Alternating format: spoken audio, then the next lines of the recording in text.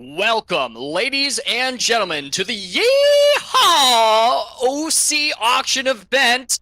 And here we have Michael Puma Strike Hansen. Hello there. And I How are guess we I'm doing Lord today? David. How are you doing, Mike? Pretty well, we actually managed to pull off the entrance, so I'm happy with that. I'm A lot better amazed. than I anticipated, but doing well. Can't complain. First one in a long time, so I'm just pumped for this. I'm ready to be back in the booth watching some spectacular Overwatch action for this event. The money's already been cast. The dice is on the table. The chips are down. And now it is time to put words into action. Here for us, Puma Strike, we have our first two teams competing to see who gets to continue in the single elimination tournament, or tourney, day tourney, between Chadi and Torbius. Those are our teams. Absolutely. And one thing to really note before we do start as well is for the people at home, if you're looking to be a part of the action, if you want to watch in, we do have some bingo if you're interested, and that's with exclamation point bingo in the chat. It'll take you right to a link where you'll have a OC26 bingo board. See if you can get bingo today. But, as we move forward, all of this could not be possible without our great sponsors. We have three to thank today. We have Swift Lifestyles, Chairs for Gaming, and Red Dragon. All three of these can be found with exclamation point sponsors in the chat, and you can save up to 15% by using code OC in any of them. So, this is all thanks to them that we've been able to do this, and for the producers behind the scenes.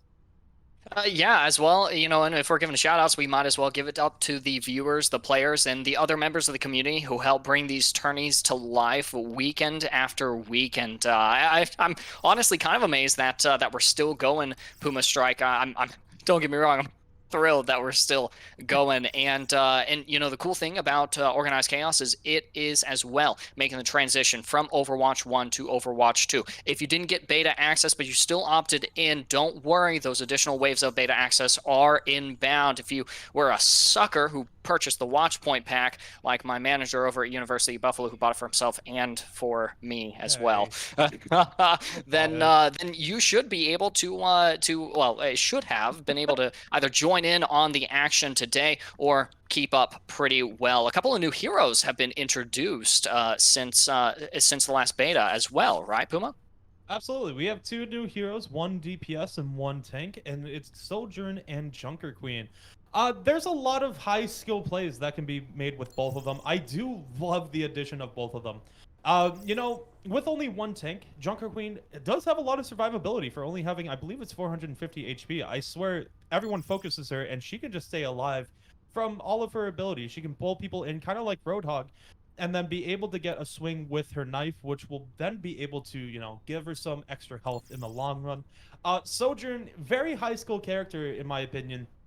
It's a mixture between, SMG and sniper, kind of like you see with Widowmaker. You got to build up your main shot, and then as soon as you do, once you get to 100%, I believe, do you remember how much damage it does? I think it's like 220, 250. I mean, it might as well be a Widow or a Hanzo headshot, that's for sure. Yeah, but it's no less of a skill shot, absolutely.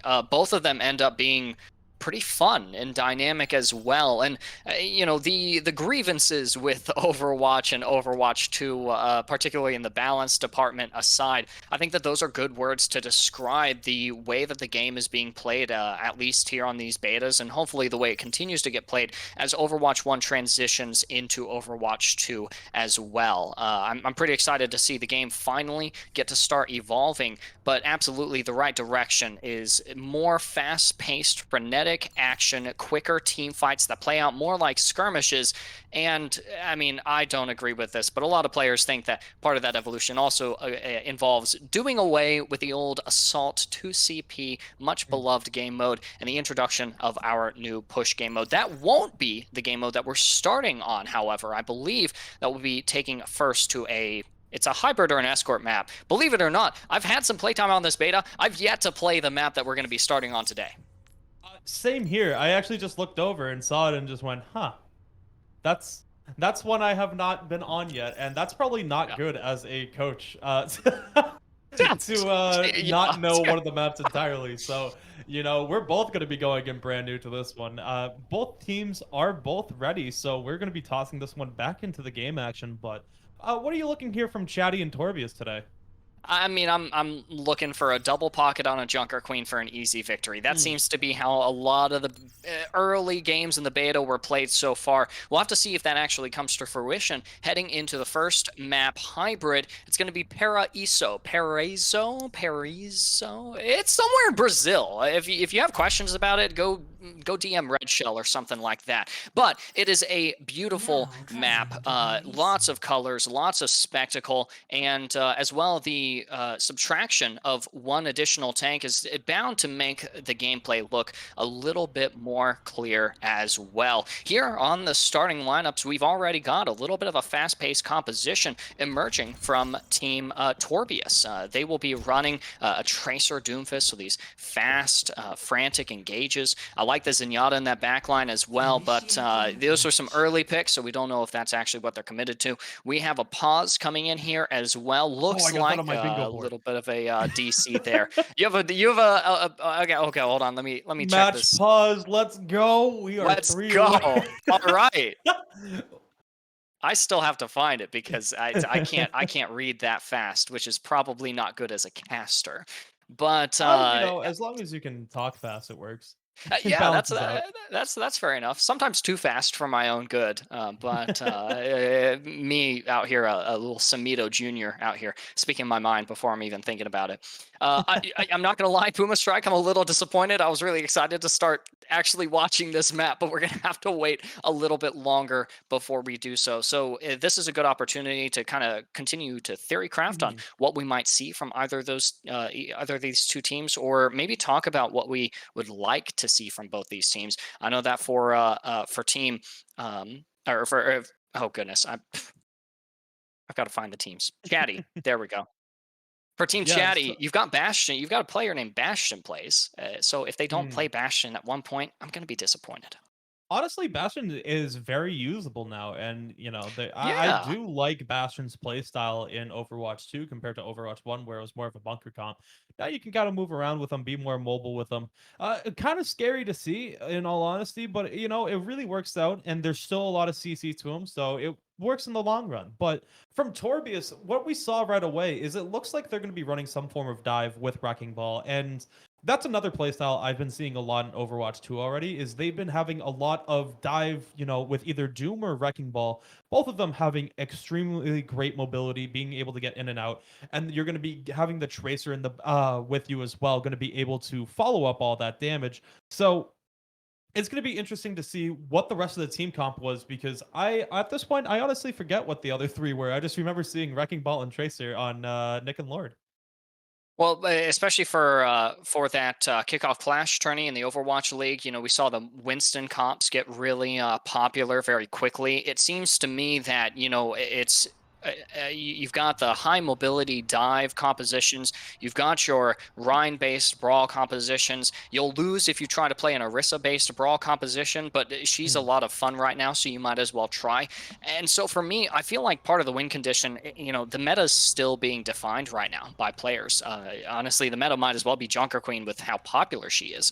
But I think really just the big win condition is that whatever strategy you play, every hero Hmm. has to play into that strategy. In Overwatch 1, I feel like there's a little bit of leeway that you've got, right? You've got 6 players, so, if you want to throw a Sigma into that ball composition, you can do that. If you want to play, a Doomfist running off doing his own thing in a Reinhardt brawl comp, that's viable. Here in the 5v5 format, though, even despite the fact that it is a lot more skirmishy, I think that all players need to be on the same page, operate as a team as a whole, and that's how you get victory. Absolutely. It's going to be interesting to see that the defense is actually going to be coming out here with the dive composition. It looks like we're getting Lord switching over to Genji last second, so now it seems like both teams are going to be running dive into each other. It's going to be who can execute this the best, and I'm very excited as we're going to be getting right into this. It looks like Nick is going to be looking for this opening, but stalling out just a little bit, waiting for the team to get positioning, as you do have a Torbjorn and Ermagerd as Doom gonna be able to just jump right on in, gonna be able to try finding one, but Burn and Blink gonna be able to take down the turret and Lord themselves and just absolutely open this up. A great sleep starts there, trying to get a little bit more space, but it won't be enough as another pick from Burn Fan gonna just steal fight number 1. Yeah, Magic Marker caught out at the end there is just going to further slow down this this attack. It's that was a short fight though, so you know they can take that and just gather their wits and push into this next one. I gotta say, I already anticipate Nick finding a hard opportunity to engage onto this high ground. This is a really advantageous position for the defense. How do you crack this? I'm hoping we'll find out. Yeah, it's going to be really interesting to see how they're going to attack this high ground, as Burden Fan is just going to be able to swing in and out, but another sleep dart now putting them in a vulnerable position. A great follow-up by Lord, and here they come. Nick going to be able to get the stun on one. Now trying to follow this one up as Blink just trying to fight for their life, finally taken down after the second punch coming out.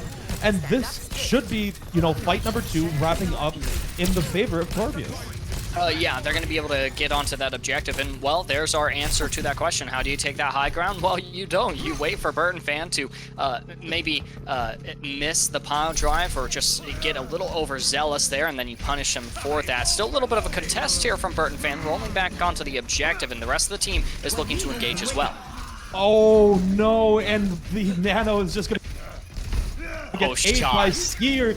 A great anti-nade gonna shut that one down and just absolutely delete that push.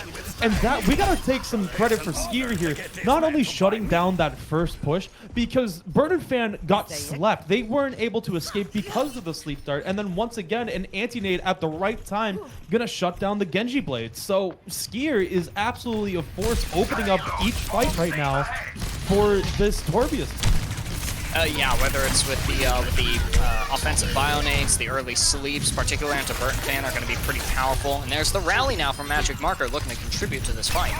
Yeah, and now they're going right after Burton Fan once again, who's going to be able to slip away once, rolls back in, trying to get out, will be able to find a way out, just slithering right by Nick. But Nick, not done yet, recontrolling this high ground. Now they're going to just wait this one out a little bit. They're already almost to the second point here. A great job just being able to take all of the space and force Gotti back.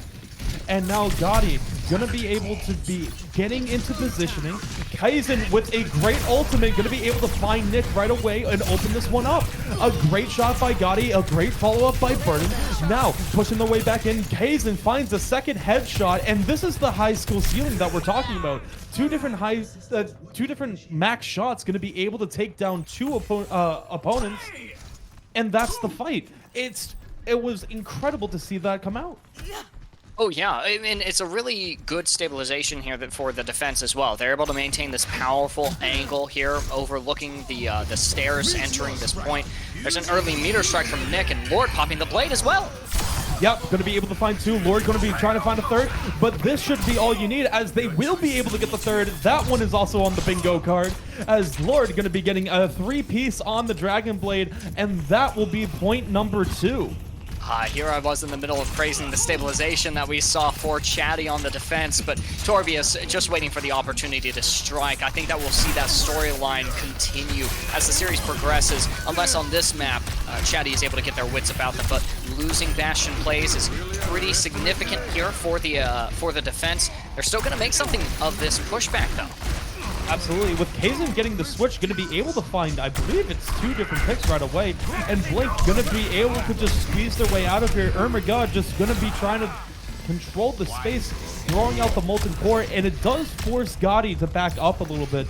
Nick now taking this high ground, trying to work their way around, trying to open things up. We see a couple of changes coming in from Gotti. Going to be getting the Winston and the Creed. Gonna just work their way in. Blink just trying to survive. The dive coming into the back line with the Nano gonna be coming out. And the blade, here it comes. Will they be able to find anything? Will they be able to match it? Gonna be able to find 2. They actually found a turret with one of them. They only found 1 with the blade. This one's still anyone's fight with both tanks alive. And now, Nick just fighting on this part. Casey gonna be able to take down Lord. It's a 3v5, not out of the woods just quite yet, as this finally gonna be able to force Torbius off the point. Yeah, but that was, you know, that was an entire fight right there, and you still saw the payload achieve progress. So a little bit daunting for the defense. It's pretty much one corner till that finish line, and there's the nano meteor strike from Nick. Yep, and here it comes. Will it be able to find anything? They're going to be able to find two with this opening, able to get a third one down low, but not able to get the follow-up.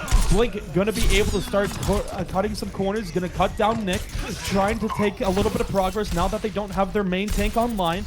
The point slowly inching towards the finish line. They are very close now, under 10 meters. They are rounding the final corner, the final contest coming out, and here comes Burden Fan. Burden Fan jumping on this point, trying to get something opening. The Transcend is going to be coming out in the high noon as well. Gonna be able to find two, and that is what we like to see. Gonna be able to shut this push down and be able to solve this one out. Nick on 1 health, finally taken down by Kaizen. There's still 2 minutes remaining here in this time bank, though, and so, you know, this is a pretty nerve-wracking situation that the defense is playing into. Bastion Plays is going to opt out of the Zen now and swap onto the more pretty worthy decision, if I do say so myself. If I miss a Transcendence as Zenyatta, or I don't manage to build it back in time to bail Burton Fan out, then, you know, I'm thinking that maybe more healing is something that we might need, as well as survivability. But there's Ermagon placing the turret down. It's going to be a little pressure onto Burton Fan with the nano. Burden Fan able to find Skier, now working their way back in, going to be able to find both healers, and that's going to be this entire fight. A great nano monkey dive, going to find two and shut everything down.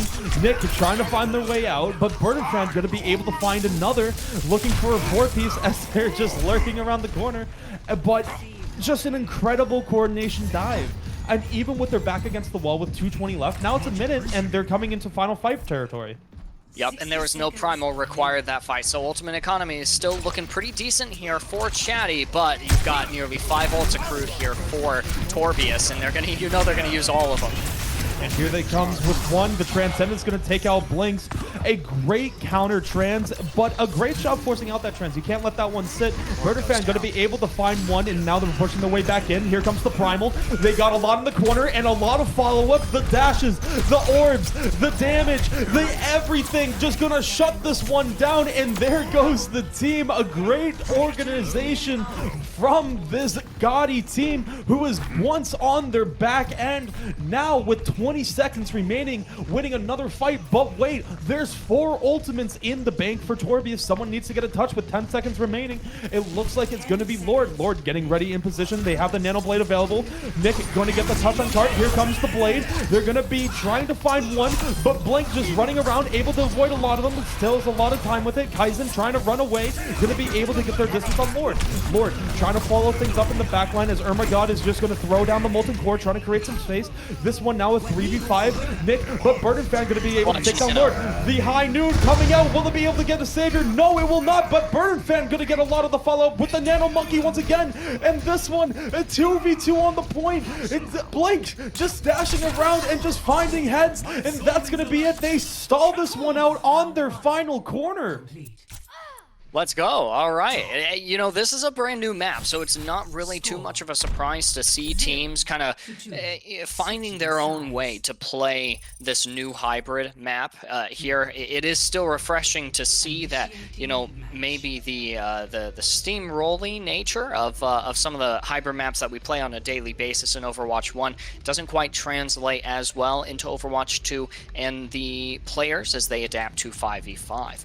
So, you know, I gotta say, I'm pretty satisfied with that hold from the defense. Chadi had a pretty good couple of fights there on first and second, but we really didn't get to see them shine until they absolutely had no choice but to do that for that third objective. I do think that this Winston comp is super reliable as well. We saw it do wonders on the defense there. Miracles worked on that third point, and so I can only imagine how effective it's going to be on the attack. Absolutely. I'm very excited to see the response here. After getting such a great hold by Gotti, how do you come back out here? As Nick gonna be on the Sigma, I do like Sigma a lot as one of the tanks in Overwatch 2. It feels like they did a lot to rework him. You know, he has that one-shot potential for, is it up to 150 or is it up to 200? I completely forget which one it is, but yeah, he has one-shot potential. Yep. You know, if this one's gonna stall out they're looking to play, it's more of like a bunker type. They're wanting them to dive into them, and they want to work with that dive. They got a lot of CC, the accretion going to be able to come out, but Blink just trying to find this opening as Burden Fan going to jump up, and Nick going to give them the space. They're going to back up a little bit. They want them to fall into their trap, but Burden not going to jump into it. A great job with the patience, just getting their team set up now. Gotti working around the corners, working all of their corners, and now here comes Blink on the back end, trying to find something. They got to take out the turret. They do.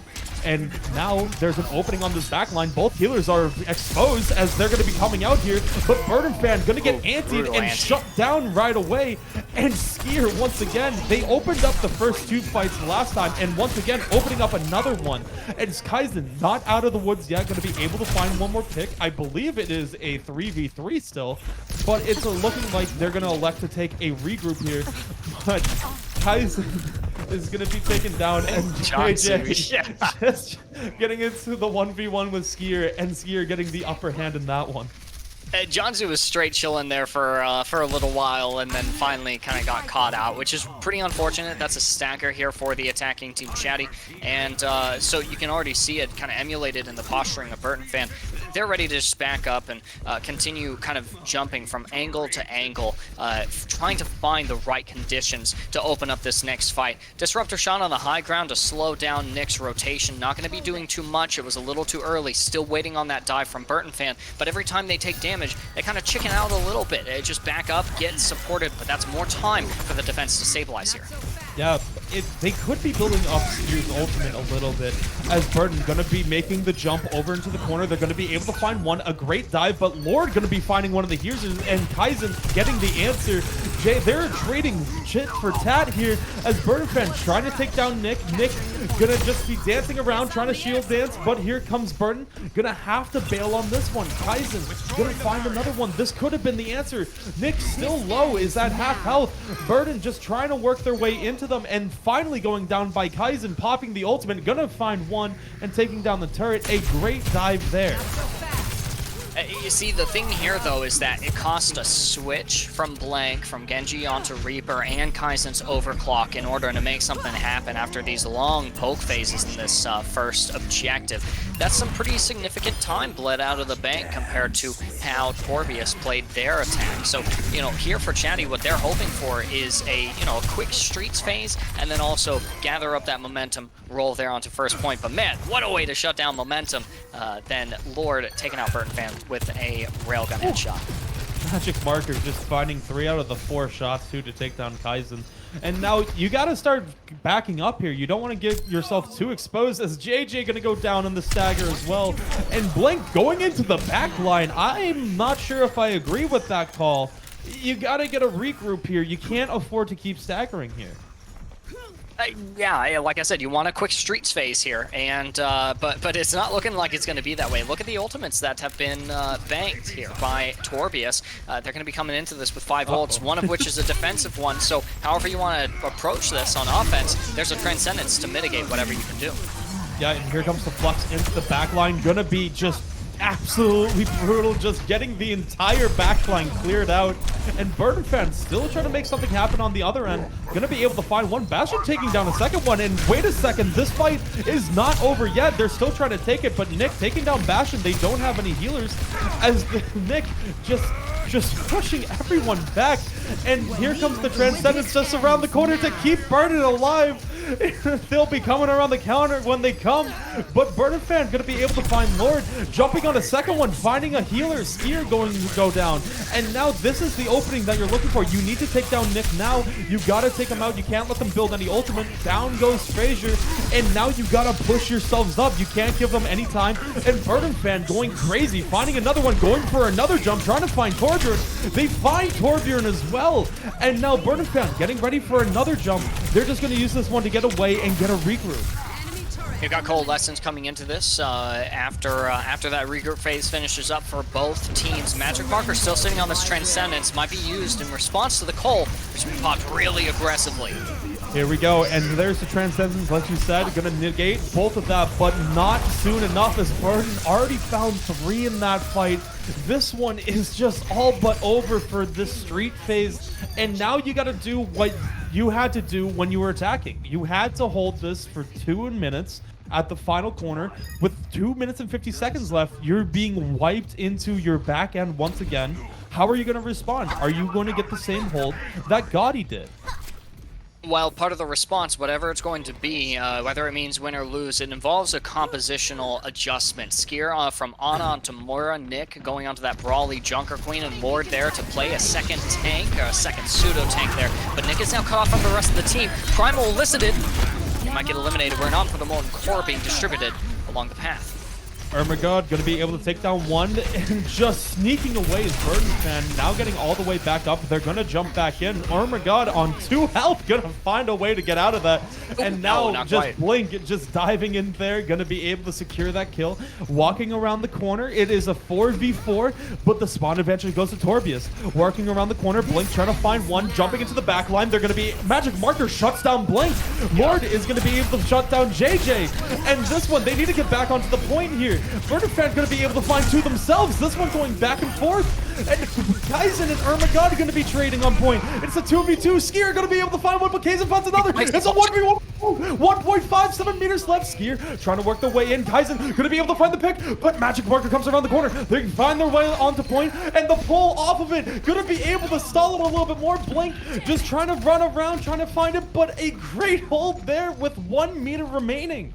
A great hold. It was a close hold there, Puma Strike. It was so close. You can see, I think it was less than a meter there remaining. Jansu's coming into this next fight with Transcendence as well. So, you know, when those defenders come back out of spawn after getting eliminated, they're going to be playing into some serious damage mitigation. I actually don't see a resolution for this in less than a minute, which is the only time we have left. Both healers are going to have their ults online from both sides. And here comes JJ just trying to negate some of this damage. And here comes the answer. Now both of them doing a little bit of a dance. Ermagod going to be able to find Bastion.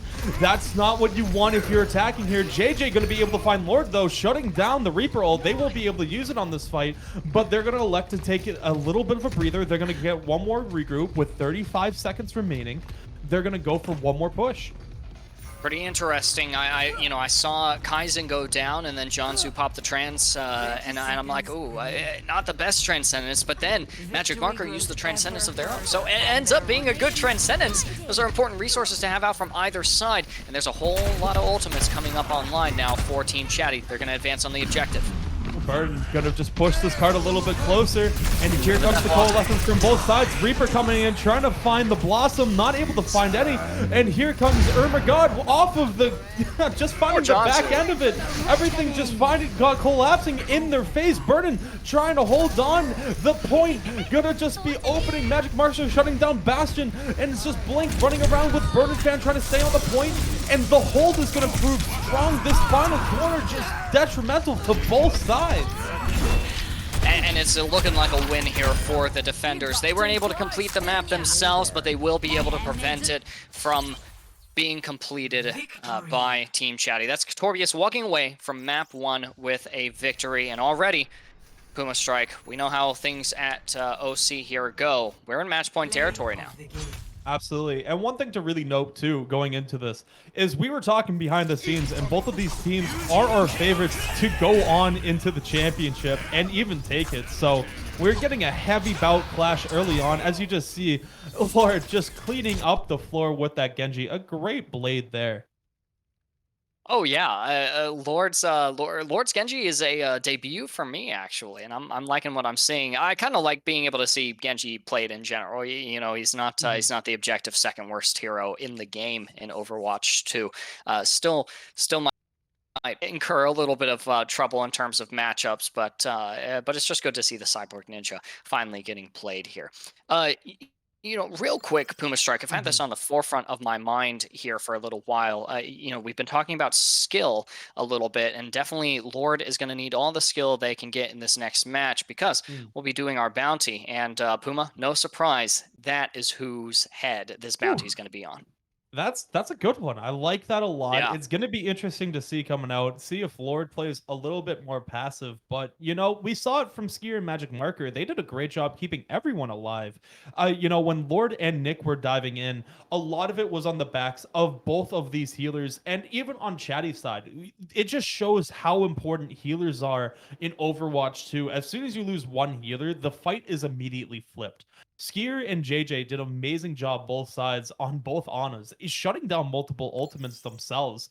And, even though Lord is the bounty, my eyes are going to be on Magic Marker and Skier to see how they are going to be able to support this going into the next map, as we are going to be getting an Ilios pick. Interesting. No opportunity to draw here. No prolonging the inevitable from either side. It's going to be first to 2 out of the 3 submaps of Ilios in all of its new, very orange lighting. But you make an excellent point, Puma. Part of the condition for being a bounty is you've got to live for 1 minute and 30 seconds, but you can't play any differently. You can't go run off in a corner or lurk in the shadows as if you're browsing Reddit. You have to play the game. And so, Lord, we're going to be able to see them in full Genji glory, or maybe we see the Pharmacy run here. Still a popular pick for this particular map. If they get focused by Chadi, then whoever kills Lord will claim that prize, and if Lord manages to outlast that minute 30 timer, then they themselves will claim that bounty. And interesting thing to note here as we head into Ilios, Puma Strike, this is the first OC possibly ever, or at least in a very long time. As you and I talk about the skill levels of each of these heroes, let's take a moment to reflect on the skill levels of each of these players. This is the first OC that I've been a part of where we actually, much love to these players, by the way, we don't rank shame, especially not in 2022. But this is the first tournament that we don't have silver, gold, or bronze ranked players in this OC. This is all platinum and higher. I think most of the constituents of this tourney are actually diamond. Yeah, I believe the largest bank was Masters and Diamond. But, you have one top 500 on every team. You have at least one Masters on every team. I believe it's 2 Diamonds on every team, and then a Platinum on every team. It's very, very even. It's just, this is probably the most even tournament we've ever seen, and that's what we saw just during the auctioneers. From last night, everyone was able to go after a specific person. You just saw everyone with a target in mind, and then even at the end you saw that we are going to be moving down to take Lord's position, as I just realized there's 10 seconds left, so we're going to jump into the comms there. 5, 4, Struggling. 3, 2. Is going to be on Lord. It is going to be on Lord. Good luck. I was probably going to be on Tracer or some shit. I'm looking for a dive. No way. They're on Lucio. They're going left. They're going left. Alright, the bounty is on you, Lord. Timer is starting now. Wait for Auntie. Run it up. Big. Huge. Went in one. We got the went in. Cap. I'm trying. Yeah, I'm capping too, so that was a you have huge no swing, man. Dude, they just piled up for me. Hey, now come here, quick. Camp in this room. We just walk on them when they knifed somebody from so far away, goddamn. Yeah, there's still a monkey. Same thing. You're better. 60 seconds. Go on cast. Rush. Bad wall. Monkey no drop. Get you behind. Monkey one. I'm antied. Zen low, Zen one. Cast one. Get the Gengar. I'm going on monkey. One tin, monkey. Big wildman. Come on. 30 seconds. How's y'all serving so far? Get some fun? Oh, That's awesome. Awesome. Right. Wait, this time we're gonna walk right Mine. around them and we're gonna cold, okay? I knifed it then. A lot of first timers in here. Well, I guess 2 of them. Ready? 2 of them. Engage with Come here. 10 seconds. Queen. Ready, go, go, go. Go. 5. That's down. I'm gonna monkey's low, monkey. And you survived the bounty. I'm a Reaper. What is this man doing? Yeah, I survived. God damn. Gas. Where's he? Left side. I'm going other Lost. Lucio. Where is he? Oh, far left. Back up. Bounty will be living, and Lord, congratulations on living there. Now, but with 86%, this is final fight territory. Not only did they do a great job, they've just been rolling this round. And with Blizzard, you gotta be careful with when it comes out. And here comes all the ultimates as both teams trying to push on. It's just one after another. They're not even gonna touch. What happened? There was no opportunity to, but I'll tell you, there's an opportunity for me to take a scratch off my bingo card. That is a Junker Queen ult hits 3 to 5, 3 anti Oh, I there. got that too. I'll save my Junker Queen rant for another day, and how just magnificently OP she feels to play against. I think Jeff Goodman described her knife as a skill shot. Eat shit, Jeff Goodman. Eat shit and die. That's not a skill the shot. biggest bullshit I've seen in my life. I mean, no surprise, because Jeff Goodman is full of that nonsense. Hold on. Sorry, I gotta chill. I gotta relax. No, it's We're heading understandable into the because, you know, you could just leave it there and then just wait a second and you're like, oh, by the way, here you go, and just collect 3 of them on the way back. Yeah. You know, it's not a skill shot It's at all. not a skill shot, and It's, you know, it's way easier than the hook on Hog. Oh, I would yeah. say that. And for those in our Twitch chat, Jeff Goodman slander, we stand it. Go for it, Twitch chat. Go crazy. Going crazy here in this next fight here. What's happening? Burden Fan gonna just try staying alive. The eye field's gonna come out. Gonna be able to get them out too. Now being broken. My God, finally taking that down. Burden Fan trying to find a way on. Trying to work in. Gonna get a nice juicy fire strike from one. But Burden Fan getting chased down by the queen herself. Junker Queen. We stand a queen. The pin gonna come in. No! My queen! No! Just taken all the way across. Burden trying to work the way in. Blink gonna be able to find one, taking down Lord. Burden Fan now walking in on them, but being surrounded here, you gotta be careful. Burden gonna be slipping out with most of their life just drained there. Blink gonna fall here. God coming back, and here comes the ultimates. A huge slam here, gonna be able to take down Magic Marker and God. And now, even though that they had so much momentum at one point, Burden Fan on the Reinhardt has just completely flipped this around.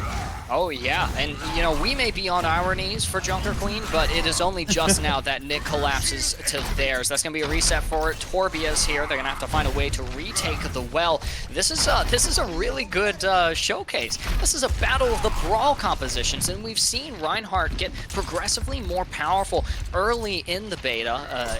Early in the beta's lifespan, you know, kind of regarded as a low value pick.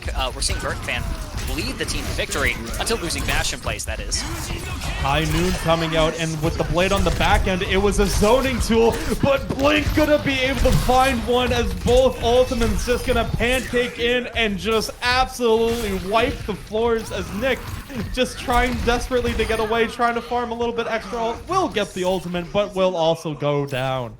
Oh yeah, that tumbleweed from Blank with the Deadeye, it made its way all the way from Ilios to Abilene before they pulled the trigger, and good on them for that patience as well. The Maywall actually ended up buying them some time, originally placed to cut off line of sight of that ultimate. It actually just allows Blank to live there for as long as they need it, and now we're coming up to the potential last fight. Gonna be able to find one on the Lucio. Bastion play is gonna drop now. 2 gonna drop. Kaizen trying to work their way back in, and they're gonna flip it. It is a 2v2 on the point as Kaizen trying to take down Lord, but Lord gonna be able to find one shot. God just drops off. They're gonna try taking this. Lord is gonna drop another, taking down the rest of the team is Lord, and God gonna flip it in the 2v3. That is a point capture here on the well now for Torbius. A little bit of ground gained and also a swap in the composition. Nick now in the Doomfist. The comp plays a little bit differently from the Junker Queen brawl, and I gotta say, I haven't seen enough Doomfist in Overwatch 2, even from the kickoff clash, to know how this brawl is gonna play out. Nick's gonna have to be really careful about the fights that they take as they engage into these fights. Burton Fan is basically in a free reign over these fights, I think.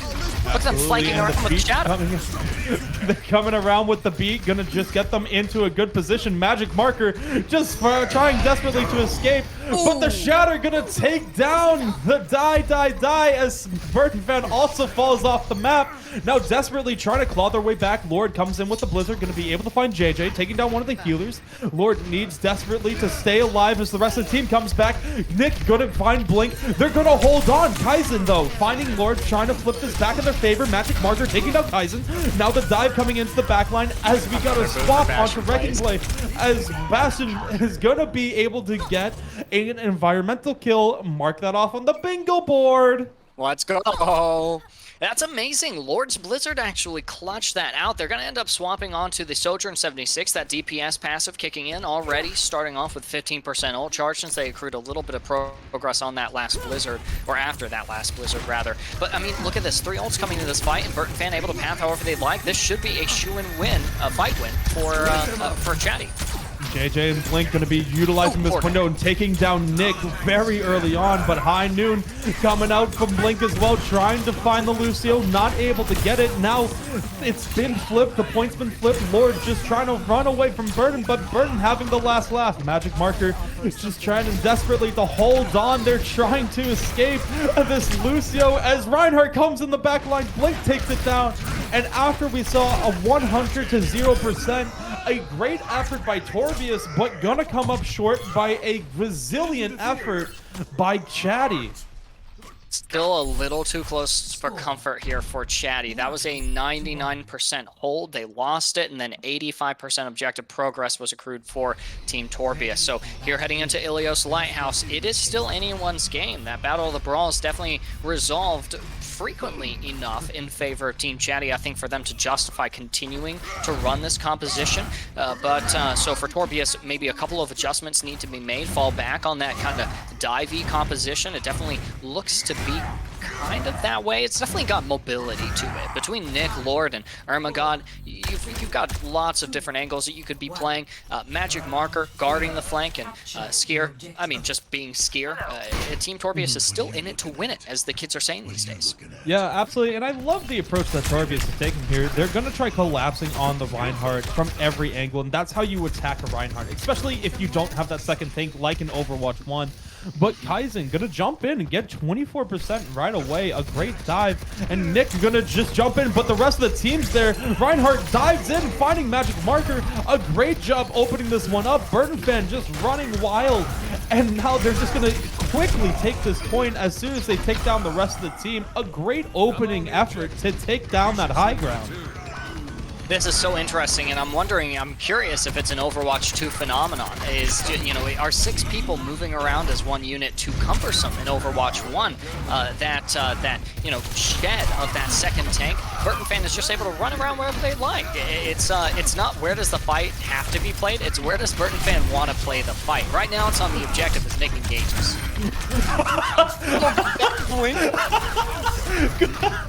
Sorry to see that Blink just got sent off to Narnia. Over the cliff they go as Nick tries to find a second one, but the passive from Reinhardt gonna keep them alive.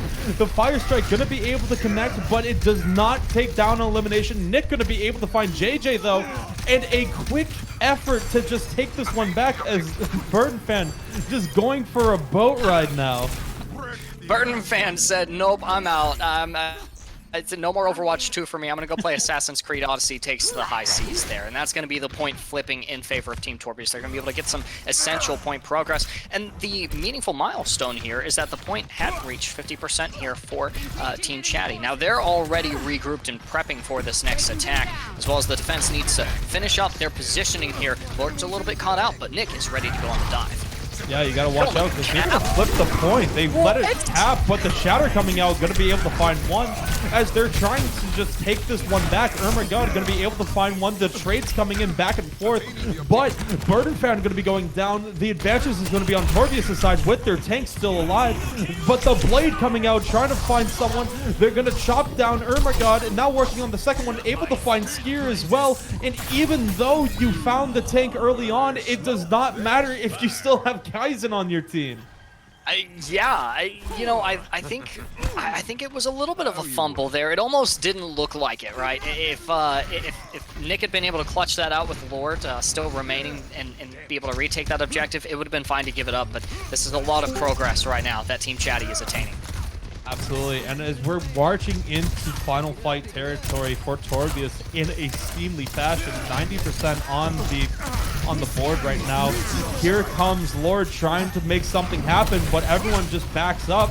The Slam not going to be able to find anyone. They're down a tank, but they find Kaizen in the trade, and here comes the Visor, able to find one, able to find two. High Noon out, but doesn't connect in time before just absolutely shredded. Now Burden will get the pin, but goes down by magic marker, saved by the bell.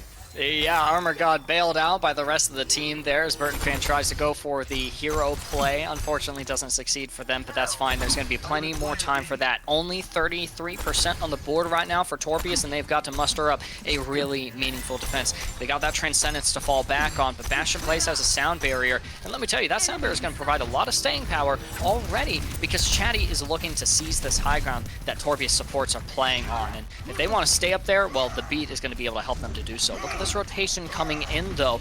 Looks like Torbius might be privy to the schemes of Chadi. They learned from the first time not going to be able to get caught out in position. Now taking the fight to them instead of the other way around. But Burdenfan going to find one, but the return coming in. Now both teams trading once again, each team having one half. But there comes the new Reinhardt ability where you can just cancel as Burden just takes Nick overboard and just flips this. Armor God just trying desperately to stay alive on this point, just shredded down now. And it looks like we are going to be going into overtime as this... Do we get another touch? We will get a touch at the goal line with barely any momentum left, but Blink taking down two. It may not be enough as Burdenfan finds another, and even though that they were able to get a touch, Blink coming in and just shredding people to absolute, just taking them, shredding their atoms. Yeah, it simply was not enough, and you mentioned, well, it looks like we'll be going into overtime. I gotta correct you, Puma Strike. Looks like we'll be heading into a map 3 with Chadi taking a point here in this series. We will be moving on to that third and final map of this matchup, and you know, I actually don't know what maps are in the pool for Overwatch 2. I just queue and hope that I get into Paraiso so that I can actually experience the new map. But you know, it'll be now Torbius's map pick, and so they'll be walking into this last engagement with slight advantage. Exactly. I'm very excited to see what we're going to get for a final map here. I have a feeling that Torbius is going to choose a very dive-heavy map as they worked very well with that on the first time around. As, you know, I'm stumbling trying to think of all of the... We are going to be going to Gibraltar, which is a very dive-heavy map. Should dive-heavy map. You know, there we go. So we're going to be going to Watchpoint Gibraltar. A very interesting choice. I'm excited to see it. You know, it takes away the Reinhardt almost completely. But, you know, we saw Burdenfan. They came out as a dive tank. Will they be able to come back and be able to find what they wanted right away? Or are they going to force a Reinhardt onto Gibraltar? You know, based on the way that that Chadi were playing, you know, just getting the Lucio and speeding Burton Fan around so that they could play wherever they wanted, I feel like we might still see the Reinhardt here on Watchpoint Jibby. But we saw Burton Fan really excel on the Winston there on Paraiso as well. So, you know, it's anyone's guess as to whether we see dive v dive or a dive v brawl here. But I think definitely the play here would be, you know, put Burton Fan on the Winston or the Diva. It's it's a good matchup against Nick on the Doomfist. I'd like to see a romp on the Wrecking Ball again. That would just be a lot of fun for me. Not a hero that we've gotten to see a lot of in Overwatch 2. Oddly enough, not a really popular tank to be playing right now, partially because Junker Queen is available. But yeah, we'll be heading to Watchpoint Gibraltar. I gotta mention as well, Puma Strike, the lighting for this map is like really good. I know that the joke is, oh, we've waited 3 years for new lighting. Well, no, but it still looks pretty damn good. Well, no, but like, yes, it is very pretty. Yeah. I will take it. You know, Watchpoint Gibraltar, I do like it as one of those maps that didn't need to be reworked at all. I liked it the way it was. It does play well in 5v5, and, you know, it's still one of those maps that offers a lot of, you know, dive potential. You have, you know, you still have King's Row, which is full Reinhardt still. You gotta have one that's full dive still, so this is their answer in keeping Gibraltar.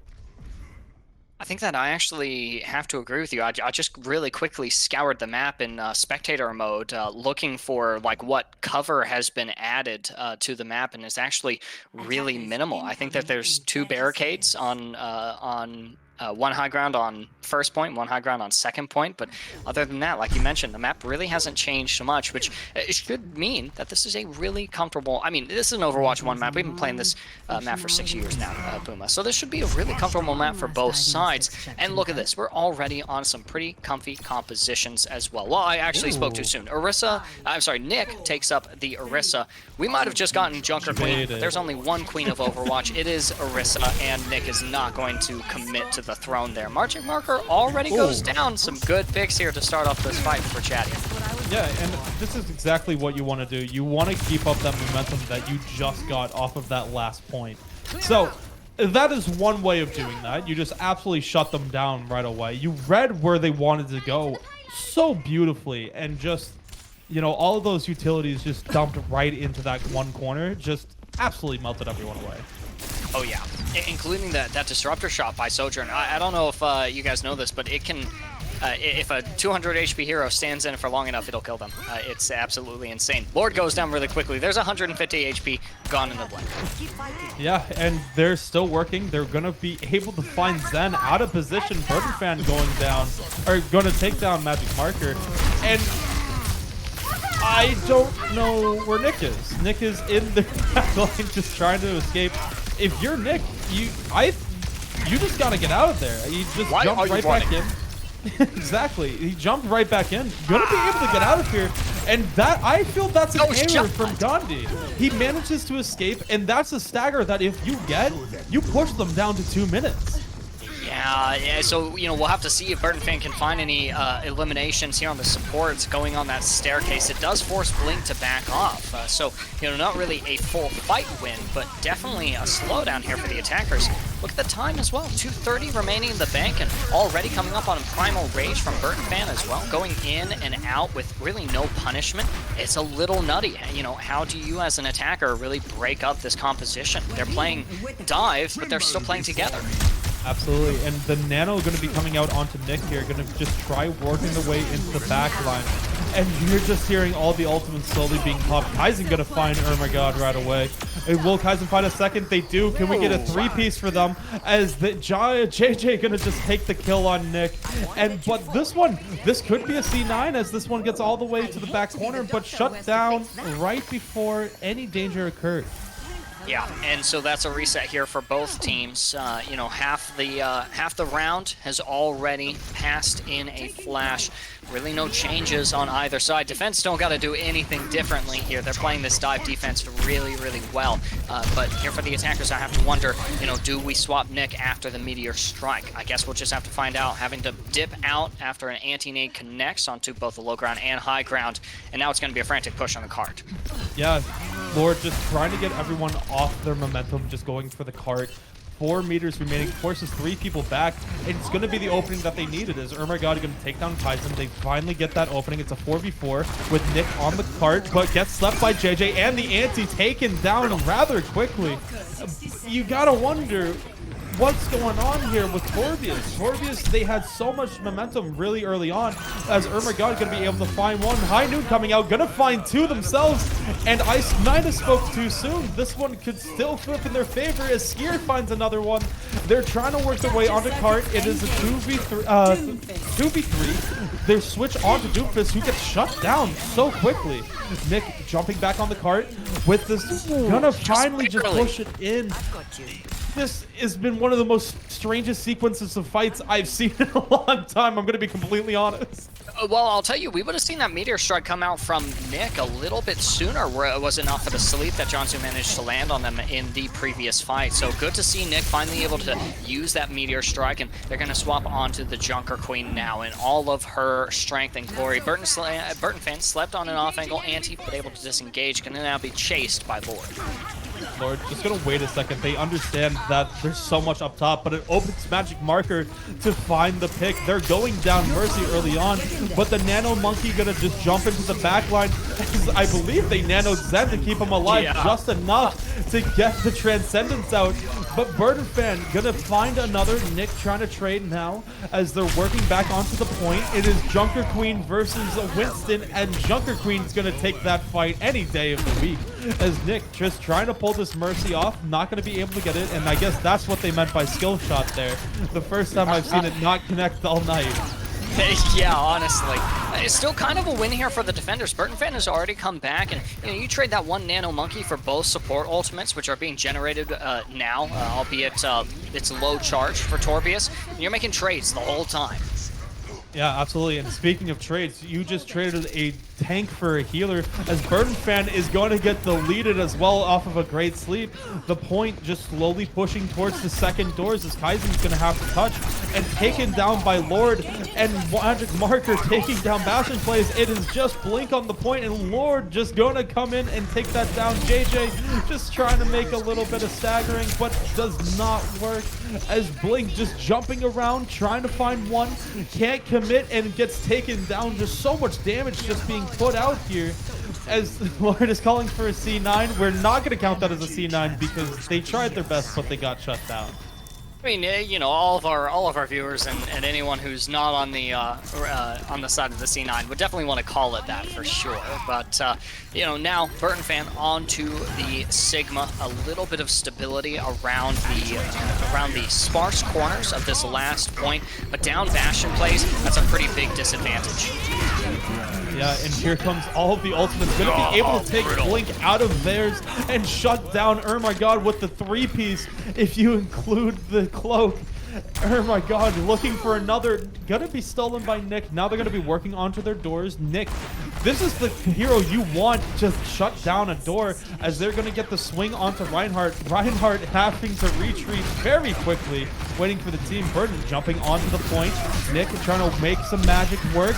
They're gonna get the swing in. Nick getting low, has to retreat, just trying to stay alive. They will be able to get away once again. Nick, once again, gonna slip away and stay alive. And as they're slept, finally taken down, as Burton is just trying to corral this point back into their possession. But Blink and Lord just going back and forth, trading shot for shot. Lord finally going down. I thought they were going to manage to escape for a second. A huge sleep coming here, but a great fight win out of this defense.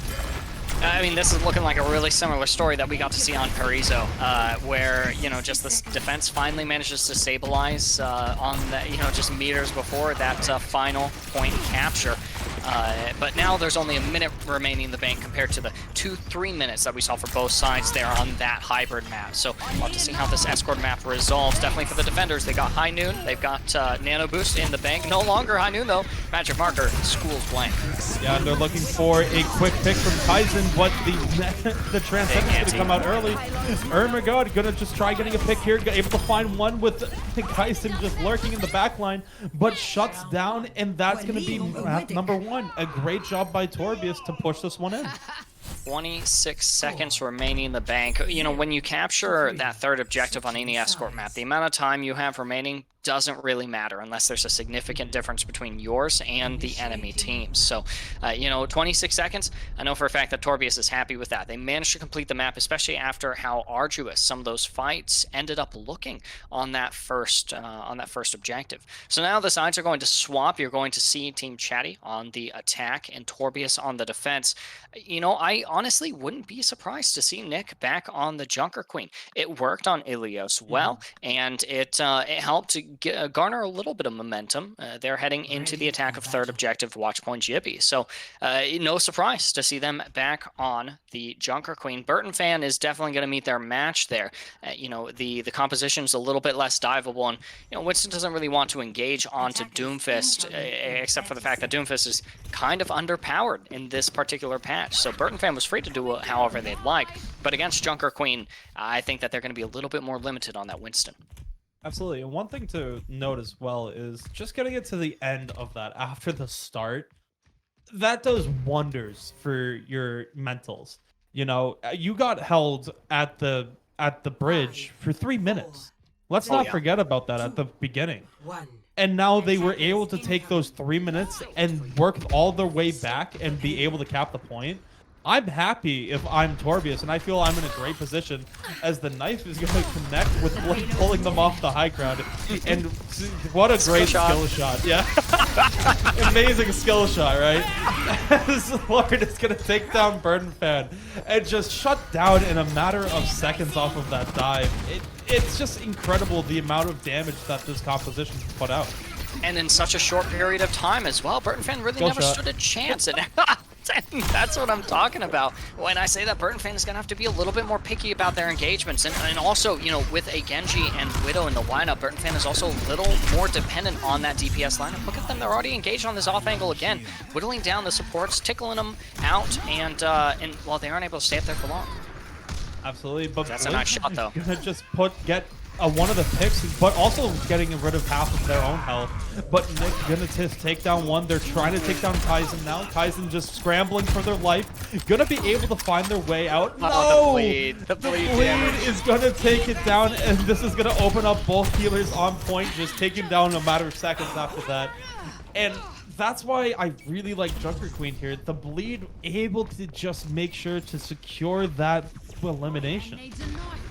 It's so weird. I watched the Karku video on the interactions with Junker Queen knife, and even if Genji deflects the knife, it won't pull him or stick him, but it still does the bleed damage. So Kaizen just wasn't able to really inch out of that. But supports are isolated now on the high ground from Torbius.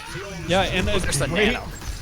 A great nano here coming out, just gonna be able to find Bastion plays with the scariest hero, in my opinion, to be nano. They just do a lot of damage. This Blink is, I don't know if that's a tactical reset or they fell off. They're gonna fall off the map, and this one should go right in favor, but Zenyatta just chilling under here. JJ just trying to escape. They gotta be careful here. They have people all around them, but they seem to be electing to let JJ regroup. Yeah, I think that just the rest of Torbius weren't really aware of their presence down there. It doesn't matter. I guess all you gotta be aware of is Burton Fan. And oh my lord, what a sleep there onto Kaizen. Still got the Transcendence out. That's a little bit of a W still for that blade, but I mean, look at this. A minute 30 in the bank now. Burton Fan walking into this only with the Primal Rage, still waiting on the last little bit of that Transcendence ultimate charge, that downtime for JJ kind of kicking in there when they were stuck in the valley. Blink is on the opposite high ground. They're trying to work their way up to that last little bit of pulse bomb, but Nick will be coming into this with their ultimate. Absolutely, and I feel like Gibby is now you gotta wait for the defense to mess up, and another sleep coming out once again. Kaizen's low, gonna just take a lot of damage. They're just trying to get away. Blink gonna be able to find one. Nick gonna secure the elimination. Two people on point as Bastion plays is gonna go low, but the Transcendence comes out to come in quickly to save that one. Burden on the back end just trying to survive. Slept again as they're just trying desperately to get an elimination here. They do find one on Magic Marker, and JJ gonna find one on Nick. A 2v1 from both supports. Burden's gonna come out victorious and be able to push this one all the way in. Yep, finally that first point capture here for Team Chadi, and it really wasn't off the back of anything utterly remarkable. Rather, it was just picking off the different off angles that Torbius were trying to maintain that they had been getting away with.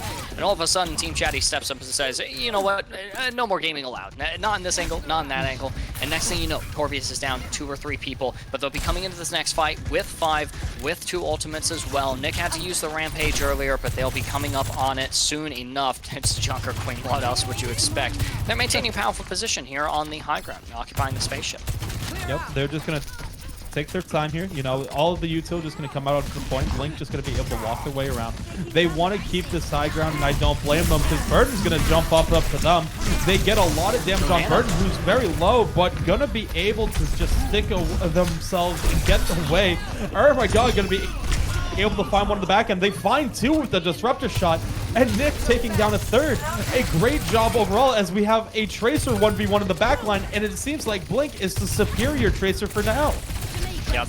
Still elicits the commanding shout out of Nick there, but even despite the traits, Blank will eventually go down. I have to admit as well, Puma, I'm a little surprised that we didn't see the Nano come onto Burton fan when they engaged on the high ground. It's, you know, I just feel like it's a pretty straightforward play, and it would have given them a little bit more sustain, but that might not have been in the books because Burton fan just wanted to use the Primal and then swap onto the Mirror Junker Queen. Absolutely. It's going to be interesting that comes out here. And now Lord going to be able to get the answer on Blink. Now that if you're keeping score at home, that is 1-to-1 on the Tracer 1v1. Kaizen going to be able to take down her, my god. And now working the way, commanding shout coming in. And Kaizen just trying to take down Lord. But Lord going to be able to sneak away. Kaizen with the Nano. Now coming in with the Blade. A little bit scuffed. And it gives enough time as they're just going to stand there. Kaizen's just gonna look around and wonder what happened. And oh, you just ain't seeing it. It seems like Kaizen might have just thrown in the towel.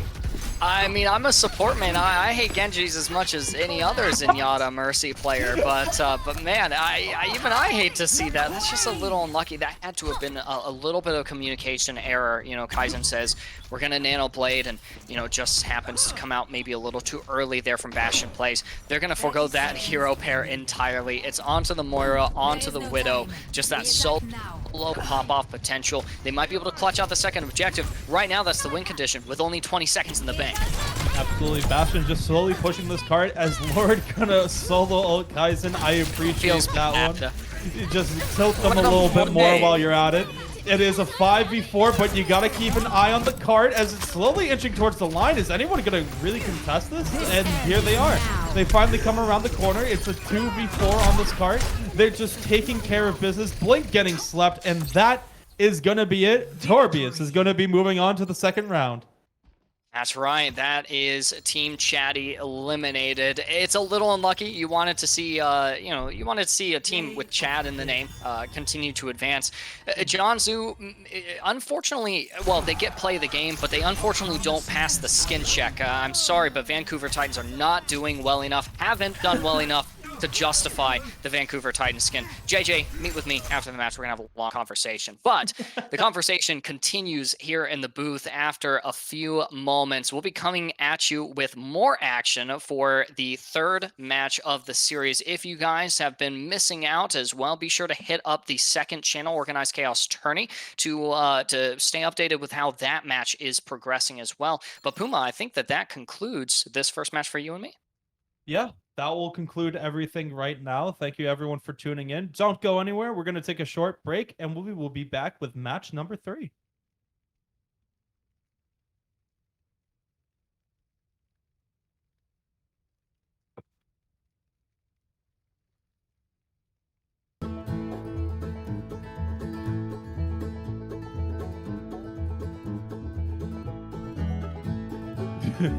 I didn't realize how fat the suit makes me look.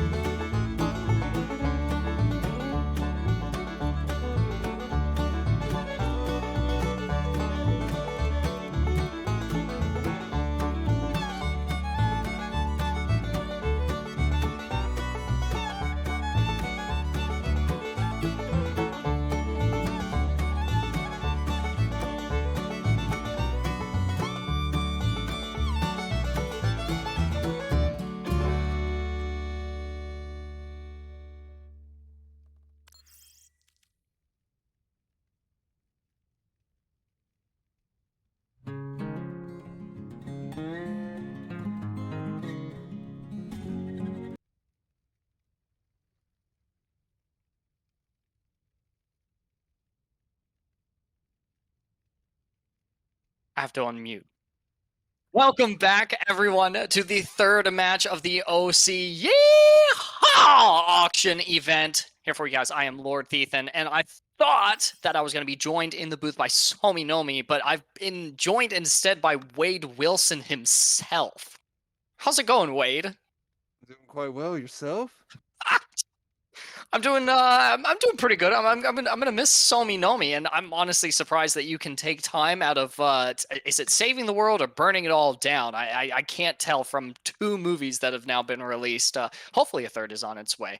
I didn't realize you had enough time for this. Hey, I get some chimichangas here and there. I get to see an auction and watch how people get to tear each other to shreds. My kind of Sunday. That's a win-win no matter what. But there's only going to be one winner here in this matchup.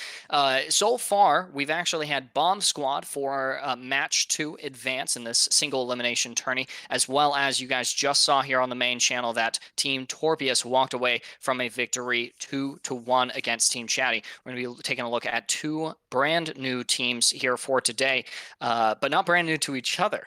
Reportedly, these teams have found each other in quick play scrimmage. The score is 1-1 between Team Fourth Gear and Junker Queen. I'm sorry, Fourth Gear Gamers and Junker Queen's Thighs. Yes, for Queen.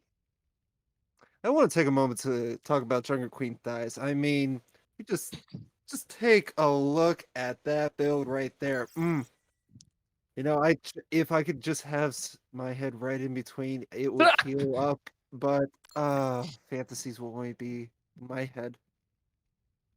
Moving along, I'm actually very excited to see Junker Queen along with this Overwatch 2 beta. Now, I do think that there is one hero that could be best utilized against her, yet I'm not sure we're going to be seeing her. It would be Zarya.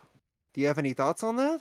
Yeah, it's actually a really interesting matchup, and I'll tell you as well, Wade, is that you know, I was on a podcast the other day where you know, we had a little bit of a conversation about Zarya and just how much of her we'd gotten to see in the later stages of the Overwatch League kickoff clash. At least so far, I think we haven't seen quite as much of her, but there's a lot of really neat interactions between the Zarya and the Junker Queen, and it definitely, I feel like, as far as just hitboxes go, I feel like Zarya is going to have a little bit easier of a time against JQ than some of the other tanks.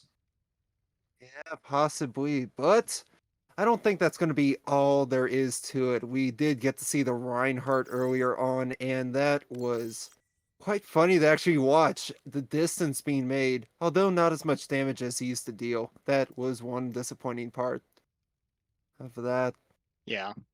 I mean, hey, as long as you get to swing the hammer, right? I think that's all Team Chadi really cared about. It's a little unfortunate they weren't able to walk away with that win. It seems, you know, picking Junker Queen, you know, might be a little bit of a path of least resistance there. I don't know if I'd say she's OP. Definitely feels that way sometimes, but she's definitely a strong contender in the tank category. And so, you know, I feel like just picking her is it's just a solid strategy. You know, everyone's still trying to figure out how to play against her, and the skill ceiling is definitely pretty high. But I think that said, the skill floor is still makes her a really accessible tank. Yes, and it's a weird dynamic having in the middle because knives are very beautiful to wield. Hammers are also nice to smash bad guys with, especially on the head. You get to play whack-a-mole once in a while, but you got to get them all lined up real nice. Hard to do sometimes. Otherwise, you just have to shoot them. That's what a gun's for. Hey, and it's a good thing Junker Queen has one as well. The cool thing is that Lucio fits into both of those compositions. You know, just speed, you know, Rhine or Junker Queen around and just let them wreak havoc on the midline of your opponent, and you're looking pretty clear. I'll tell you what's also clear is the weather on our first map. This is still technically round 1 of the OC Yeehaw auction event, so we will be heading back to Parizo for our first map. And Wade Wilson, this is actually the second time that I'll be seeing this map. I've yet to get into this map on the Overwatch 2 beta. No, I haven't been back to Brazil in a while. I think they banned me for some reason, but I can't remember why exactly. I wonder why. I don't know. Maybe I just had too many sombreros. I don't know. I was going for a record that day, seeing how many I could stack on my head. I don't know if that is actually a crime down there, but it very well should be. I think maybe one or two might be too many.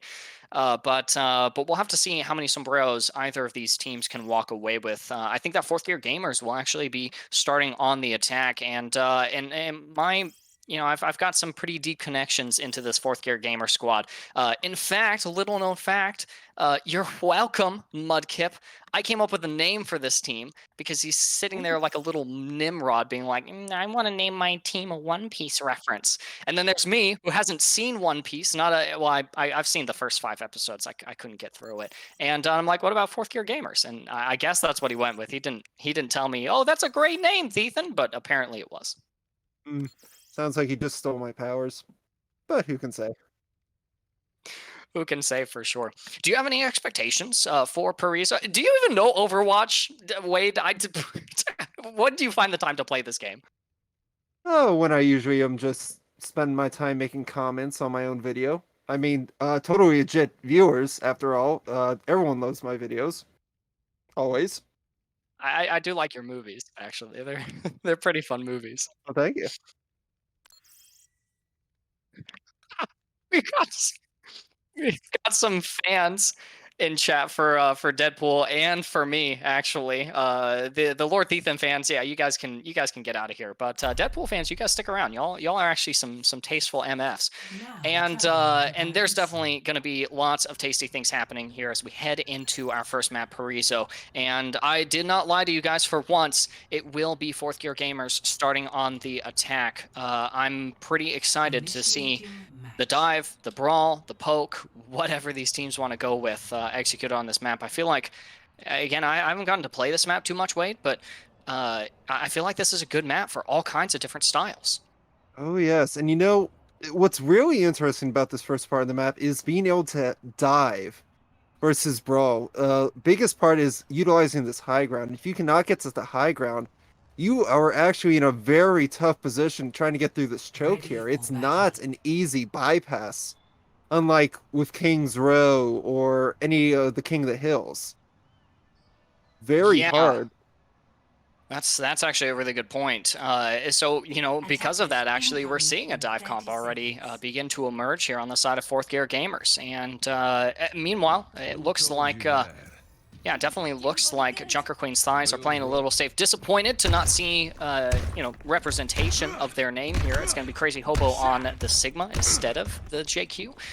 So hopefully we'll see those thighs as much as we can later. For now, we'll have to be content with Sojourn thighs. With Mysticalist on that new hero, I think that there's a lot of pop-off potential that we can expect. Oh, yes, Sojourn. In fact, did you know that she lives in my country of Canada? Wait, you are not Canadian. Yes, I am. Born What? red flag. I think that's what it is. I don't really visit often. Maple syrup. Anyway, as we're looking at things going on here, we do see the ball go in for a pile drive. Does get Discordant barely making it out. Seems to be trying to get the contest on the point to force the drop down to point. And Sexican finds the first pick. Not after Hypernet taking out the guillotine. Hey, that French weapon is something I don't see much anymore. That is a pretty BA name, actually, for an account, Guillotine. I'd be afraid of someone named Guillotine playing Zen. And they're definitely making a name for themselves here so far. 225 HP, I don't agree with it, but hey, it's working for them. So with that, I think we find a first point capture. A little bit of a resistance put up here from JQ's thighs, but I think point still gets captured here by the attackers. And oh goody, I get to see the queen herself coming on out, but Sexican is taking names. He is making sure he's getting picks. That's a triple kill right there. Cleaning up on the mystical and shutting down Crazy Hobo. Oh, my queen, I'll see you in my dreams. I think Puma Strike and I were talking about Junker Queen earlier like that, but again, fantasies, we'll save those for much later in the evening. It's an aggressive pace being put up here by fourth gear gamers. They might be called fourth gear, but they're driving in fifth or sixth right now because they have taken a bunch of space here in the streets phase, leaving Sexican to move the objective, just path it slowly through these streets until they reach a critical choke point that they know they can win a fight. But you know, these fights end up being pretty skirmishy. It's going to be a quick re-engagement here from the defense. And with that, we do see Tracer going in. They might be trying to get a pulse, but they get shut down by the Hyper Nut. Unlucky. We do see Transcendence does get popped. Not sure who's been trying to kept alive there yet. It did the job. Now their Transcendence coming on out in response to the Falls ultimate, and they are pushing in. They've taken back the space they lost. It's pretty interesting to see this Junker Queen Brawl composition, especially with the Zen Lucio healing. You know, in Overwatch 1, that simply is not viable, at least in most instances. But I feel like the elimination of one tank, or the removal of one, makes it a little bit more feasible, and it's definitely working, at least for that fight. Yes, they're still putting in the pressure. As we're seeing here, Queens are getting pushed back into a place.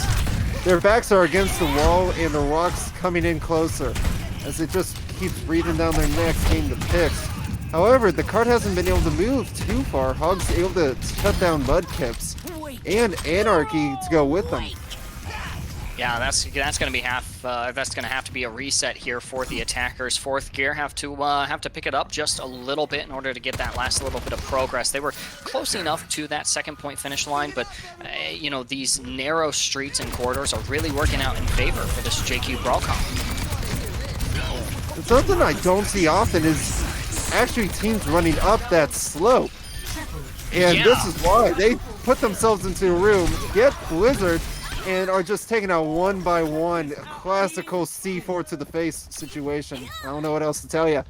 I mean, they're trying to take the high ground against this JQ Brawl comp, but Junker Queen's thighs, you know, it really doesn't matter if they're on the high ground or the low ground. They sit at a little bit of an advantage.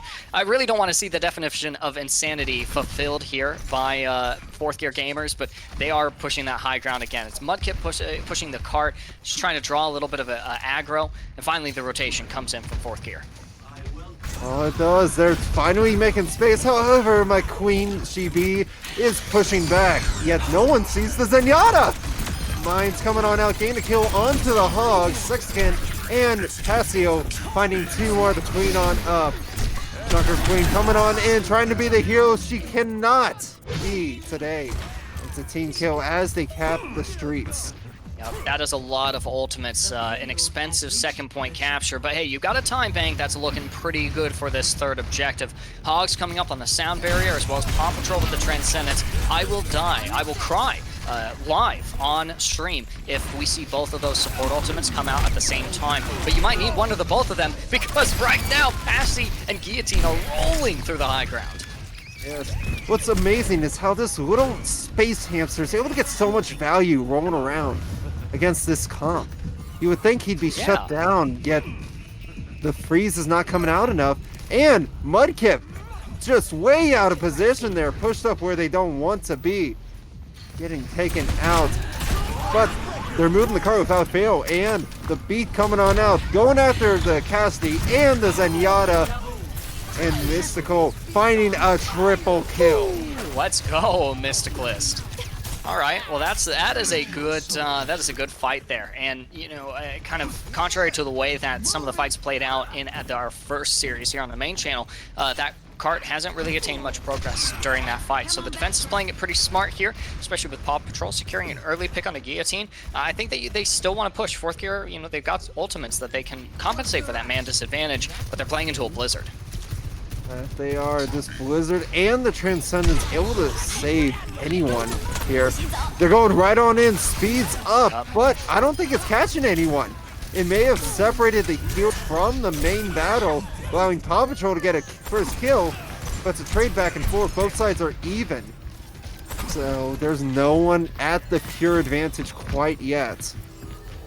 I mean, defensive respawns are going to be a little bit of an advantage, but with the Guillotine securing Hypernut and Mudkip now back in the lineup with Sexican, this is a full 5-man push here. Paw Patrol still sitting on this Transcendence. We expect to see that deployed maybe in response to Passy's minefields, which they definitely want to deploy somewhere on this high ground. There you go. They do. Another mine's coming on out. Can they get the kill? They don't, but Sexican able to secure a headshot. Very clean. Just one shot, one kill. Don't even see it coming. And the Wrecking Ball still making the space, trying to make sure they cannot get out of spawn as they focus down Junker Queen. Big Transcendence as well on this point. Kind of bails out. Oh, the sleeve. Wait, that was a beautiful sleeve. Oh, they were not ready for it. And Bobbert the Robert coming on in to do his jobber. Round 1 complete. That's one way to say it. I don't know if I could have said it better myself there, Wade. I mean, 0. definitely a little bit of a slow pace there on that Streets phase, but wait, I mean, these 4th gear gamers, they clean up about as good as you. How would you rank them on the bloodshed scale? Bloodshed scale. I would go with 3 hammers out of 5 heads. Oh, that's passable. That's a pretty passable score for 4th gear gamers attack. So we'll have to see if they can maintain that score. Keep in mind, 4th gear gamers, you guys might lose bonus points with Deadpool. Get this 3rd movie delayed even more. I don't actually know if it's in production. I just hope it is. I can't wait to see you again. But for now, it's going to be JQ's Thighs back on the attack. Crazy Hobo is going to be filling that role once again. So the composition, the strategy really hasn't changed much for the new attackers. Yep. You know what? One thing I do dislike about this map? What's that? Sand. You know how hard it is to get sand out of this suit? That's the movie. Oh, okay. I can't imagine how to. I mean, I don't go around as a Cape Crusader, but I can imagine how difficult it is to get out of the suit. Oh, capes are cool, but not when you're fighting Sandman. I mean, bleh, the guy's mouth was in mine. That's gross. I really thought you were going to say that sand is coarse and rough and it gets everywhere. That too, but we already knew that. Tell you what's everywhere right now is already it's the 4th gear gamers. They've got so many different angles, and they managed to use one to take Hypernaut out pretty early. Yes, they do. Now, what I find interesting is the use of Sigma here. I wouldn't originally have pegged him as a space maker, yet he's doing just fine, allowing Sexican and Anarchy to wreak mayhem on the team.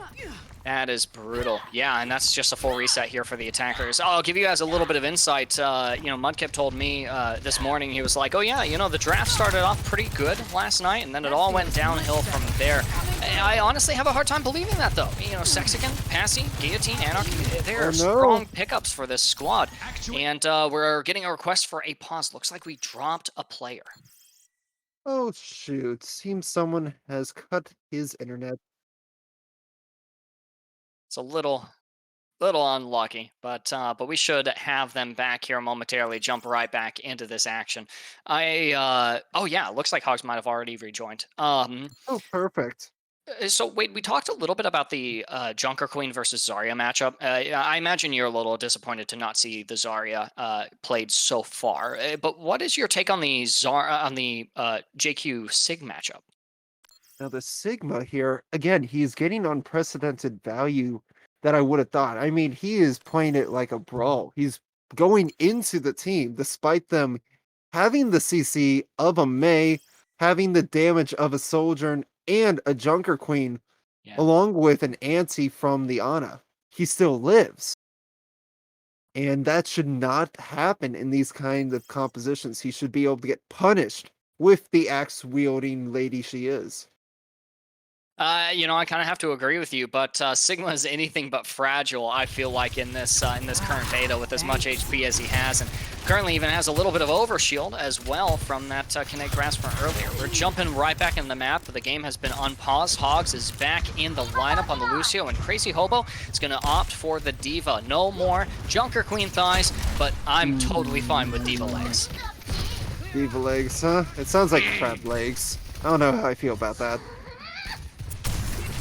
Bro, Can't talk We do- trash about Diva. Look at that. Crazy Hobo's already in a mech, though. That's so unlucky. That's the thing. Diva's very powerful damage-wise, but she's also very fragile. So you really got to get value when you make your dives in there. Otherwise, what we saw is the D-mech, and they just got knocked back away thanks to Sigma. Yeah, and in 5v5, I really don't know if you can push without that Diva mech, but Crazy Hobo is back in there. They're going to make an aggressive push on a passy. Here's Sigma looking fragile. Yes, he is. And you know what? Quite to my surprise, Diva is extremely fast. That might be thanks to Lucio, but those jets just sent her flying on through. I wonder what it would be like to send a jet into a person again. I looked away when I saw it the one time. Unlucky. I'm sure you'll have that experience sometime in the future, Wade. And Crazy Hobo has definitely not gotten enough of flying around. That's one switch and that one dive really enabled that first point capture. And now they're going on an aggressive romp through Streets phase, already finding Pansy. Yeah, and this Sigma is just so out of position. He went out the window, risking it for not even a biscuit, not even a chunchurro, I tell ya. Unlucky. And just getting punished.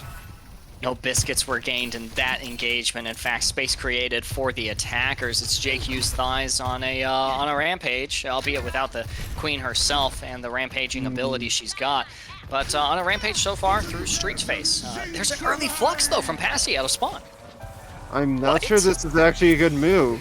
It gets the one Diva. He's having his vengeance. Not made. Oh, but look at this. They're all on the high ground now, playing these buildings. I'm not sure that's going to be much of a use against a Diva.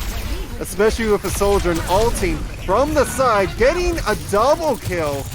But just as I say that, Passio and Guillotine cleaning shop. Shutting down whatever is left.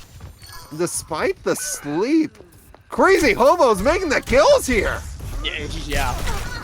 Drop between a rock and an on the high ground, though. They're ultimately going to get eliminated. That nano from Guillotine was so clutch there onto Passy. They're already up to 50% to that next gravitic flux, and they were able to clean up the rest of that fight while Sexican and Mudkip just kind of bought time on these off angles to secure those eliminations. So at least for now, this is a nice stymie here that the defense has on JQ's thighs.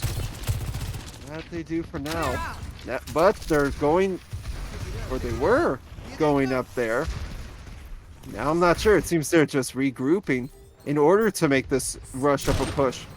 But I think Sigma's learned his lesson. Hypernut taking out the Guillotine.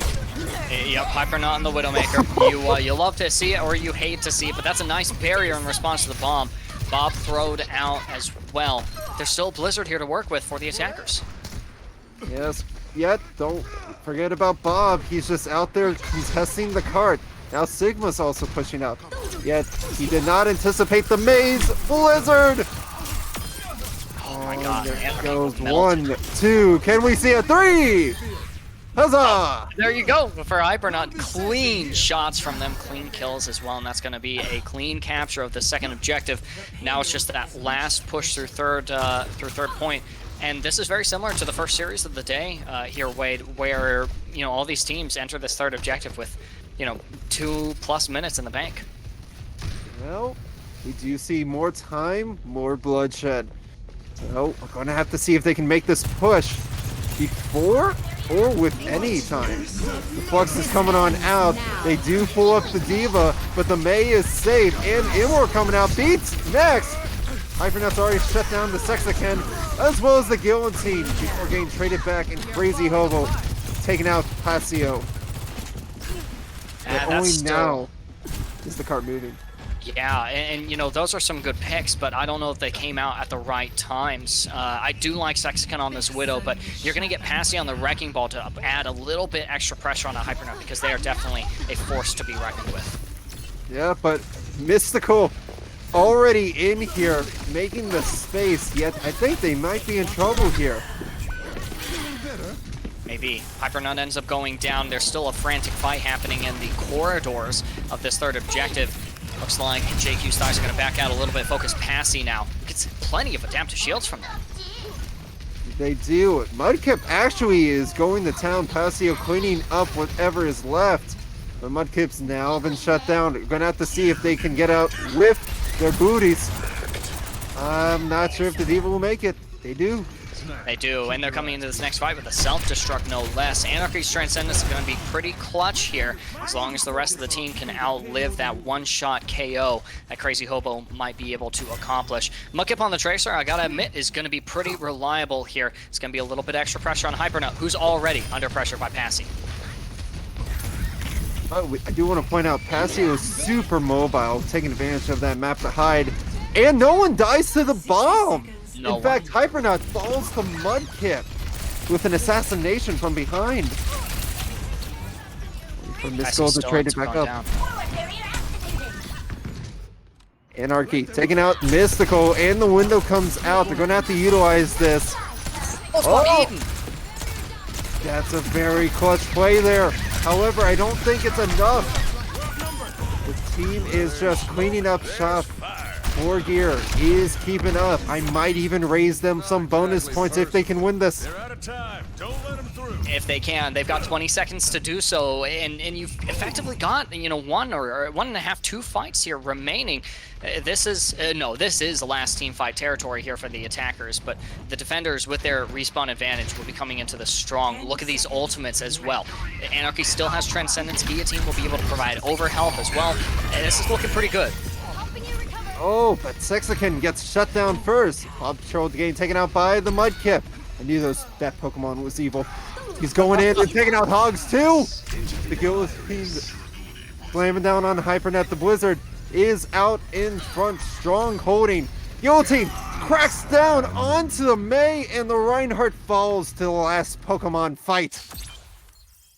There you go. Round 1 going to the 4th Gear gamers. Map 1, yep, is going to be going to Mudkip, and the rest of the gear for the gamers. Let's go. Mysticalist still walks away with play of the game.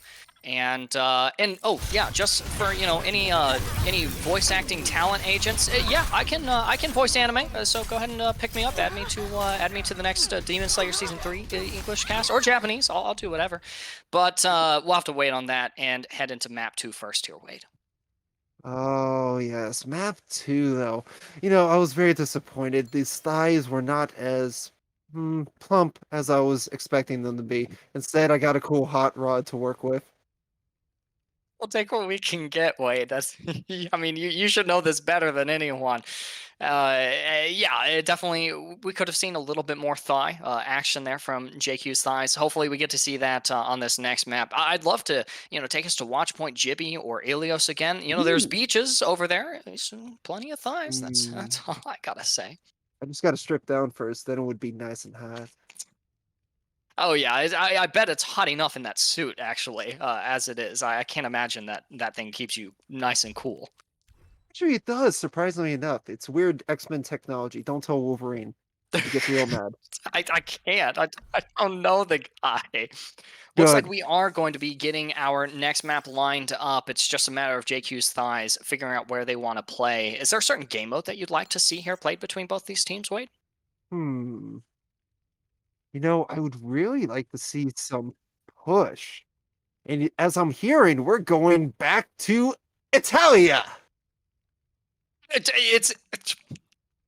Yeah, we'll be heading to Italia. Colosseo will be the next map, and this is definitely going to be an interesting showdown. This is going to be the first time that we've seen push here on the main channel, so this is going to be a pretty interesting showcase of both these teams, and really of all the players today as a whole, to kind of see how we're still adapting to this new game mode. I know in Overwatch 2 Quick Play, it's pretty back and forth, and it's kind of staggery, but here in organized team play, I think it's going to look a little bit cleaner. We'll also have the bounty coming up online, Wade, and who is this bounty going to be on?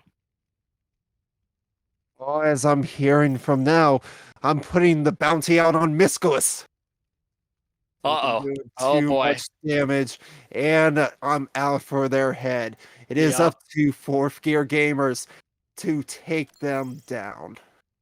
Well, I mean, you've already given them a passing score of 3 hammers out of 5 heads.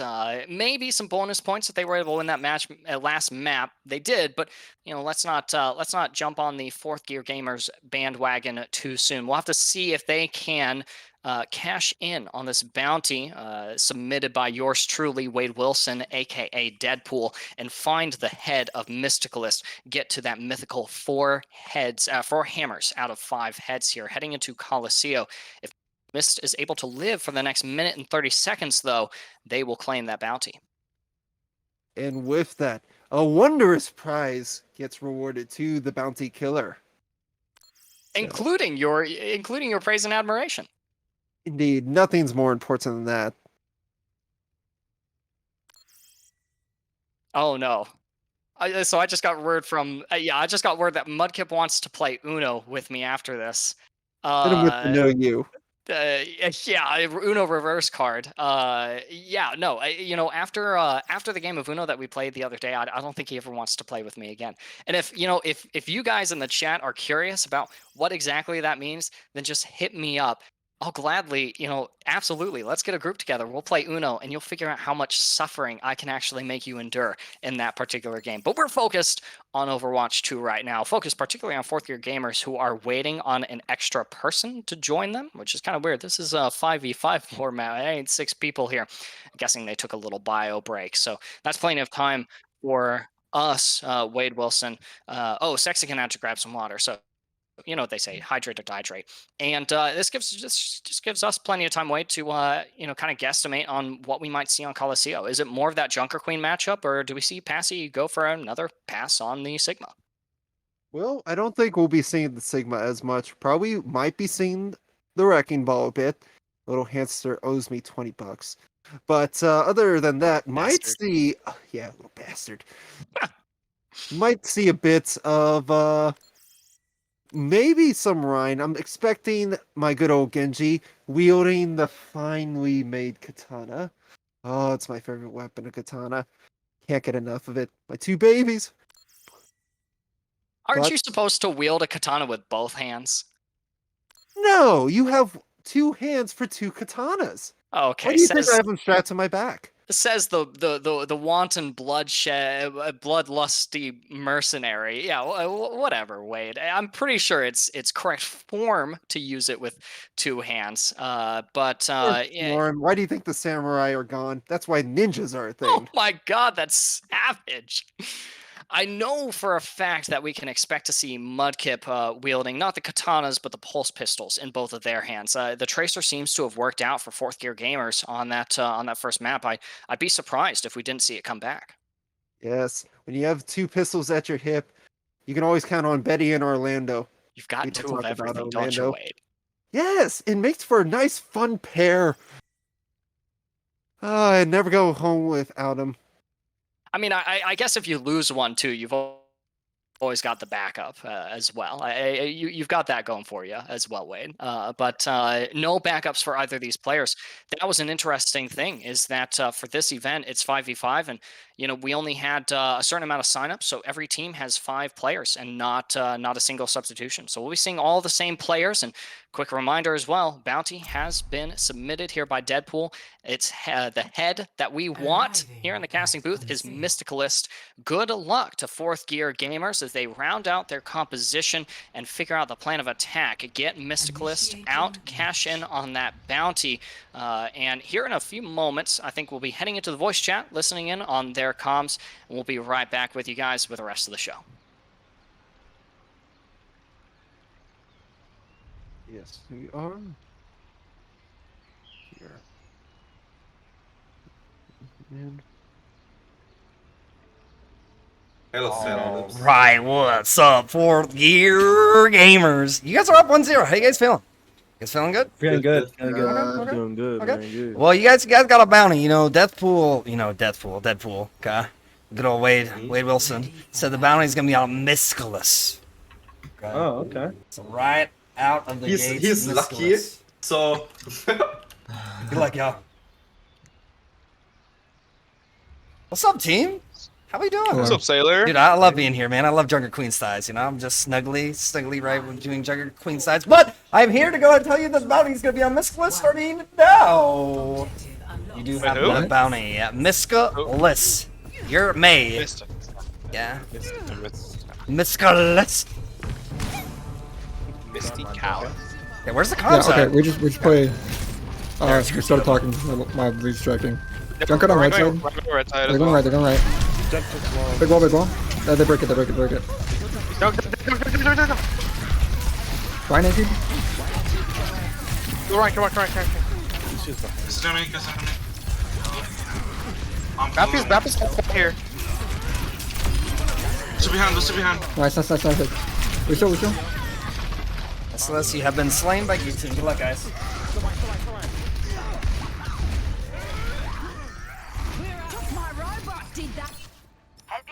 With that, the guillotine claims the head I was searching for. Here's a lollipop for my approval.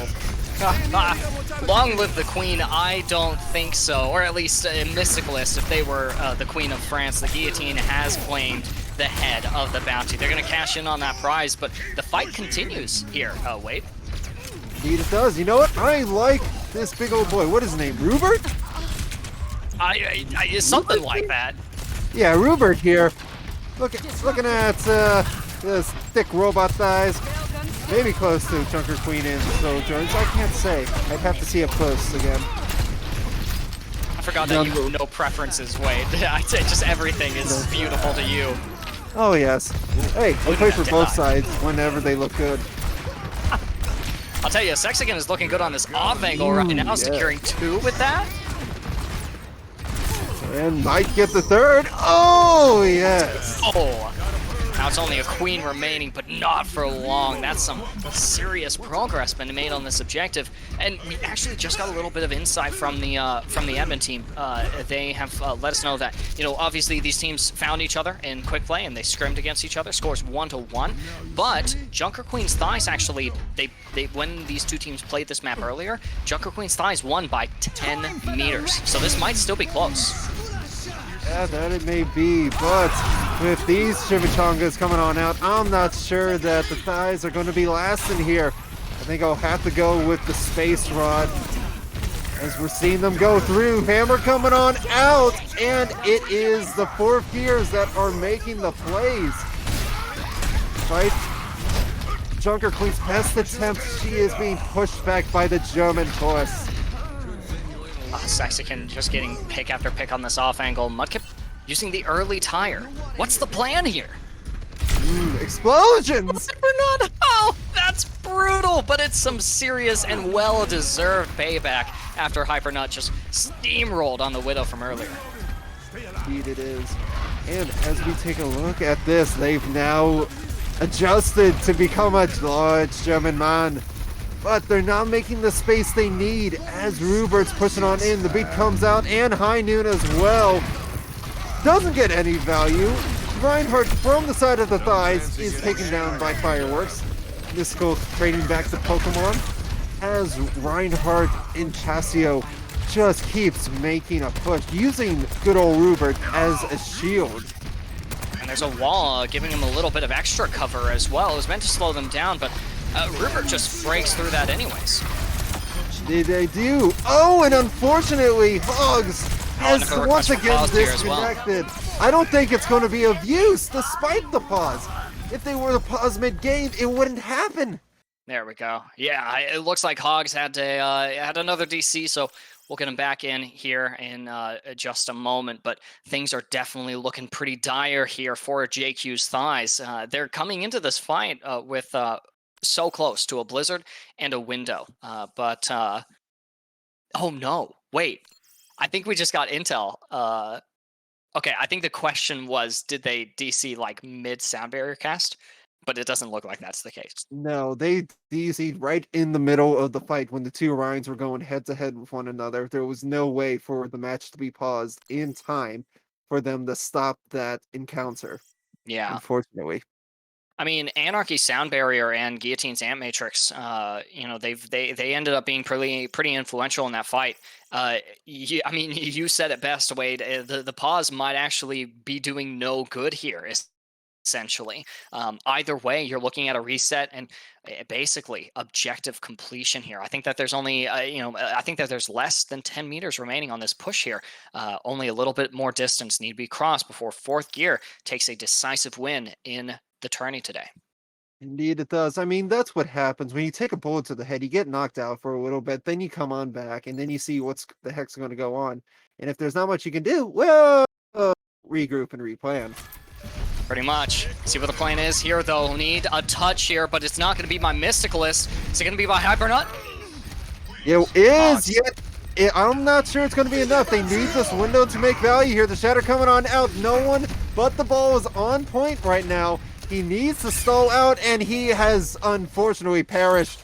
The win going to fourth gear gamers. That's right. It is none other than Gear 4 gamers walking away with this win. Not after one map, but after only 2 maps. That is a scratch off the bingo card as well. Play the game being taken by Guillotine, who did claim the bounty from earlier as well. This is a good win here, a good start to the day after a pretty reasonable start to the afternoon, playing against JQ's Thighs in the scrimmage from earlier.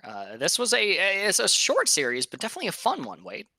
Yes, unfortunately, but duty does call. If only I had a better chair set up. Do you know where I could ever get one of those? I mean, you've enlighten me, Wade. I'm sure you got plenty of chairs, but go ahead.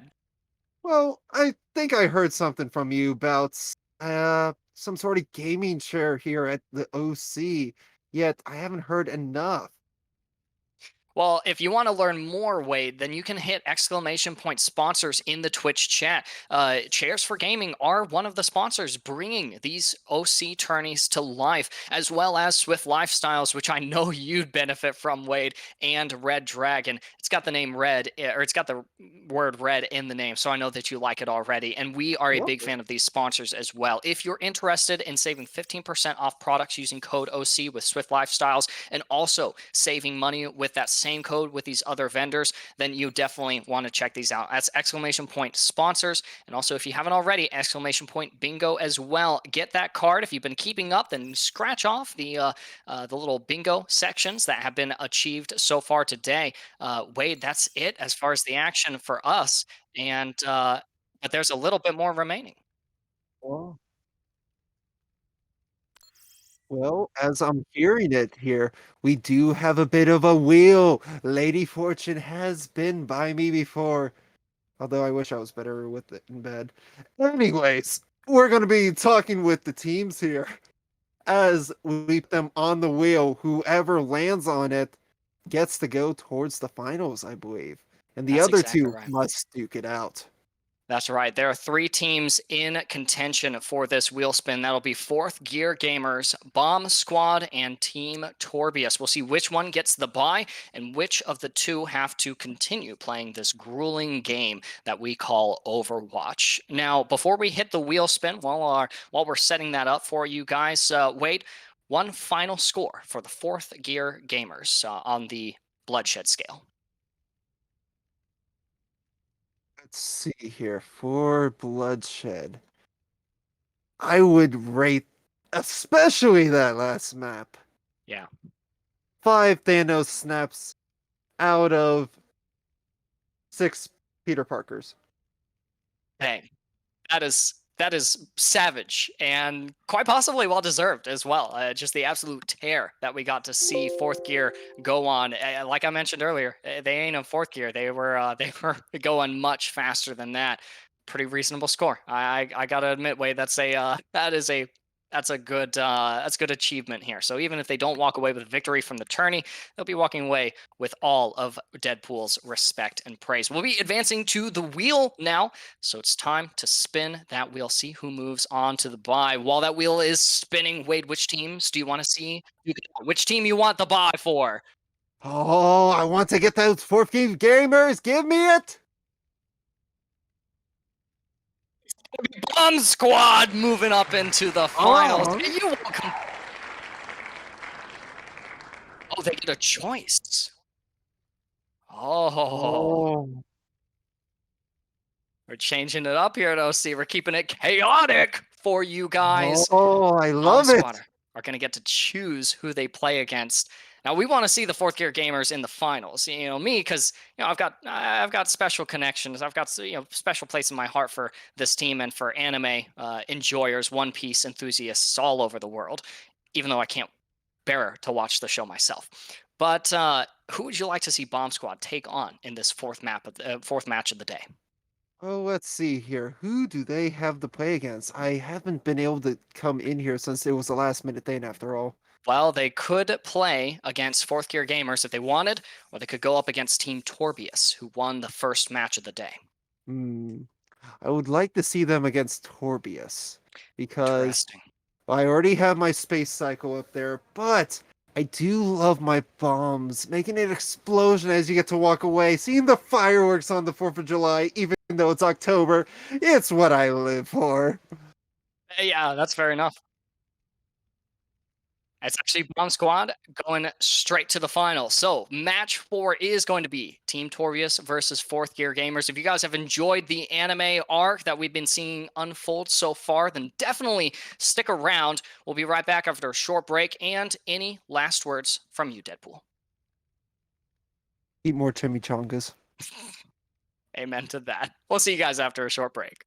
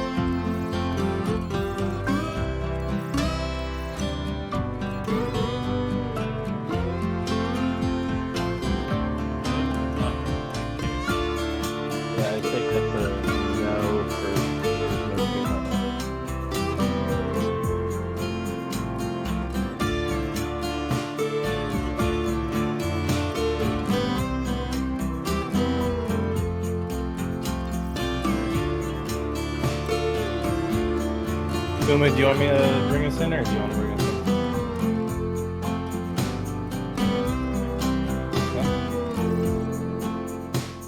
Yeah, that's fine. Hold on.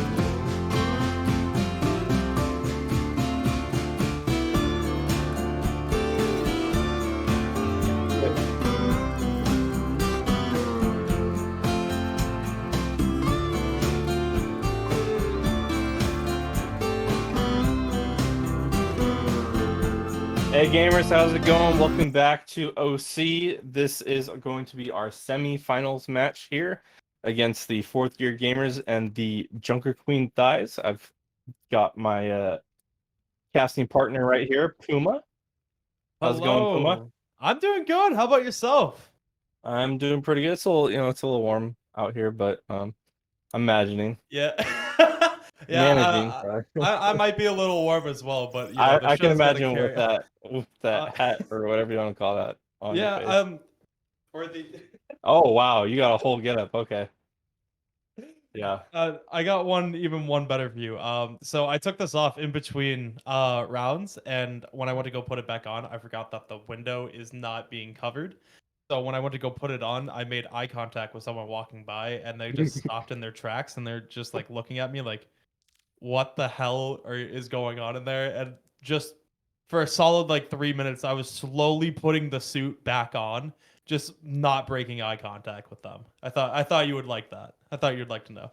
We don't kink shame here over at OC, so The penguin suit stays on during sex. yeah. Jesus Christ.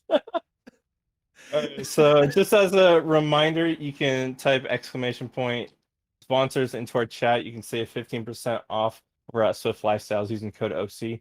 You can also use code OC at Chairs for Gaming and Red Dragon as well. So go ahead and check them out. It it helps the channel a ton having these great sponsors help us out. And if you guys have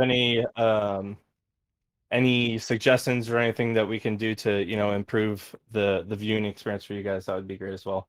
But it looks like we're going to be going into Midtown here pretty soon. Yeah, absolutely. Midtown is a great map, honestly, for both of these teams. One thing that I do want to bring up right away is I had the pleasure of watching Torbius on map number one, or match number one, I should say. They are a very dive-heavy team. It's going to be interesting to see what happens on Midtown. They struggled a lot against the Reinhardt, and watching a little bit of fourth gear gamers, they have a lot of everything on their side. So it's going to be interesting to see how Torbius approaches this one. Yeah, I'm not gonna lie, I was busy during the last match, so I didn't get to watch. I did like peek over a couple, a little bit, and it looked like fourth year gamers were dominating pretty hard over there. So I'm sure this is gonna be a good match though. I'm interested to see what we see come out as far as team comp wise. There's a great Zarya map. You could also play Sig here as well. Monkey too. I mean, it's relatively open for the most part as long as you play it right. So very true. As long as you're not playing Roadhog. I feel like if you come out with Roadhog, basically at this point you're throwing, unless you are a godsend at Roadhog. There's honestly not really a choice in Roadhog since Junker Queen came out, and that's honestly something I think we could see Nick coming out here as well. They did very well on the Junker Queen right away, so. I would expect a Junker Queen. Junker Queen would be very strong on this map. I've only been playing this game with. I bought the pass literally yesterday for the draft and stuff like that. So I haven't had too much time with Junker Queen on all the new maps, but I can only imagine how powerful she will be on Midtown. Hopefully, we get to see in action. Yeah, I feel like she could be pretty good for, point B and C. I think she might have a little bit harder of a time on A with how long the sightlines can be sometimes. If fourth gear gamers ends up running the Ana, just like I said in the last match I casted earlier, Ana is just such a hard counter to Junker Queen. You throw the anti, and all of a sudden her entire kit is basically shut down. She still has, the commanding shout, extra health for that, but I mean, Ana's just in a really strong spot right now. But it looks like we're finally getting to the map here. Absolutely. And, as we move into here, is there anything that you personally want to see Demon Breed from either of these two teams? What do you think would set one of them apart going forward here? That's a good question. I would like to see... I just want to see a good match, honestly. No steamrolls. Maybe some, nano blades would be cool. It'd be nice to see some Wrecking Ball gameplay. I didn't get to see any of that earlier, so, as a Wrecking Ball fan, that would be pretty nice. How about yourself? Here's your Wrecking Ball right away. First thing Hey. coming out, Passion. Very good Wrecking Ball player. I should throw out there, by the way. Being part of OC for a while, you know that when Passion HD comes out with their Wrecking Ball, it's going to be a scary sight. Hopefully they stay on that. But, this is the answer that I wanted. I felt like we were going to see a dive-heavy approach from fourth gear, where Torbius was going to take more of like a bunkering approach with a Junker Queen. And it's going to be interesting to see how both teams really approach this. I want fourth gear to be a little bit more patient. They got to take their fights more serious, especially with that Junker Queen that can just pull you right back on in. So just be patient if you're fourth gear here. I'm a little confused with the rest of the comp, though. I can understand, I guess, the Reaper a little bit. You can TP in, but I'm confused as to where the Cassidy is going to get the value here. You can see getting some poke value over and out. You want to be able to set your team up with the Wrecking Ball to clear out those sight lines to be able to approach. As you see the Reaper and just Wrecking Ball going straight into the backline. Lord going to be able to get the first pick here. A great job with that. Wow, I just forgot the word of it. The ball Discord. That's the word I'm looking for. A great job getting that on early on and just taking this fight a little bit more slowly here. After it just shut down early on, Mudkip coming back with the Pharah. This one makes a little bit more sense here. Now you get a lot more poke value. Mudkip just trying to keep pushing them away, but Nick, as we've seen before, just a very talented hit scan overall. Yeah, I think the Pharah's probably going to struggle against that Ana, though. It only takes a couple of shots with that Discord to take out a Pharah. And it's kind of the problem with running the Wrecking Ball with non-dive DPS heroes is that they basically have to make the space for their team to get either through the and Ball is not really that great for just running through a train trying to push people back, because if you're going to be taking damage the entire way you're into that train, you're probably going to die here again. Yeah, Anarchy going to be able to start opening things up a little bit, getting the pick on Magic Marker, while Nick is going to take a quick nap. Now has to back themselves up. Lord just trying to stall out, but here comes Mudkip on the backside. Sexakin gets one, and everyone's in danger here. Everyone's low. Sexakin going to be able to find the second. Nick cleaning up on Mudkip, but it may be a little too late. The defense is just crumbling here as the offense is just going to keep on pushing in. Fourth gear has shifted upwards and just turned on the Jets. Yeah, I didn't really see what happened there where I saw that the Zen got in the initial pick, but I didn't see where it happened. That was kind of it was a nice little stall. Mudkip was stalling on top of the trains over here waiting for that power drive to come in, which ended up being a pretty solid engage and allowing them to take the point, so.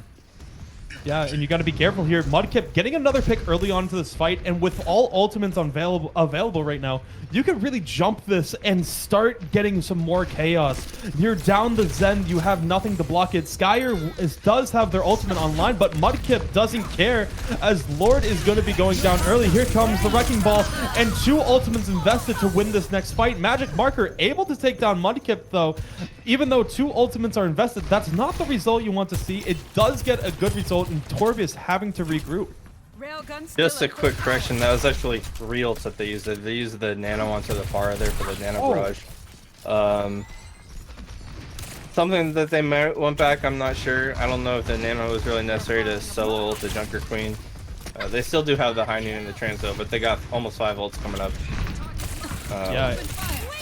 With all the ultimates coming in, God is going to be coming in and gets one pick, gets the ultimate, trying to go for a second one, as Lord is going to be able to wipe out the DPS. God finally getting the Anarchy down and gets one more to go, trying to clean this one up. Lord now getting a piece of the action, and after, you know, a great start, and then that you fumbled a little bit in the middle.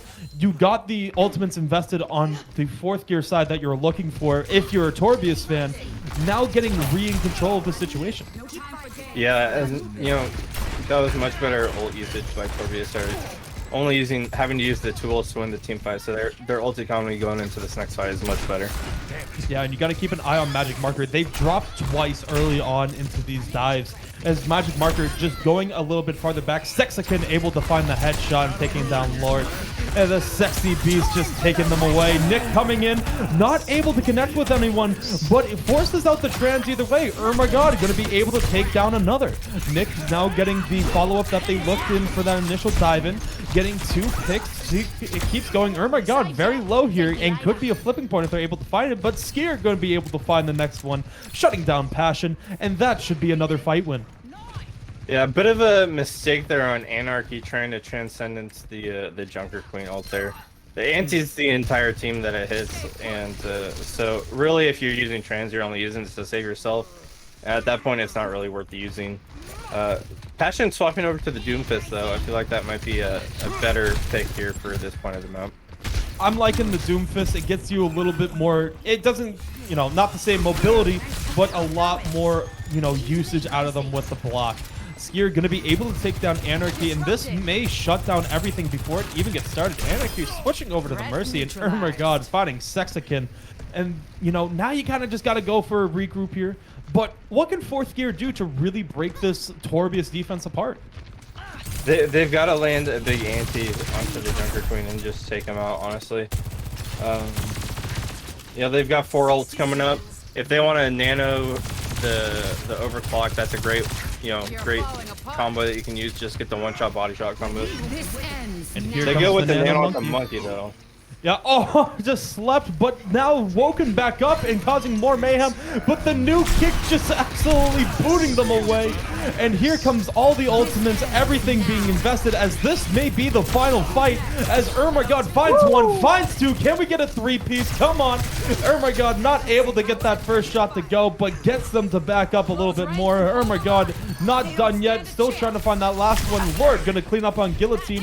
Mudkip just hiding underneath here, gonna be able to get the touch. As we're approaching 15 seconds remaining, Mudkip just gonna hide this one out, as the rest of the team's gonna come back. They have an extra touch. No one has found them yet, but Mudkip gives them precision away. They're pushing onto the site now. They feel like now is not a good time as ever. 5 seconds remain, and here comes Passion on the back end, shut down by Magic Marker. Lord coming in with the follow-up, but Anarchy comes in with the res, but it may be too little too late, as the rest of the team just onslaught of damage, just gonna hold them under the bridge.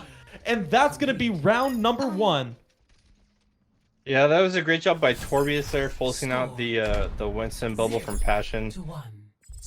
Literally made him, you know, jump out of the fight rather than into the fight. So they ended up not having that bubble to, you know, re-engage for the final touch. With that Zen Discord orb, you're going to be in big trouble if you don't at least have your bubble. But, you know, trying to play the Winston into the Ana Zen here, it's so difficult because of that Discord, the sleep, the anti, the supports just have so many answers for you. Absolutely. I probably would have liked to see the Sig swap there. I think Sig's probably one of the better picks against that team comp. Yeah, Sig would have been a good pick. And one thing that we also did not take into consideration was Zen's new passive with the kick. We saw it got utilized a lot there, especially when Monkey tried jumping onto it. Just booted away to get that space back. So Zen, you know, used to be a sitting duck all the time, but now we're seeing it really come out. And it saved you know, it saved Anarchy a few times when, or I'm sorry, it saved Magic Marker a few times when Passion went to go jump on them. Yeah, ironically, you know, Zen used to be great for like poke comps and stuff, but now Zen's a brawl hero. So you just walk up to people and kick them in the face, Jelly style, I guess. You know, whatever works to get the eliminations now. Overwatch 2 is a weird place, and we're all just trying to figure this one out. But Torbius looks to be electing the underground passage, just going to work their way underneath the train, just trying to catch them by surprise. Nick looking for the jump in, going to be able to find three, but slept right away and just taken down. What a sleep, but oh my god, what the answer, taking down one of the supports. And everything is still open. Anarchy gonna find the next one. This should start slowing things down for Torbius, who needs to get a regroup here. Yeah, this is why I'm not a fan of playing Doom into Ana Zen as well, because anytime you press the power block button on Doom, you're basically telling the Ana, please sleep me, because you can't block it. You're a standing target, so if I was him, I would probably swap. They might be able to find the value with it, but you know, they're going to be struggling a lot more than they would if they picked the better hero against him. Yeah, it's going to be interesting to see how Nick plays this going forward. Ooh. They are going to be able to find the pick onto Ana, or Sojourn, who is a little bit out of position, but Anarchy is going to immediately make it up, finding a pick on Skier. Here, we haven't seen them too far out of position so far, but 2 positions in a row that was just out of the way, as the Rock gonna come in, just gonna absolutely electrocute down Nick. It's just, as you said, just absolutely brutal to see. Guillotine just gonna force the Magic Marker back, as the rest of the team gonna have to get another regroup now. A nice sleep. We're gonna be able to find one, but no, Lord messes up on the sleeping target, and they're gonna be able to get away too. Yeah, it looks like Nick has swapped over to that Junker Queen again. Maybe just a little bit more of a comfort pick here. I don't know how you have a comfort pick after like 2 weeks on a hero, but hey, maybe that's all they've been locking.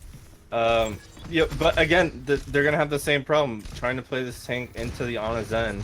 I really think the Zarya is your best bet. You can cleanse the anti, you can cleanse the Discord, do a ton of damage. But Anarchy taking Lord out, that's a good way to start the fight.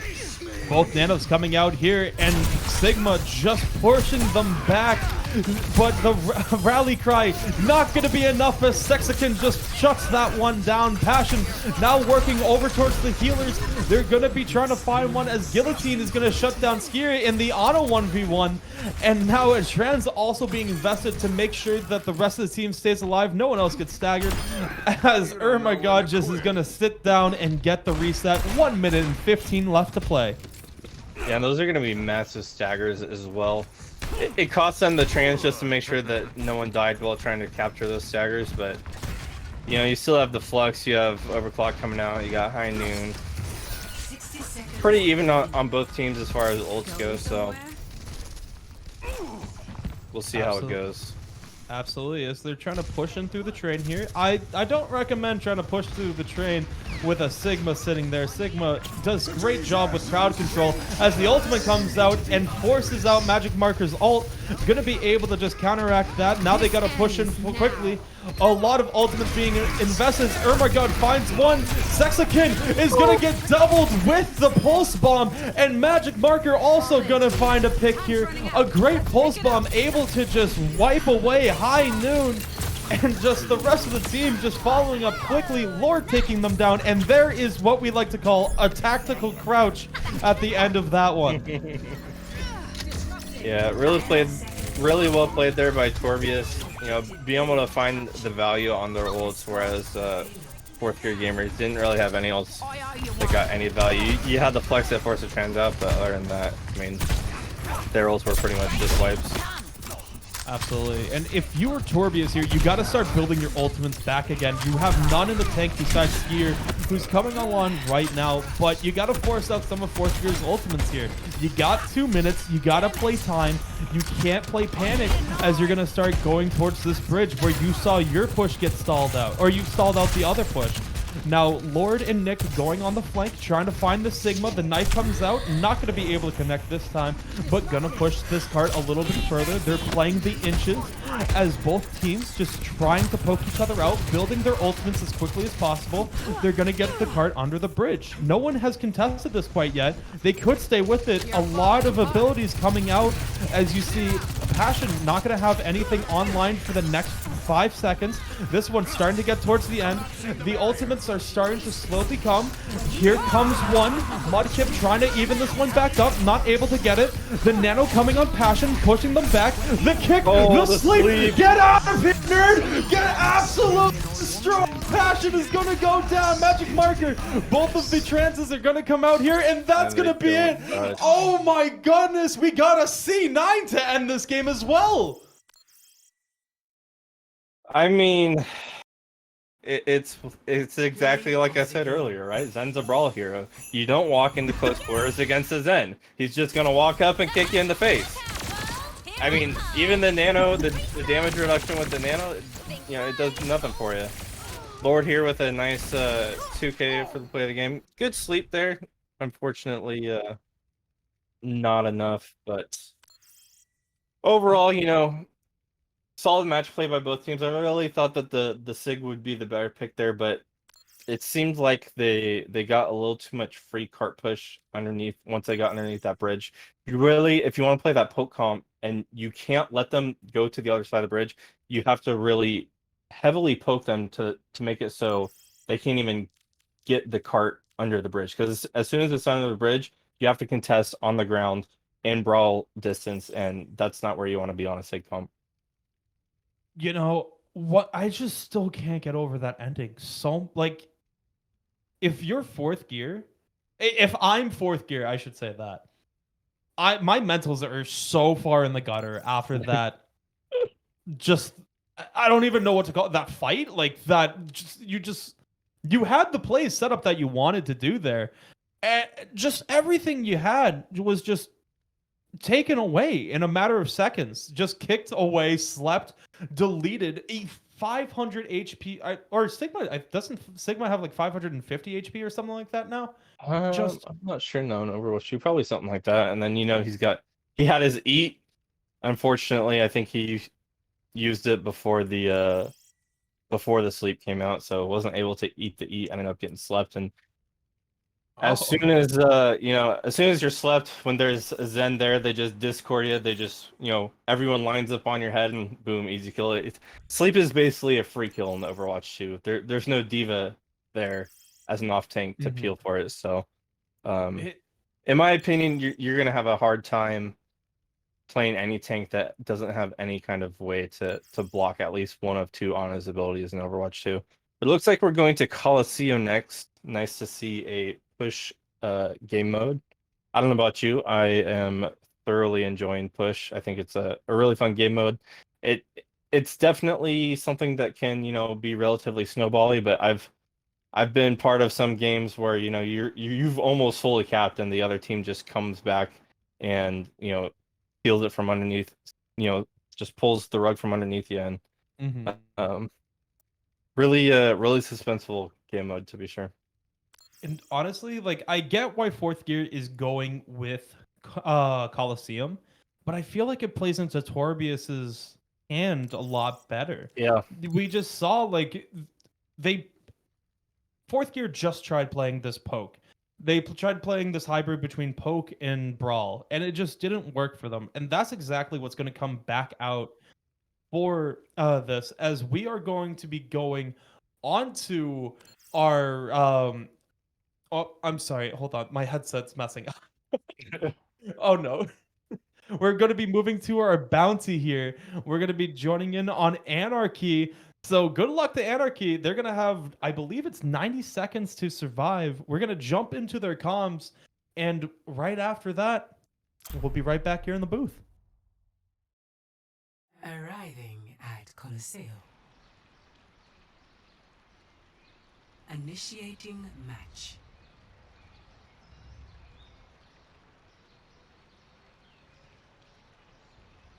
Torbius! I'm back again. Good sir. Yes, Can I get a yeet to my house? Yo, Yeet your ha. That was good. That was clutch. This is a good game, okay? But hey, Yeah, we got the bounty. We got the bounty coming in, okay? Oh, okay. All right, we're spicing it up a little bit, okay? We're spicing it up a little bit. I don't know if you guys like the show Sons of Anarchy, but it's a pretty good show. And that's who the bounty is going to be on. It's going to be an Anarchy. Anarchy will be a bounty.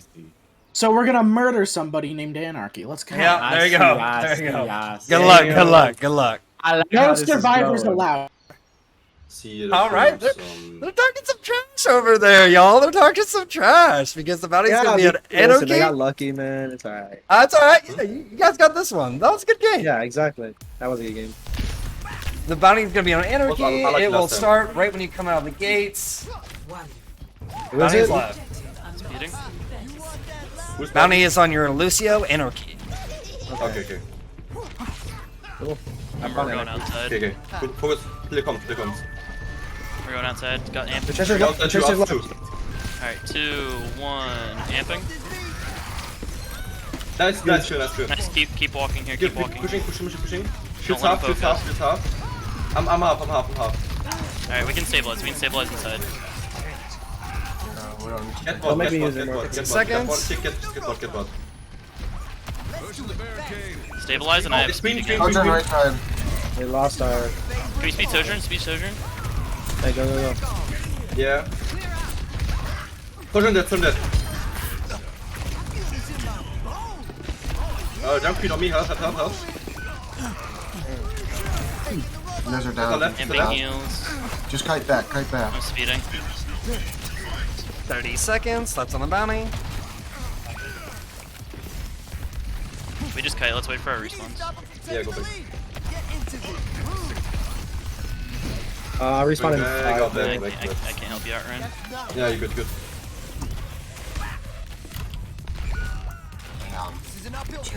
Let's group up right here. Near this checkpoint. Oh no. No, don't just default mask. 5. Energy, congrats, you have survived the bounty. Good luck, guys.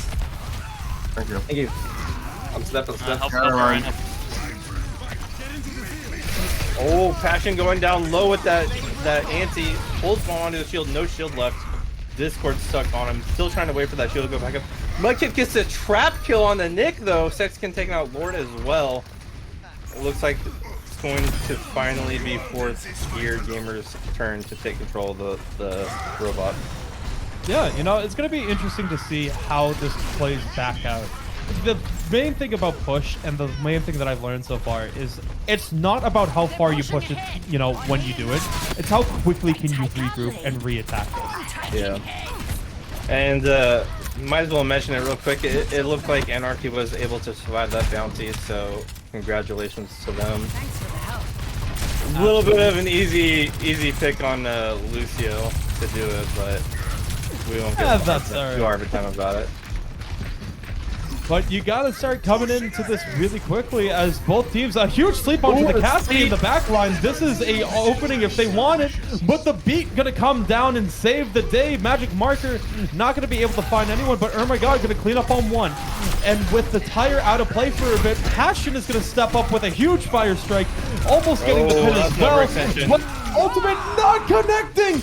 Nick missed, but Magic Marker and Lord are gonna be able to make up for it, gonna be able to find two. Now they're flipping it back in their direction, being able to finally take this one down. Almost a crucial error just being bailed out by Magic Marker. Yeah, and there's going to be a lot of ults coming up in this next fight too. You have a free shatter because they have no shields over on Torbius. Fire coming out from Mudkip, see if it finds anything. I don't think anyone sees this Ana that's taking a flank behind them though. Oh no, Magic Marker going to be going down. They won't have Transcendence, and that's the entirety that they were planning on. Mudkip running wild into this back line as Zexican finds another one. Mudkip going for it all as they're going to nano the... They're going to nano Tracer a little bit late. Finds one, but I don't know if I agree with that one. Even though you do get Tracer... I lied. Tracer does not escape. You know... I understand why you do it, but, you know, it's just a little too much, a little too late. I appreciate the play that Skier and Lord made to take the Baptiste out. Unfortunately, for them. 4-3 gamers quickly reacted to it, turned around, and took out the honor. Big shatter coming out from Passion. Can anyone follow up on it though? Actually, it may go back in the favor of Torbius. Even though they were the ones who shattered, they were able to take advantage as it was just Passion getting a little too ahead of themselves. They saw the opening, they weren't able to connect with everyone, and it was immediately taken advantage by. They have the numbers, they have the space, they're trying to work the way up. Torbius slowly pushing this. Too. Yeah, exactly, they're trying to push their way in. Lord getting into this background, getting a little bit of chaos, but shut down by Anarchy. Now Passion trying to push back up. A huge swing by Nick. And oh my god, going to be able to follow this up. Gets one, gets two. Can we get a three-piece? Going to be able to go, but not finding three. Nick going to be able to follow this one up. It is a 3v2 with Nick going with the follow-up with 2 punch kills and a third one to go. And I believe technically that's a team kill by them. Very nice. And it looks like they took the lead back as well. Lord going to be coming back with a pulse bomb once they're back into the fight. Yeehaw does have this winner here, which can be huge against Junker Queen. Absolutely. Depends on how they use it, though. Yes. Depends on how they use it and how and when they use it, more importantly, as they're going to slowly start pushing this one back. The long climb, they got many meters to go. Deep. The sleep and the pulse bomb coming in. Passion going down once again. Nick going in with the follow-up, trying to find the third one, but TP's out of there. Mudkip just running for their life, but just shut down once again. And a great regroup by Torbius to be able to take this back in their direction. I appreciate the aggression there by Passion, but you've got to know when Ana has her sleep, it's just going to be a free sleep. Discord, and you're just done as Ryan. Can't let them push Yeah, Passion just holding this corner, trying to get something going. The high noon in the back, trying to find someone. Oh my god, running for their life. They escape. They managed to escape, and Nick follow up on the backside with 3. They're pushing their way up. They're trying to find some more. They're going to win that team fight, and I can't believe how, oh my god, just Nick absolutely 4K. avoided that. Wow. And I saw Yeehaw made a massive mistake there. He was antied. Basically no health in his immortality field, and he jumped up and out of the immortality field, leaving the Junker Queen bleed to take him out. Oh no! Kip though. You hate to see that. Both supports going down. Now you just got to stall this a little bit as one is going to go over the edge with the pin. Passion just swinging away, going to find 2 and taking down the third one. You're going to have to get a regroup here. Bit of a tank showing we got going on. First, Nick taking out the entire team, and now it's Passion doing his work. Got that shatter online too. You really got to try and get the Zen with the shatter, because otherwise they're just going to press Q and the Transcendence is going to get rid of all the value. But even if they use a trans, if he can land a pin on his Twitchy, he can still get a kill out of it. Here comes the slam. It does not find anyone. The first time I've seen a shatter not connect so far in this game. Unfortunate in the beat retaliation, trying to push everyone back up. Gonna be able to find Skier, but Lord is gonna find the Tracer in the back line. It's still anyone's fight. Oh my god, taking down Passion, who's got a little too aggressive once again. Nick finding the pick once again. Guillotine just pulls in to the skill stick. Keep in mind, they were told that this is a skill shot, but I'm still gonna bring this up. Ethan made a phenomenal point. That is not a skill shot, and I will die on that hill with him. It's not. Well, it's a skill that the program has, at least. Fair enough. As we move into this next fight, Nick in Passion just fighting underneath. Junker Queen versus Reinhardt. The swing coming out, the bleed coming in, and the life just draining down. But Anarchy trying to stall this one out, not trying to get this any further. Gets a pick on Lord, but Nick fighting for their absolute life right now as they're waiting for Skier on the back end. Skier will make it around the corner, and Nick is going to be able to escape. They're going to slowly start pushing this one again. And they're just going to have to bail because they don't have the numbers for this next fight. Yeah, I'd really like to see Passion swap over to the Zarya like we were talking about at the beginning of the match. Like we said, you know, it's just so much better against Joker Queen. It's better against Ana. It's better against Zen. The ult is almost always, you know, a fight-winning ult. I think Passion's really just trying to force this Rhino a little too hard. And here comes Nick with the Nano, gonna be able to find a lot with this ultimate. And here they go, finding 2, want some more, come over here and gonna get 3. The follow-up, can we get a 4th one? Lord coming in with the steal, but a phenomenal job to get a team wipe there. Yeah, this is looking to be a little bit of a Nick show. This is OC with Nickelodeon. Not sponsored, only affiliated. No, I'm kidding. As we move into this last fight, the Tran's gonna absolutely come in at the perfect time against Sexican's ult, as Lord gonna go down from a huge sleep and gonna be able to just be wiped. But with their 17 seconds remaining, you gotta keep in mind, you gotta push this all the way down. It doesn't matter about all the picks you have now, you gotta win at least another team fight in overtime without C9ing this. We're gonna see Torbius gonna go for one more regroup. They're gonna be able to get 2 team fights here, as they still have a lot of distance to be pushed, if not at least 3. So, yeah, as we go, gamers are going to have to win at least 3, if not 4 team fights in a row to be able to take this back.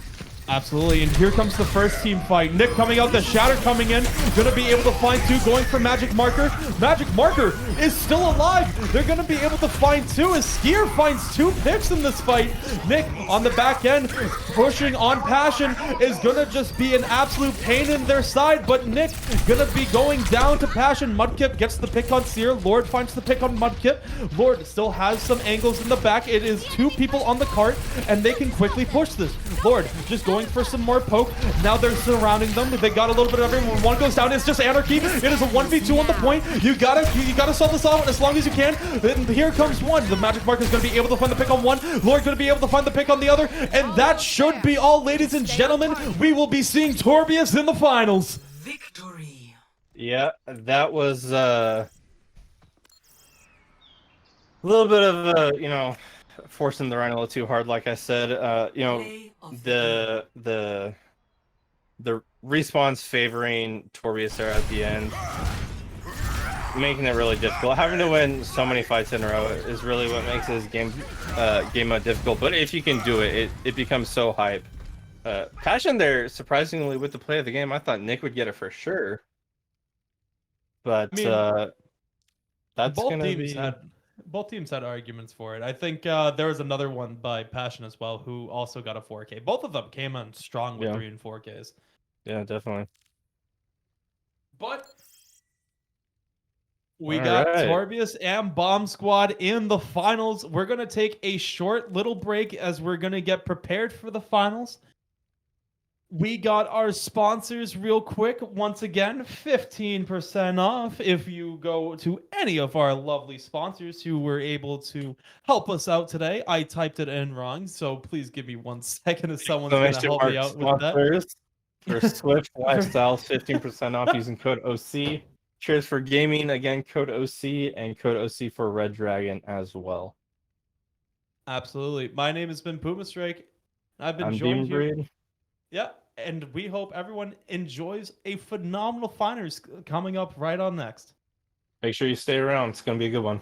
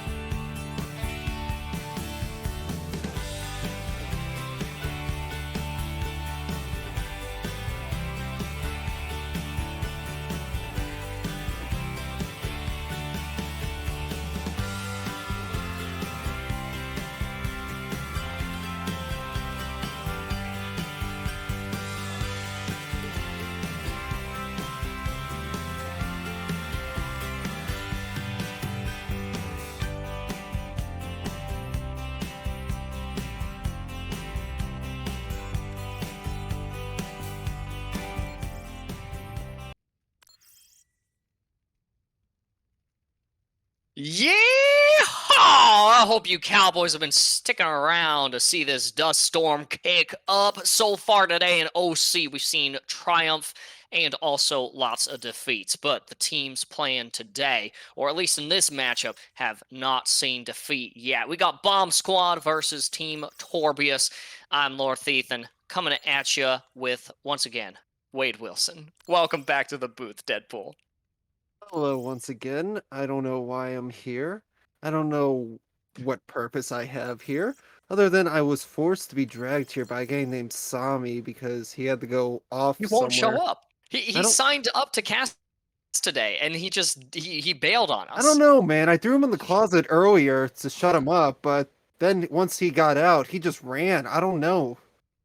Well, I mean that sounds like the reasonable thing to do, but I'm excited to be bringing the finals with you, Wade. I think that this is gonna be a killer matchup, and we've got some wrenches to throw in the proverbial plans of both of these teams. Going live here in just a few moments is gonna be the Chat is Sombra poll. This is you guys' opportunity to hack the mainframe, as the kids are saying these days, and decide what you want to see in this first map of the finals for the OC Yeehaw Action event. Somi, what are our challenges? Did I call you Somi? Wade, I'm so sorry. Wade, I see this is me rehearsing, preparing to be with Somi. Wade, what are the challenges that we have for Chad Sombra to choose from? Well, there's two to speak of. The first one is you have Sombra. The second is you have my queen. There we Don't go. tell Death. I won't. Don't worry, your secret's safe with me, Deadpool. Even if I revealed it, I think that there'd be, I think that I'd lose a lot of blood afterwards. So I won't. That's a promise. Oh God, Sombra has to be played in the first fight if you vote for Sombra hacking the mainframe, or you can choose to see our favorite queen of, well, I mean, you guys' favorite queen of Overwatch. Mine is still Orisa, but you guys can pick Queen Duel to see Junker Queen played mandatory for the first two fights. Of course, Wade, if I know that you would do this if you were playing, but if you violate those terms, if you roll out without a Sombra, or you roll out those first two fights without a Junker Queen, you swap after first fight from Junker Queen, that's the power play. I know that you know plenty about that, Deadpool, but that would be a power play. You'd be taken out of the map, or at least that fight. So teams playing by the rules, a little bit of an honor code, but there's no honor among thieves or mercenaries or Twitch chat. You guys get to go vote. That poll should be going live here shortly. And Deadpool, we got to see a little bit of a slow start in that first matchup between Torbius and Team Chadi. Bomb Squad, I unfortunately missed that event, but they came out on top, and they got some heavy hitters on their team as well. You got Ted's cousin, you got Zoe, who represents the casting division of OC. You got B-Day Ninja, Argo, and TNT Cap. This is a pretty stacked roster, but Torbius, they're running hot right now. Indeed they are. And you know what? I said earlier that I did want to see the tiny Swedish man go against my TNT. And I'm going to get just what I was paying for. I'm looking to see some heads roll. But there's no bouncy to be set up quite yet.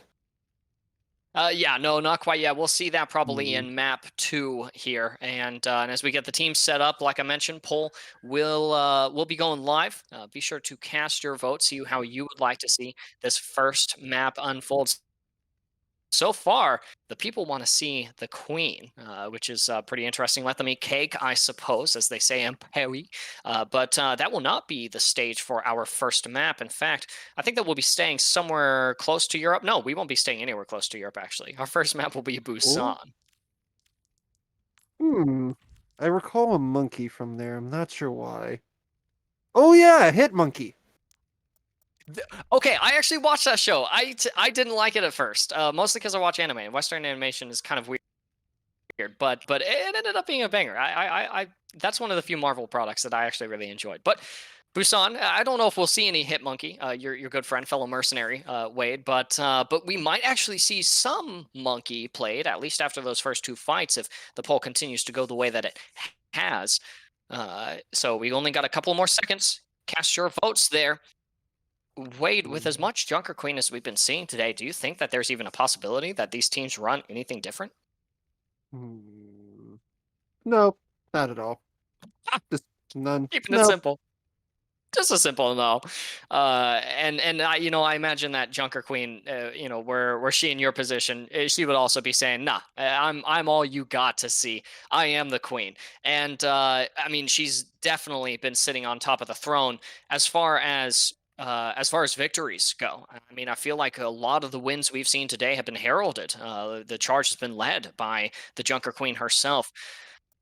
And it looks like that's how this first map is going to play out. Anyways, first round of the first map is going to be first two team fights are dominated by the Junker Queen. Once we get it ready from both of these teams, we'll be jumping right into the action. Yeah, like I mentioned earlier, Wade, Torbius, they're sticking true to the name. They are running hot. Molten core might not be spewing out of them, but victory is definitely in their sights. Do you think that there are as much of a shoo-in as maybe I think that they do for the victors, the champs of this Yeehaw auction event? Well, the only upside we can see out of this Torbius team is if they can survive an explosive to the face. And you know what? If we're gonna see some Junkrat playing out here, he might become the new queen. Hey, that is a possibility. It's actually pretty funny. I don't know if you've listened to the interactions, the voice line interactions. Junkrat is a pretty big fan of Junker Queen. In fact, I think he's even the one who kind of dubbed her Junker Queen in the animated short, which was a lot of fun. Much different style than some of the other sorts that we've gotten so far. That was years ago. That is. We'll have to see. I would love to see some Junkrat played. We got to see Mudkip actually play a little bit of Junkrat there on Colosseo in the last map. And I saw Nick actually die to the trap, which, I saw that happen and I was like, yeah, that's deserved. Nick's Junker Queen is utterly obnoxious. We'll have to see if it stays that way. If Bomb Squad finds themselves irritated by next JQ, or if maybe they use the Junkrat or the Zarya, some of these heavy hitters to thwart those aggressive pushes from Torbius and shut them down real quick and easy. At least I don't think easy is a word that will describe this series. I think this is going to be pretty back and forth.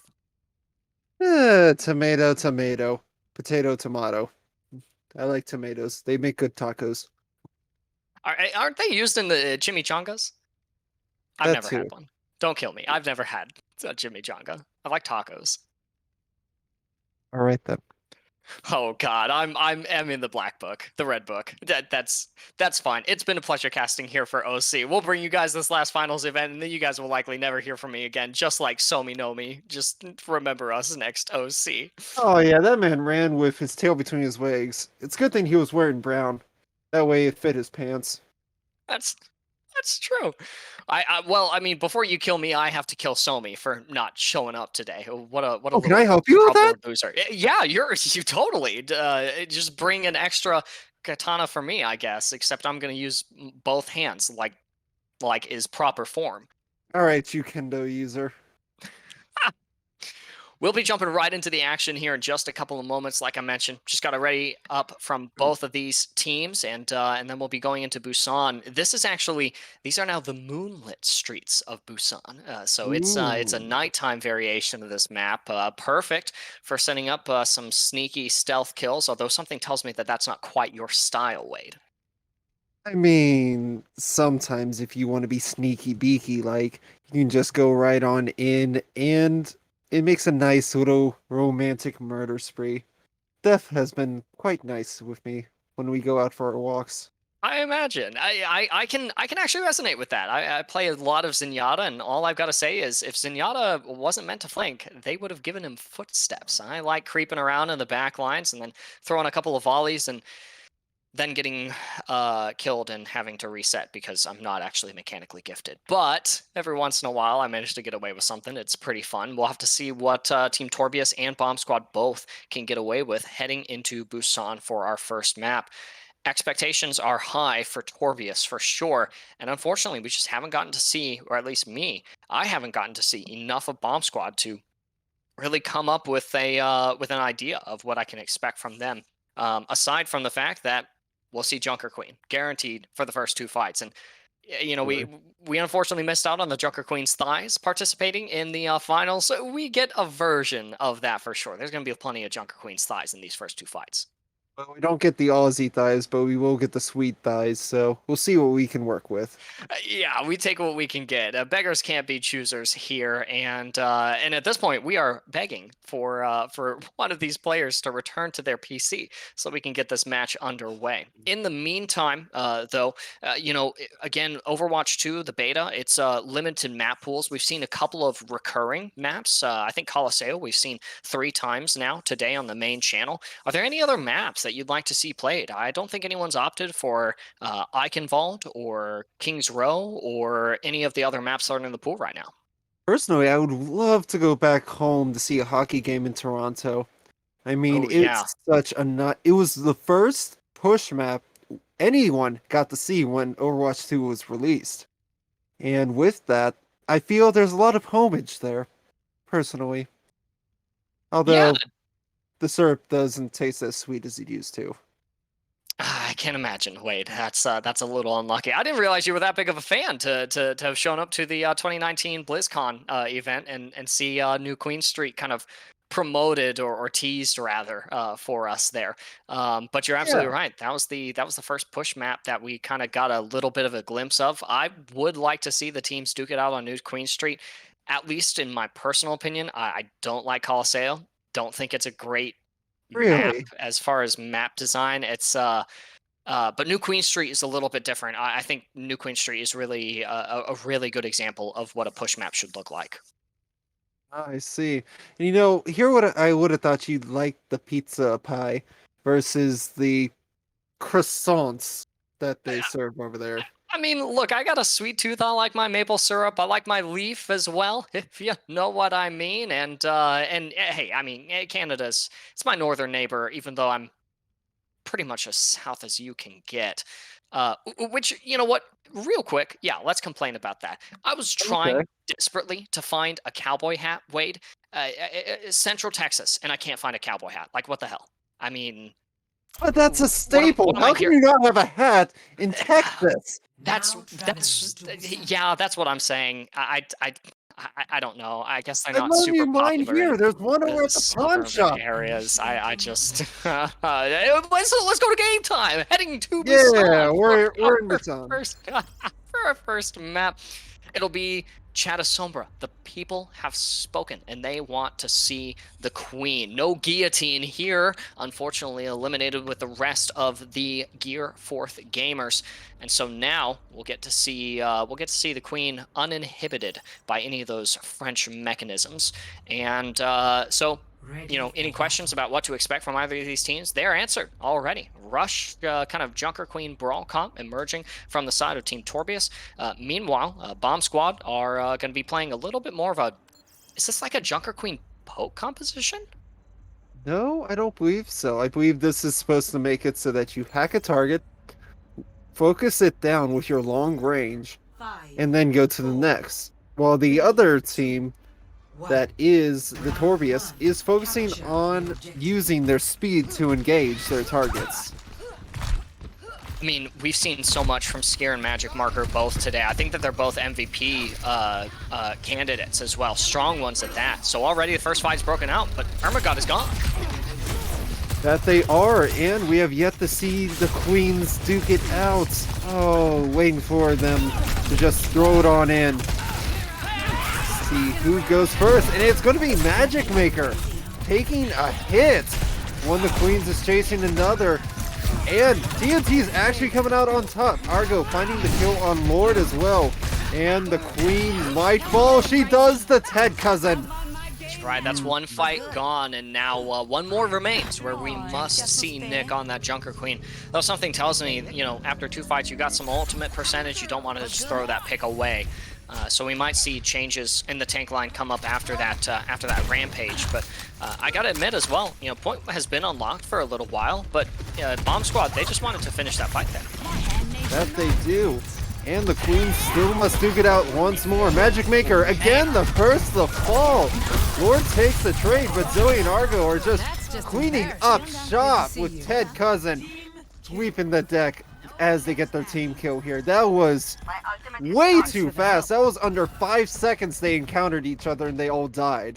Yeah, that is, you know, that commanding shout that adds a bunch of HP to allies. I guess it can only do so much. That's 2 fights gone, and Nick has still not made the swap, so they definitely want to play for that rampage, but they're caught out and hacked right now. Yep, Ted Cousin find the kill on Nick with Argo cleaning up.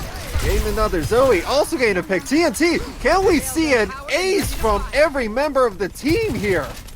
Bomb squad, there's nothing to defuse here. Wait, it's just it's all explosions from their side of the of the arena.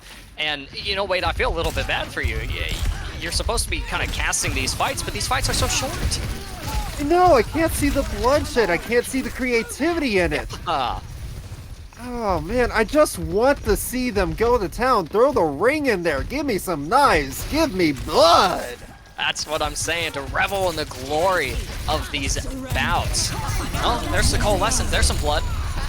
Oh, that's what we're looking for. And Argo, TNT captain, and Argo once again getting the picks. That is a triple right there. Lord gained hacked and annihilated. Magic Maker must run away if she wants to live, but they don't want to. There's only about 8 seconds. Make that 5 left. Will anyone make the touch? No, Scare tried, but they don't make it, and that's already round 1 completed here for Bomb Squad. Now, Wow. I do want to make a little mention here. It's interesting. This is our finals, right? Yeah, go ahead. A little birdie named TNT reached out to me yesterday and said, Wade, listen, I'm going to hit the finals just for you. I'm going to blow up the competition and make it as glorious as possible. All right. Good to see you. And right now, yeah, he's holding true, and I was doubting him this entire time. Wow. I didn't think a man named TNT would be able to not blow up. I mean, you know, I guess he's got to keep his promise there, considering what awaits him if he, you know, breaks the deal. But you're right. You know, they're coming through on their word. That tends to be pretty important, even among mercenaries such as yourself. And pretty much the same compositions on both sides here. I gotta say, I like Ted Cousin on the Sombra as well. It's been wreaking a lot of havoc. Indeed. In fact, I was expecting Ted to be tanking, so I'm a bit surprised here. Yeah. Oh my goodness. And the first 2 picks come on out from Ted Cousin, followed by Birthday Ninja. I'm telling you, that's Zen. If you can get near the edge, I want to see some splatter on the train. Yes. I just want to see a bug bouncing off the windshield there. This is Sparta! Kind of action there from either B-Day Ninja or Magic Marker, who's gone off of the Moira, but has been sent back to spawn. Again, Magic Marker's just not having a good day, but Nick able to shut down the bomb squad member that is Ted Cousin. So they don't have that hacking extra damage that they used to, for now. It was anti, ends up going down, just not able to heal enough off the wound damage, and Argo is popping off! Yeah, they're getting their pick once every single time, but they've finally fallen, only to have Ted Cousin pick up the slack. Now it's a 1v1. Yes, he is, but he's still doing the job. And for the first time this entire map, we're going to be seeing the point flip. Quite possibly. Oh yeah, there it goes. TNT wasn't able to touch in time. Used the commanding shout, but they're anti. Have to back up, regroup. But the rest of the team is there. Oh, ho, ho, Beautiful sleep.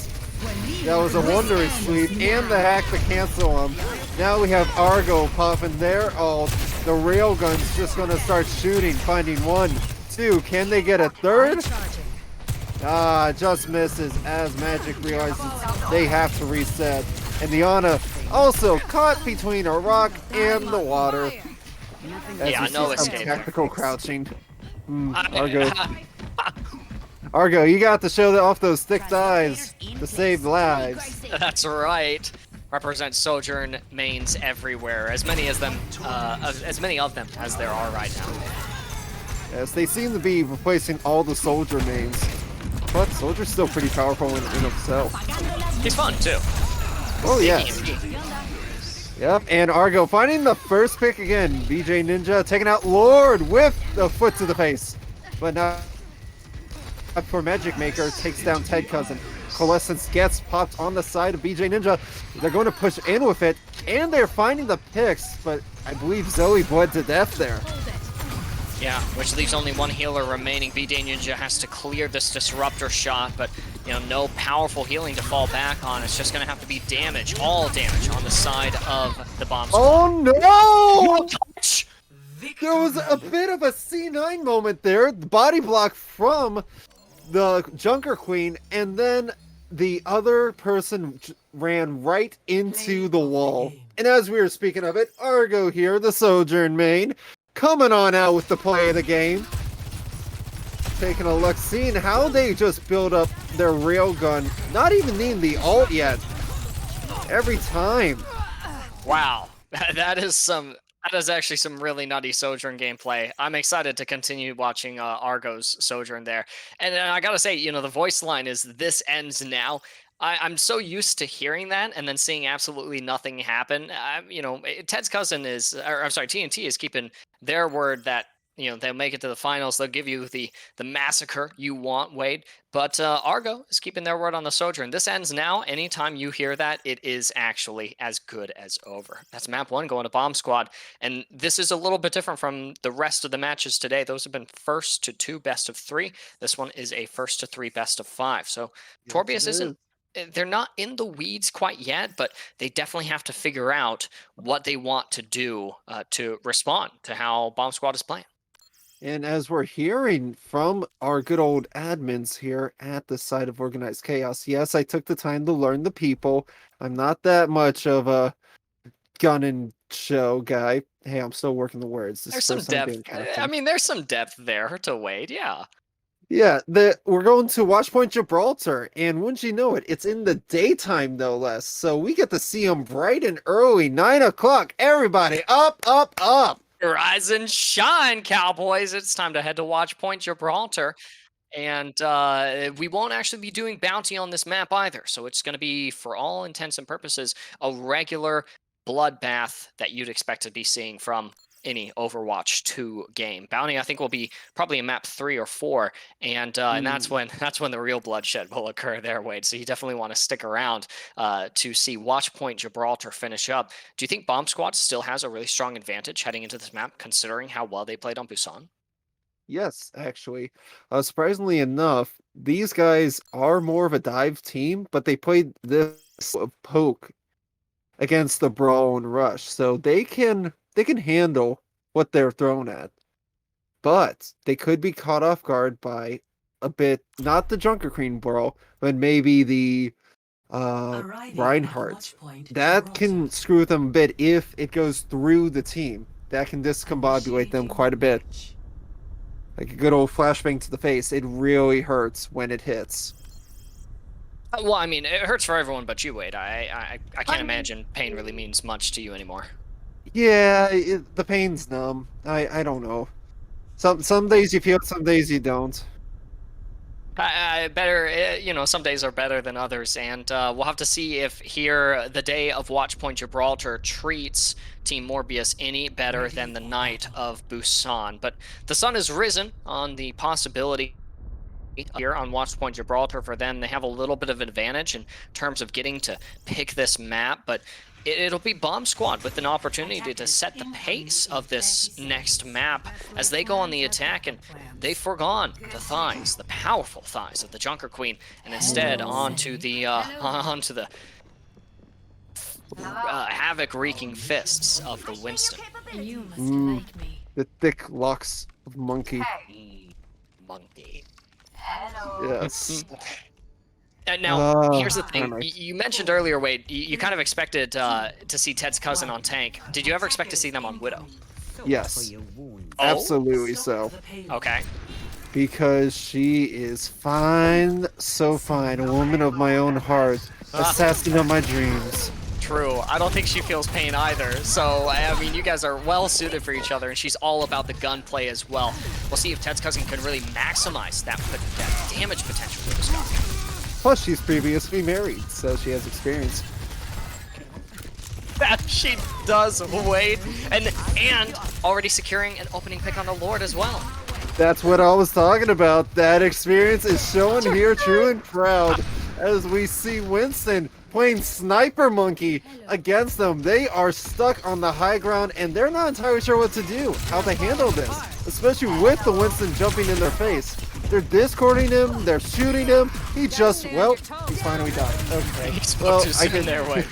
Well, you know what? There's a healing factor in some people, but not everyone. Fair enough. There's definitely one in Junker Queen. I mean, look at Nick, already full HP, and in fact, she heals damage over time dealt by any bleeding damage she does. So that's definitely coming in clutch in these brawls. And when TNT Cap wants to go on Nick, they're going to pay the price for it. Indeed they are. And TNT's fallen once again. I can't believe this. Yep. What is going wrong? Lord, taking out the head cousin. Yeah, this is a stymie here for the attackers. Does TNT just need to swap heroes or change who they're diving on? I believe it's changed who they're diving on. Finally, Argo coming in with the clutch picks. So that's going to take down one healer. Without that healer, they're going to have a lot better time. Yet Ted Cousin has fallen once more. I believe the Widow, as dear as she is, must go now. Because Argo's not able to do enough against Emergod? Goodness me. Yeah, weird names. Why can't everyone have names like Deadpool or Wade Wilson? I just... You know, I man. don't understand It says it with a double whammy. Wade Wilson, Peter Parker. Just double your initial letters, please. Facts.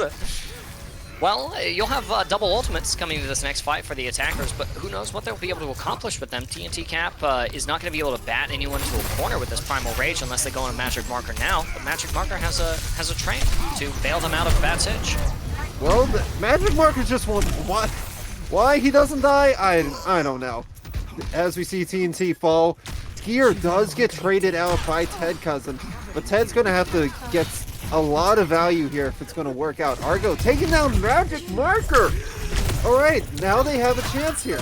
There's no Transcendence, but Lord and has taken down Ninja, and Argo has fallen as well. So that initial momentum that was all there is now gone.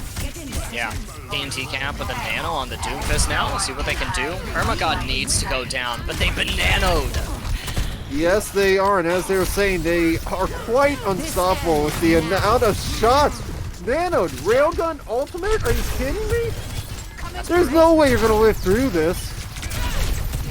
Ted's Cousin is going to try, and Argo is fighting for this high ground angle. TNT Cap taking a little bit of bleed damage, and now antied as well. Yep, but Nick is in great deal of trouble here. If they can... Nope, never mind. As TNT Captain falls, Ted Cousin gets a pick on Ermagod. That's huge. That's so much damage out of this fight now, but, you know, everyone's wrapping around onto Ted Cousins. They aren't going to be able to escape the volley from Magic Marker. See, they are right now. Zenyatta is the only one on cart, but Nick able to assassinate him. Argo gets the kill beside being traded, but TNT's the last he's got of his own team. A one-man army here. Gonna have to make something of it, but he's not. They're rushing in for the touch, barely making it in time. Anna's the last alive, and there's no one else to show up. I mean, that's a quick round one. I think almost as fast as you know, one or two of those rounds on, or rather one of the two rounds of Busan, and not a lot of cart progress either. But I do think. Wait, is that how far the cart managed to push? It is. What you see right there on the map is as far as it went, not a meter further. This is looking pretty unwinnable, though.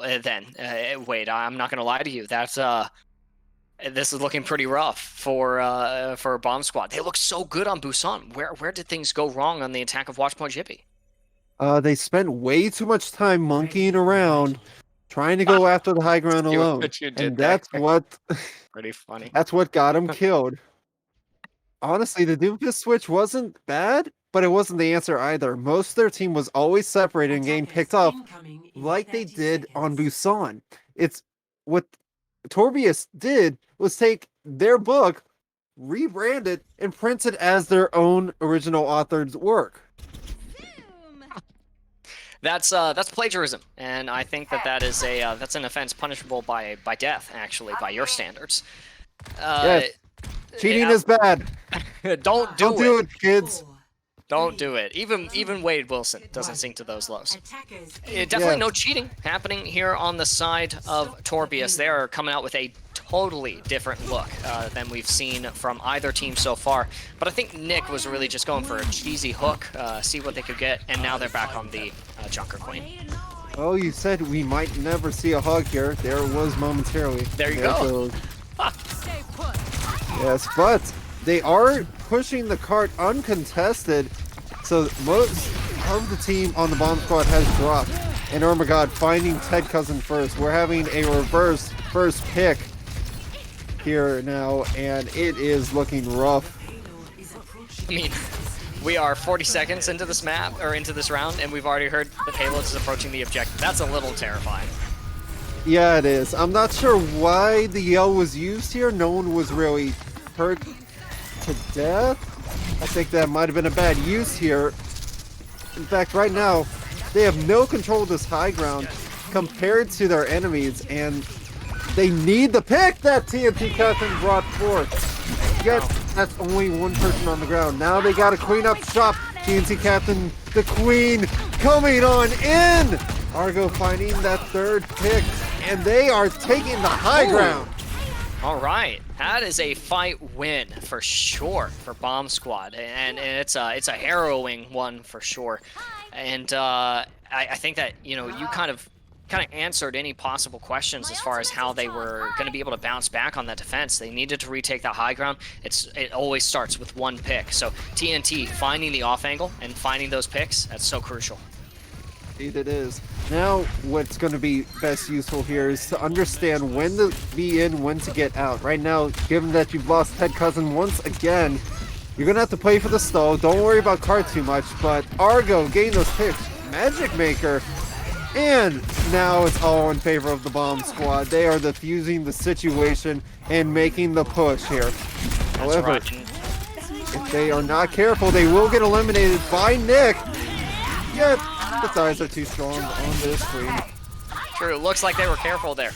Staggering Nick as well is pretty meaningful. It's going to slow down the attackers, and they've already lost a pretty significant amount of time. Generally, around this point, you really want to be fighting around that last corner. There is going to be some payload progress achieved by Lord, but they're alone. They might get shut down by Ted's cousin. Indeed, they might. As the dragon comes in, we're seeing it actually right in the face of them on the slope, but doesn't do anything. They get pulled on in. Nick takes out Ted Cousin. Both Transcendences out, and Nano has been activated. Lord has taken out Zoe before Argo takes out Skier. Argo's gonna have to find the picture. Doing just out the railgun. That's two, and gets a third on Magic Maker, literally cleaning up and saving this point for them. Yep. Oh, things are looking good for the defense. The British little lackey is lurking in the mini. Yeah, look at Lord just hanging out there. They're straight chilling, waiting for the opportunity to strike, but they're going to get found out by TNT Cap, and the rest of Bomb Squad want to collapse around them, but they've got to stay on this cart. They do. Right now, Nick's alone on the ground, and they're giving up high ground, but Ted did get Magic Maker. Nice stick. That is terrible for the side of the Torbius. Yep, down their support. They just want to back up for now, it looks like, and find an opportunity to reset. This is an opportunity for Bomb Squad to go aggressive, but I don't think that that would be the right call. They want to stay clumped up, safe around this objective. I think that that's the play of the game here. Yes, it is. And actually, if you want to be aggressive, you need to either take out the Tracer on the ground or the Soldier up top. Do not let her get the value she needs. Then you can focus on the rest of the squad, because right now, Ermagod is getting the picks. The Reckoning had come on in. Doesn't get any much damage done. Ermagod still finding picks. Nick able to take out Argo. It is looking dire here now. The last one's alive is Zoe, but nowhere near the point. And Torbius takes Gibraltar. Yep, and that was really close actually for both sides. What ended up being very little objective progress on the attack for oh goodness, for Bomb Squad, ended up being a really good hold up until those last couple of moments. And part of it, I wonder, has to do with the amount of ults that were invested into this particular fight that we're seeing play of the game. But also, a big shout out to I think it was Skier just finding the off angle, getting the sleep onto Zoe. Zoe ends up being woken up by the disruptor shot, but then they don't have a chance to actually fade out and get to safety before Ermagod just strikes them down, smites them off the face of the earth with that railgun charge. So now both teams 1-1 will be heading into map 3, and it will be Bomb Squad's pick. Oh boy. So we've seen a payload map. We've seen a King of the Hill map. Now we're going hopefully to a push map. No Queen Street? Crossing our fingers? Talk for yourself. You just want to go back to Italia and see more Colosseo gameplay. I can't complain about that. It's a good looking map. You get to see map. a bunch of naked people running around. We drink, like it. Yeah, we'll take what we can get. Ultimately, however, it will be Bomb Squad opting for New Queen Street. So we are going to Canada for our next showdown. Yeah, I remember a number of these players here. They really liked that map just because they had a great run. I don't know if it was because of their healers or DPS. Last time there was the beta. Oh, excuse me. I'm sorry. It seems that I am forgotten my own map. Welcome to Toronto. Yeah, that's what I was saying, Joe Wade. You might have been there at BlizzCon when you saw this map previewed, but I guess you got to brush up on your map knowledge. Hey, the XQC was blocking my vision. I was there behind him, but he just wouldn't get off the chair no matter how hard I yelled. Yeah, he's certainly a big fellow. Well, I mean, a big personality, for sure. Yeah. Speaking of personality, we're going to get to hear plenty of it in the voice chats for one or both of these teams. Starting when we enter this map will be the bounty, and it's going to be on Ted's cousin, your very own friend, Wade. How does that make you feel, having a bounty on your friend? I mean, they're never really my friend. We're work acquaintances, we'll say. He plays a hacker. I play a guy that shoots people in the head. Yeah, we get information from each other once in a while, grab a margarita, and call it a holiday in the hot tub. That's one way to do it, I suppose. Although that definitely sounds like something more than just acquaintances do. But it's strictly professional. Strictly professional. Well, you guys in the chat watching, for one, thank you guys for sticking around for the finals. It's been pretty exciting so far. Only gets better from here, and you all will have the opportunity to get acquainted with the voices of some of these players. We'll be hopping into the voice chat, listening in on them while we watch Ted's cousin either survive or one of the members of Team Torbius claim that bounty. We'll be right back. How we feeling? Is the fatigue getting to you guys? You guys got the last one. Come on. Big fan. You guys want autographs? Yes. Autographs. Please. Okay. I'll sign your I foreheads. Sure. Or your chest, not your nips, because that's my. No, bro. nips. I want the merch. You want the merch? OC merch? Okay. Yes, signed by you. I'll think about it. I'll take some OC merch. Of just a shirt with nipples on it. XXVI OC merch, XXVI website. Also, Ted's cousin is gonna beat the bounty here, so good luck. Alright, easy kills. Gonna make him Ted's deceased cousin. All right, Ted's cousin, you are the bounty. We will go ahead and start right now. Ted's cousin. Oh, okay. Ted's cousin. Ted, I'm gonna go ahead and start it right now. Yeah. Just don't unvince. Joke for the record. Yeah, literally. Just alright, where are they playing? Yeah, play competitively. Tracer. Don't cheat us. On on me. On sojourn on me. Yeah. Okay, man. I'm attack. Oh, dude, I got slapped. That's okay. Play this one passively. Yeah, back up. Got a big anti in there? Oh boy, I got bolted. Okay. Yeah, just back up as fast as you can. The enemy's pushing. Let's take care of them. Yeah, they're just trying to hard counter me. Tracer one. We're on a response. I'll be back soon. No, Zen was one. Zen's low tower. Nice. Up and up. Got him. Alright, we can just go now. We go now. I can't push right now. I have no. Okay. You on his Yeah, I'm back? helping on point. We're good, so I got slapped again. Soldier one. Junker hack. Yeah, Junker D. Hack. Not a hack again. Push point right now. Yeah. Go. 5 seconds right now. Junker D. Junker and D1. Nice. Oh, I have to teabag him really quickly. Fair enough. Okay. Okay. You want to send on cart? Salute. I need heals. I need heals. One. Keep, shoot me. You're up. You're up. 10 You're way too far up. seconds. Sorry, I didn't have shout. Time, man. Anna behind flanking. Anna behind flanking. Okay. Oh, okay. Yeah, so she is. 3. Well, Oh, it's just all the The nano's dead, the nano's dead. Yeah, That's fine, back it's up, okay. back up. I got it. We literally Take it traded a back. nano for a sleep dart. I'm so okay with that. Yeah, honestly. Be able to cast the finals. So let's go. Ted survived. Yeah, I'm telling you, like, you gotta give an arm and a leg sometimes when you gotta escape Colossus. I mean, he's a big guy and he just doesn't understand when no means no. I don't know, man. I try to tell him, but he's real touchy. Or not. I guess it depends on how you're trying to touch him. In either case, Maybe. in either case, this bot is about to push this barricade, touch this first objective, and unlock the forward spawn here for Team Torbius. But with the loss of Lord, it might be slowed down. Yes, with that Lord. How did Lord kill himself? Let's forget about him and look at Nick, who was able to take out TNT before getting annihilated by Argo, as Ninja makes the Zen diff before getting diffed and being diffed once back. Oh, everything's going so fast. So many diffs happening, while the bot is also moving really quickly. Even though it's just Zoe out here faithfully escorting this objective, Argo's going to join them, and you've got a handful of powerful ultimates to be used in this next fight. EMP from Ted's cousin, combined with a nano boost from Zoe, and you might be able to just melt away any opposition that Torbius represents. And as we see Rubuto, and EMP comes on out, hitting the majority of the Torbius team, but it doesn't matter, because Nick and Skier and Irma, we're going to see possibly a team ace here. So close to having a team ace, if only Lord got a kill. Yeah, Lord, come on, I mean, man. they got a kill on themselves earlier. Can we count that? Yeah, but not the same team fight. Fair enough.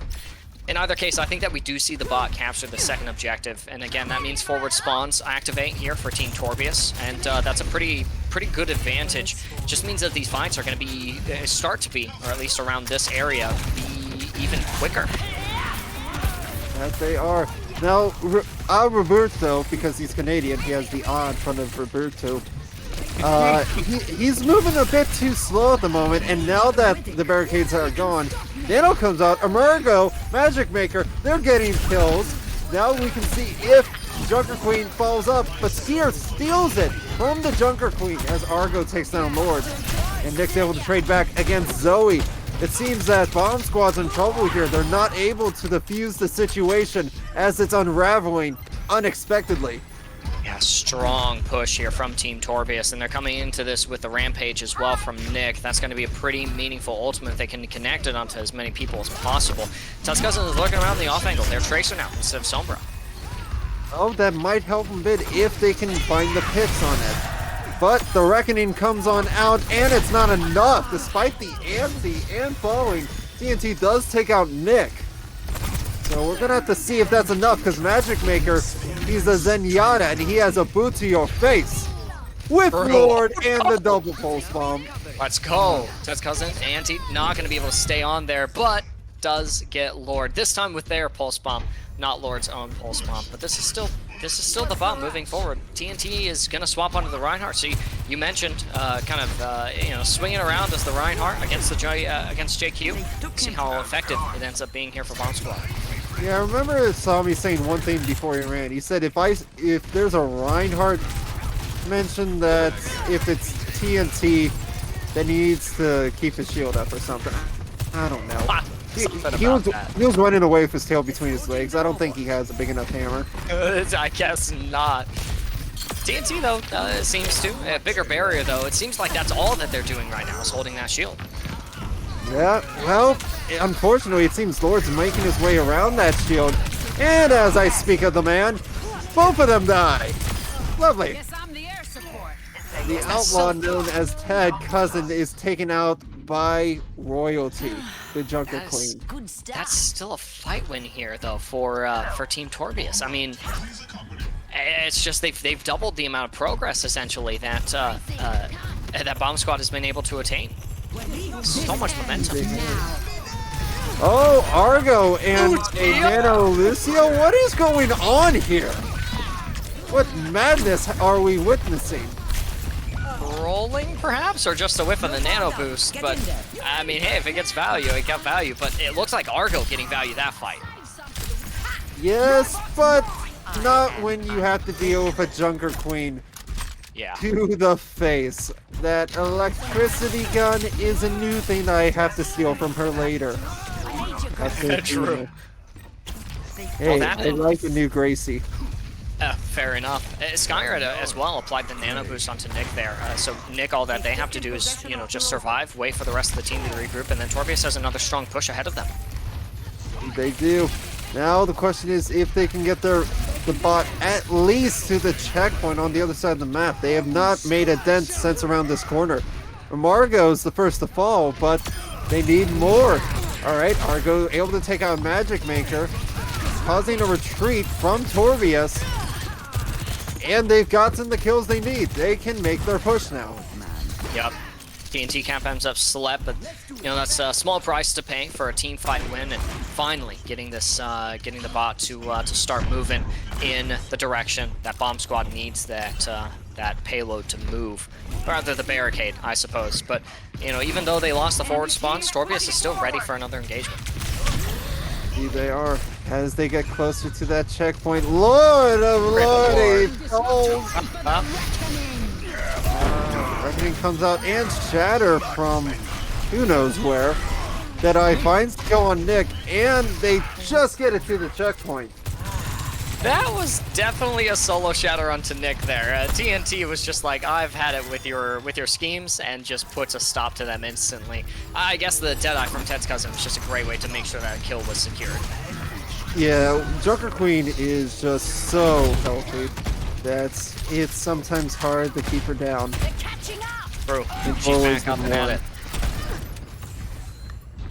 And as we're seeing her come around the corner, the Reinhardt's pushing in way too deep. He should be punished here, but the Nano comes on out, and he seems to be afraid. Very much so. What? That was so much damage that had to have been pumped into them, because I didn't think that TNT was antied or anything there. Oh, he received an anti just before dying, but it was the Discord that did him in. Discord deals way too much damage now. Way too much damage, for sure. Magic Marker is definitely helping the team make plenty of headway here for Torbius. They've still maintained a lead in this on this map. That's a devastating anti onto Zoe there.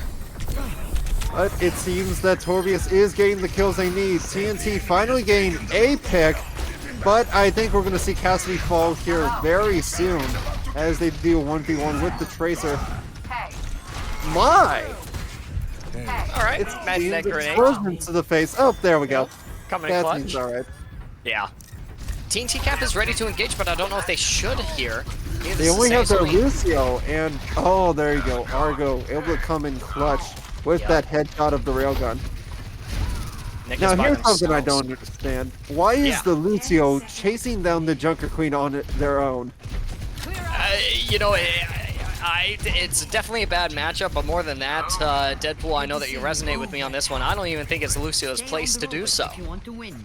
Definitely not. You know, You that's a get the queen, DPS. bro. You can't just approach the queen. Just a few steps No, away of from course not. Keep pushing. You don't even have a crown for her. If you stole a crown, then maybe she'd come to you. And wait, That's it's my so plan. winnable here now for Bomb Squad. Oh wait, it's so winnable. Indeed it is. They're getting the picks thanks to TNT. Ted cousin. Argo twice. Who's left on the point but Argo and Lord. And with that team kill, the Bomb Squad has defused this situation. Man, I mean, that game was so... I just compared to that early Busan map, that game was quiet. It wasn't nearly as explosive. And then just at the very end there, you've got some serious pop-offs that happened in that last fight. Yeah, there's TNT Cap going down despite the nano. I mean... I know we mentioned Argo on the Sojourn earlier after that Busan showdown, but man, you know, Irma God has really made themselves a pretty suitable match for at least in terms of the Sojourn department. But now Bomb Squad is up one map in this series. It's 2-1 now, and we're officially in match point territory. That we are with match point of the Bomb Squad. He's going to keep his promise and take me to the bar afterwards, so I'm looking forward to that. Crossing our fingers here. Where does Torbius take us to get back the advantage that we saw them utilize on Watchpoint Gibraltar? Well, they didn't have luck on push maps. They didn't have luck on King the Hill maps, but escort maps. That was key there. So we may see hybrid to work with. Maybe. I wouldn't complain about seeing some Kings Row. But before we do that, we are going to head off on a short 2-minute break. Go hydrate or dihydrate, grab a snack, or, send Wade a message and see if you can catch him and TNT Cap for some drinks after the showdown. We'll be right back after a short break.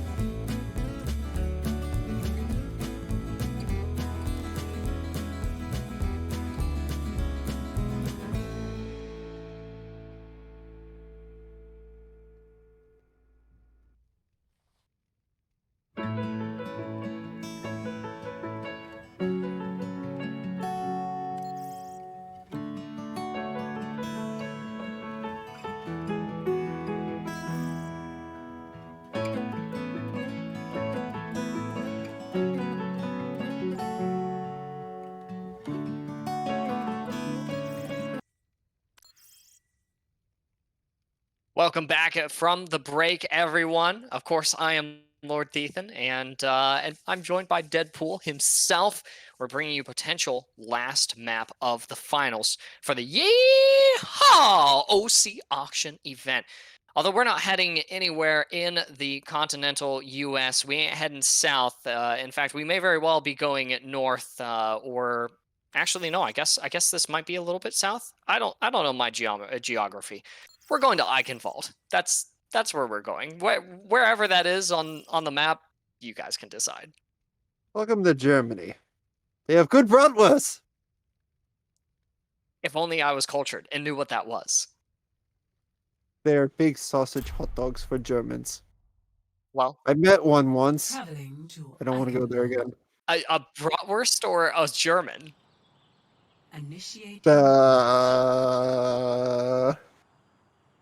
We'll just say both.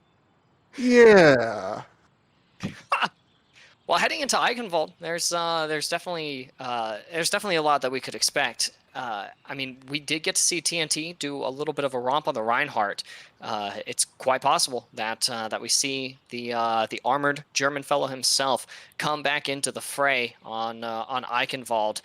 This is that hybrid game mode. So actually, wait, there is a possibility of a draw here on this map, which would be very interesting.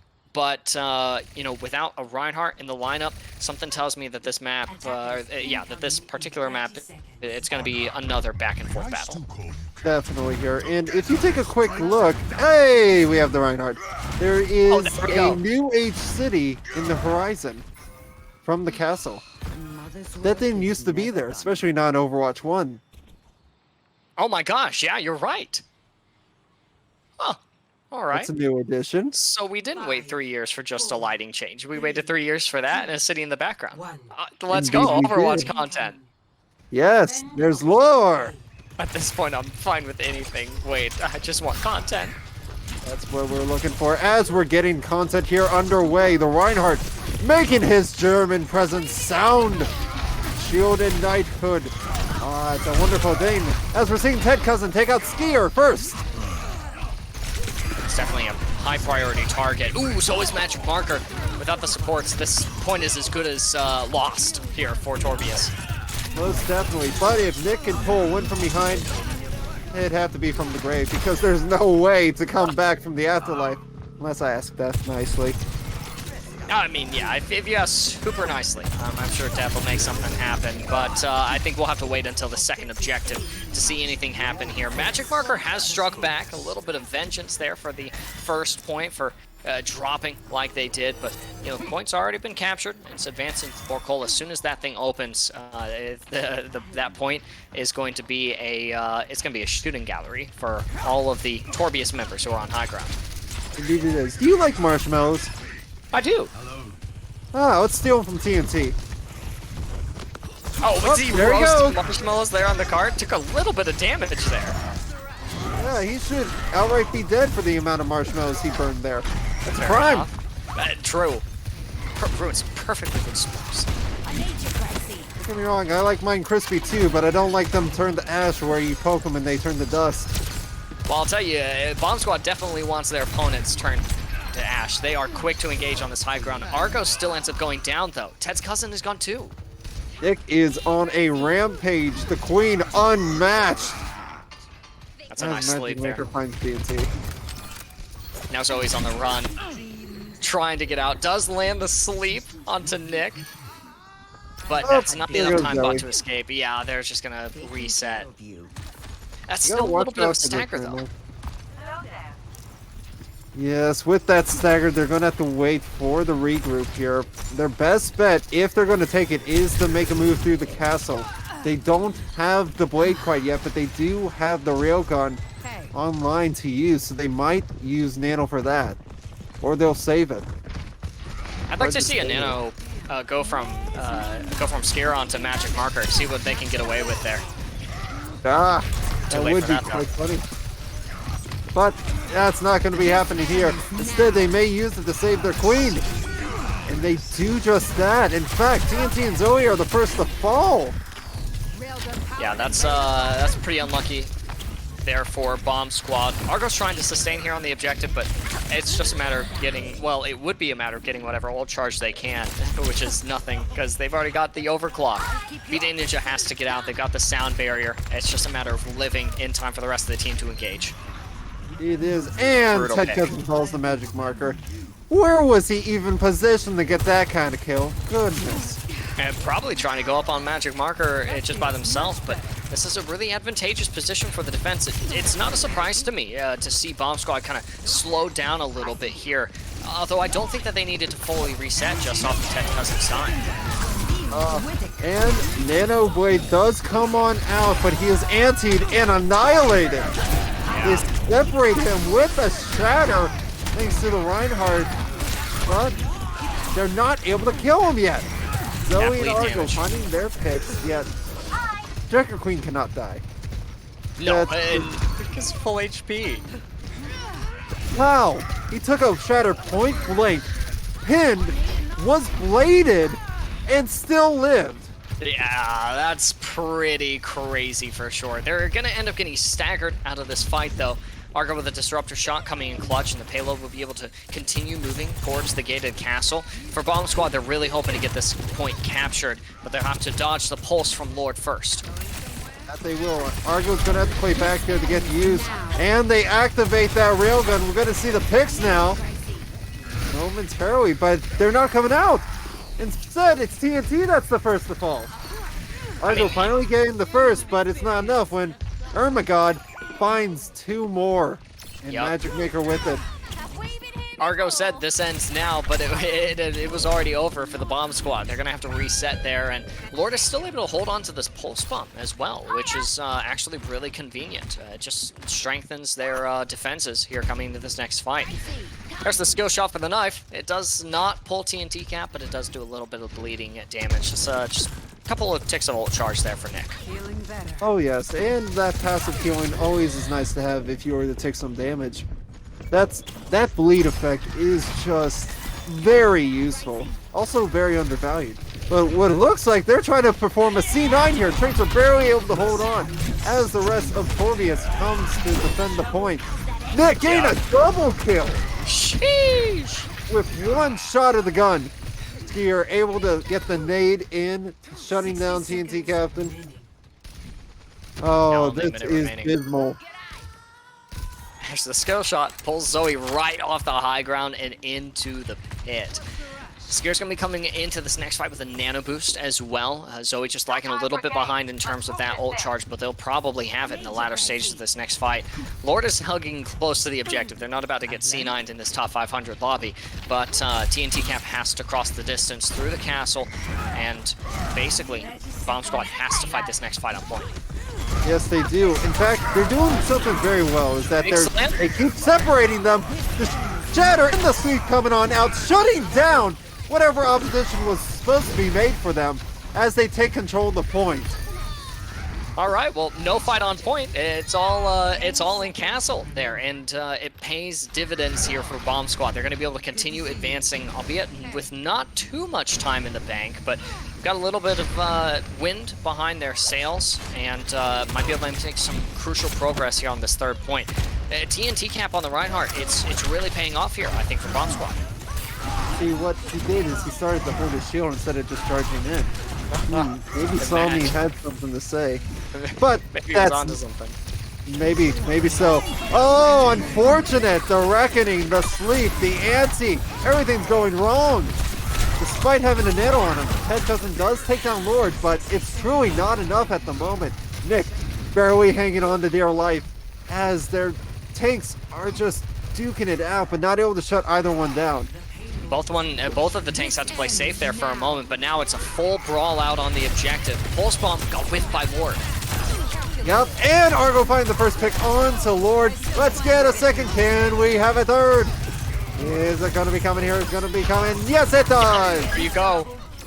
Number 4. Can we get a fifth? Clean up shop. Ace! Wait, Argo got 5? He did! He Nice! shut down Lord first, and Lord was the only person left to touch. And I mean, there was just no chance for Lord. I mean, Lord was going to be able to touch, but they weren't going to be able to stay, and not for very long.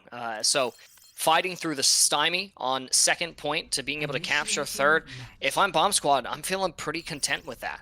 But Eichenwald, you know, it's a, I think people are saying they hate Sojourn. I hate Zen. We even, Argo. You But know, I like Iconbot is legs. still. What'd you say? Oh, nothing. Just they're good in bed. Fair enough. I mean, Zen's got legs, but he just hovers with Oh, them. I was talking They won't let Sojourn, Zen but walk. Zen could join too if he wants, I guess. Zen can't walk, bro. They won't well, let him walk. yes, he can. The ultimate buff. He can walk, he just chooses not to. He's True. got that majesticism that the Iron Fist has. I'm still trying to He's- figure that out. He's elegant and refined. Well, Yeah. look at this. TNT Cap is on to the Junker Queen now, and it looks like it's a rush composition emerging from Torbius. Torbius has been like, okay, well, I guess if it works for Bomb Squad, we should probably try it out. And so that's what they're doing. But Nick here on the Reinhardt and TNT Cap on the Junker Queen. That means there's no shield for any shatters. That's a lot of damage Nick is going to be responsible for bodying. GD is, as he starts to make his move up here, making it downtown. It's a complete opposite comp here. Argo still getting the first pick, but now we have Reinhardt coming out from Torbius and Junker Queen from the Bomb Squad. Something I was not expecting. Yeah, no, I figured they'd stick to their guns. That's what I thought as well. I figured TNT Cap would stay on the Reinhardt. Maybe Nick thought the same way. You know, this would just be a good old-fashioned Rhine v Rhine matchup. And Nick is using the Rhine to push out of this alcove. It works. Oh. TNT Cap goes down. Yeah, with Nick and Lord, there's just too much damage for TNT to live through that. That was not a good play to go point blank to a shotgun to the face. I should know. It hurts a lot. And there's the mirror. TNT Cap goes onto the Reinhardt, realizes there's no way out. We've locked in now. This might as well be King's Row, because this is now a Rhine v Rhine kind of brawl v brawl matchup. But there's a little bit of an advantage that Torbius has to work with. They've got the Lucio. Meanwhile, B-Day is going to be hammering a ton of damage as the Zen. But they're missing out on the speed boost. Indeed they are here. Without that speed boost, you won't be able to push in fast. However, you can deal a lot more damage than they can if you keep your distance here, given your DPS. The Rhine, on the other hand, is going to have a hard time. He's going to have to diff a rush comp with the Mei going at his face the entire time, Yeah, relying on his torture DPS. At the very least, with the Discord, you know, TNT will be able to get that shatter in a pretty timely manner. But gotta watch out because Nick is building that shatter pretty quickly themselves. Indeed they are, and Magic Maker taking out Argo from the backline, no less. Lord shutting down TNT, and he is just going to town. Things are not looking good for the Bomb Squad. They need to switch up their comps now if they're going to have some sort of change. Torbius has got so much momentum. They're not going to be able to take this second point without another fight, but I wonder if Bomb Squad is just giving up on fighting this. I don't believe so. The Reinhardt is already in there. And he's stuck too. Goes for the pin and dies. Oh no. Argo though, Leap. taking picks. They're doing what they need to do. However, that's a lot of ults invested. And now we take a look at Torbius, who has 3 in the bank. Ooh, Magic Marker almost manages to get that objective to completion. And Argo drops a big old no in the match chat. Says no, you don't get to C9 my objective. So now you've got Argo just hanging out in there for anyone who tries to move that cart without Bomb Squad noticing. There's a lot of ults still to mitigate though on the side of Torbius, namely the Blizzard. Indeed. And what we might just see here, because the immortality's gone, is a pulse bomb that already went through. They're getting the boot! It's big! That's a big one. Skier is gone. B-Day Ninja was traded. It's only TNT Cap. There's an immortality field and a massive shatter! That is exactly what they needed. That is all they needed to do. They wasted their ults, took them away from the point, and now it's just a Mei on it against the double DPS. Good night, Irene. Bomb Squad stays strong. It's a, well, I mean, I don't know if it's good night. I think this is morning, King's or Iconvault? Or is this dusk? Maybe it is good night, actually. I can't tell with these new Tomato, potato, you know. Fair enough. Fair enough. Argo coming up on the overclocked and Ted's cousin coming up on the pulse bomb, those are pretty meaningful ults. You can effectively shut down an entire fight before it even gets to fully break out. And if you get scared to use the Amp Matrix and they still lose that fight, that's a huge win for Bomb Squad. It is, and there's only about 2.5 minutes left on the clock here. They don't have much to work with. And as they're going to start to make their push in here, they're going to have to look out for the DPS ults, because they just went in, taking out the immortality, but dealing tons of damage as well. Yeah. Oh, Argo still ends up going down. There's the critical hit through the Amp Matrix. TCAP trying to survive. Zoe as well, under a little bit of pressure. No shot, TNT gets away with that. He always does. They just didn't shut him down in time. However, this is not enough. You're going to have to hope that Lucio can make a play here, or Argo, because they are outnumbered and have been outplayed. And Nick is already coming back. Even if TNT Cap were to try and contest, it would be basically a 1v5. You're looking at a 3-minute full hold of this last objective here for Bomb Squad. They were looking really good there for a moment on second point defense. Now they have to look even better for third. Yes, it was a desperate hold that brought out the best in them. So now they get to take a breath, use what best they've had, and reflect on it to use it here. We do have a window coming out, but I expect the Mei ult to come in return, as well as a Reaper to come in from hiding. However, Argo finding the kill on the Ermagod. Shatter comes on out, does hit the Reinhardt.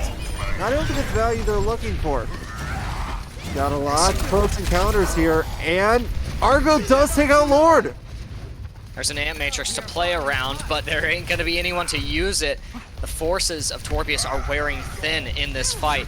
Nick is going to try and charge out. Do they actually escape? Yeah, the wall helps bail them out, and it's going to be Ermagod taking the fall. Oh, and then the sacrifice was in vain. Nick didn't even make it. Unlucky.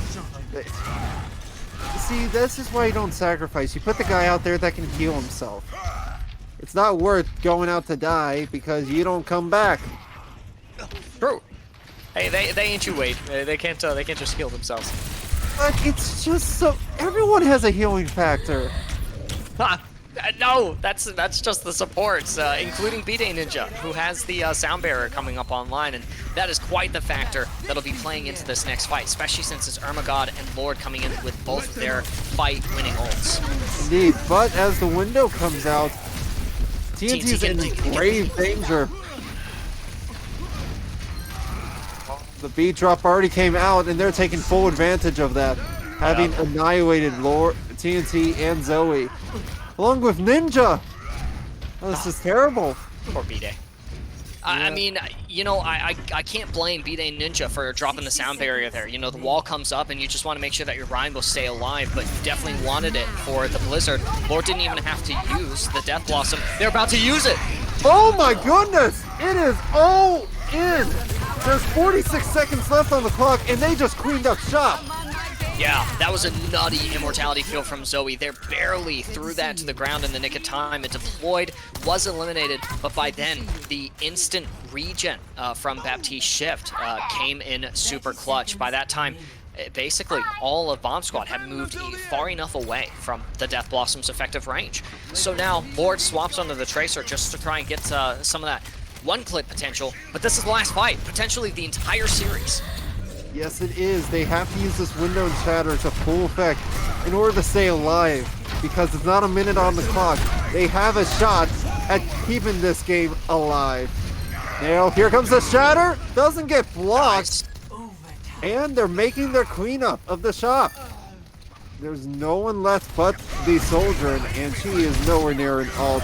All she can do is try to stall with Tracer now. All making it on back. The little rat. He's trying to roll. Spinning to winning. And there we go. Yep. Now we have the beat drop. He's using it right away for the side of Torbius. Still, no one's able to stop him in time. And the second round is completed. I mean, this series so far has been nutty between Torbius and Bomb Squad. It's just, you know, one team does really well until they stop doing well, and then the other team just all of a sudden starts popping off. And I think that's that's been the case since map 1. On Busan it was Bomb Squad just being absolutely dominant, and then we went to Watchpoint Jibby where it was so incredibly close, but Torbius manages to clutch it out right in the nick of time. That's the same case as what happened here on Torbius' attack on Eichenwald. The main difference being they capped with no time remaining, so they only get a minute in the bank, only because there was only 25 seconds remaining in the time bank for Bomb Squad. So they get to defend first here. Meanwhile, Torbius on the attack, they're going to stick to what's been working. That's the Reinhardt-based composition with it looks like adjustments in the DPS department. Is the Lord really going to stay on the Junkrat, Wade? Probably not. I mean, there's no reason to be on Junkrat here. Don't get me wrong. He believes that he becomes the queen when he kills the queen. But, it's definitely not sticking. I mean, there we go. That seems right. There can only be one thick died. True. Standing on team. And that has to be Nick on this Junker Queen. But we've seen Nick's Junker Queen just not get as much as they wanted against TNT's Reinhardt before. So already suffering some damage from Disruptor Shot gives Argo some good ult charge initially. I have to wonder how successful the Junker Queen attack is going to actually be. Yes, especially with Ted almost dying here. And there he goes. Yeah, he did die. Oof. He went a bit too close to Sun and got burned in that first fight. But TNT's already in. What is he doing? Not holding the shield. That's for sure. I'm not sure he even wanted to be there now. He is fighting in fear as he falls to Ermagod. But the trade back from the DPS, I'm hoping it's enough because it's a rough one. Because Zoe's gone and it's only Ted's cousin remaining, and they are just lurking the off angle. They're going to try and connect to the objective. They won't be able to stay there for very long. Reinforcements inbound, but I think it's better invested just trying to win the next fight. Definitely so. You want to try to hold them at the gate here. Maybe even prevent them from opening the gate. Or just open it. Yeah. Hard to say here, but it all comes down to who has their ults first. And right now we're seeing that Torbius definitely going to have that first if Skier can fill it up in time. Lord is very close to death. I'm not sure how they're still alive. Yeah, they're one in a dream right there. TNT manages to dodge the ante. Ted's cousin not so lucky. Oh, but Ted's cousin will recover. The question is, will it be enough? They're trying to make him C9, and it's just to no avail. They push without anyone to stop them. And that's just one ultimate invested from Skier. So Torbius is looking really good. They captured that first point. They're making good progress on this objective. Magic Marker has to not die on this high ground, but they're doing a really good job of pressuring out Argo and Zoe both. But, all that you need is just one good fight here. And it looks like this might be it. Argo's gonna have to hit all the heads. What the happened? Ninja! This is why the samurais died, because Ninja just came in and assassinated them! Oh my lord! What an explosive finish to that round. If not for Ninja's loose, there was no way for them to win that fight. Unless Argo hit all their shots. Yep. That was crazy. I mean, now the question that you have to answer, though, if you're Bomb Squad, is can you push that far, right? You've only got a minute 25 remaining. Your first fight has to be super clean. You have to get that first objective in that first fight. And then on top of that, you can't afford any staggers. You can't afford to lose really at all because of just the amount of distance that you have to traverse on this objective. 67 meters, it is actually, or I'm sorry, 88 meters. It is actually quite a ways. Yes, it is. That is no. There's no sugarcoating it other than they need to not die. Yep. And that's their objective. That's it. Now, we do see Ted Cousin on the Echo. Okay. That's an odd one because we said Ted Cousin on Sombra, right? Then on the Widow, on the Tracer, all these hit scans, right? And now we see him on a projectile flying DPS. I mean, I feel like the position that Bomb Squad are in is just one where they're like, do we just try something new for the sake of trying it, right? We haven't tried the Echo yet. Echo's good, but, you know, are you sacrificing the Mercy Pocket for that extra damage so that you can get the speed boost? And if you're going to have the speed boost, why not just go Reaper? I don't know. So many unanswered questions here on the side of Bomb Squad. Indeed. A lot of this is who can deal damage from a distance or up close in these fights. And right now it's Argo. Argo is playing the name of this game, and Ted Cousins cleaning up what's left over. Yeah, Skier and Lord definitely got a little overzealous there, although I gotta admit, I admire their gusto, trying to just see what they could get away with. That's how you play Overwatch, you just constantly limit test, and unfortunately, they snapped for that one. Lord, because of that, is going to swap to Cole Cassidy. Skier will stay on the Ana for now. I think a lot of this is in response to Ted's cousin, but a knee-jerk response at this point, I don't think I can blame him. It's not a bad move to go to a hit scan against Ted Cousin on the Echo. Indeed, but right now, here's your issue. You have Junker Queen on high ground. Yep. She plays better with the range, and she can handle up close when the shots hit. She's just trying to build up ult, while the rest of the team on the side of the Bomb Squad just has to stay on card and get picks from a distance, which Argo does. That's a Lord gone, but there's only a little bit longer remaining on this card. You're gonna have to see a drop from high ground at some point. No ults online on either side. In Armargo and Emergod, they're going to have to get their ult online here in order to hopefully shut them down, because they're pushing the card. No one's contesting. It's just in this top 500 lobby. Bomb Squad takes the win. I mean, we literally just watched an end with a C9. I mean, it's not entirely a C9. Not entirely, but I saw Alicio go off to the side while Cassidy was towards the card. That's dreadfully unlucky, and that is lucky right there. Or that's just sheer skill. B-Day Ninja put them on the MVP poll because they absolutely came in clutch. Well, here's a question: them or Argo? Because Argo was a huge player. Oh yeah, Argo was a ton of fun to watch on the Sojourn for sure. You can tell that they've gotten their practice in. It's tough with the elimination of one tank in the 5v5 format. Every role just becomes that much more important. You know, this definitely couldn't have been done without TNT Cap realizing that, you know what, why change the Reinhardt? It definitely works, and so I think Bomb Squad. It's definitely a deserved victory. We saw enough adaptations come in from them. Torbius, they ran what they knew, and it worked until it didn't. And I think that those are the advantages for both these teams. Ultimately, it's Bomb Squad either just being really good or really lucky. In Argo's case, Argo definitely thinks that it's being really good. Indeed, it is. And you know what? With that, I believe that actually is it. Bomb Squad has won the series, and TNT now can give me the drink. But we have some MVPs here to choose from. That's right. The poll will be going live here in just a few moments. You'll be able to choose. The people will be able to choose who they want to see come in for a post-tourney interview. We'll be joined by the MVP of the series, as well as I believe the lowest SR player of the tourney as well. So we'll get to ask them a couple of questions for a little post-show, and then we'll be able to call it a night. You'll be able to get those drinks, Deadpool, with TNT Cap after this well-deserved win. Yes, chimichangas! Let's go! And I mean, that's what I wanted. Also, only fair that the Bomb Squad wins in an explosive finish. So exactly. I think. Hold on, I got to get with my production. Are we taking a break? Yeah.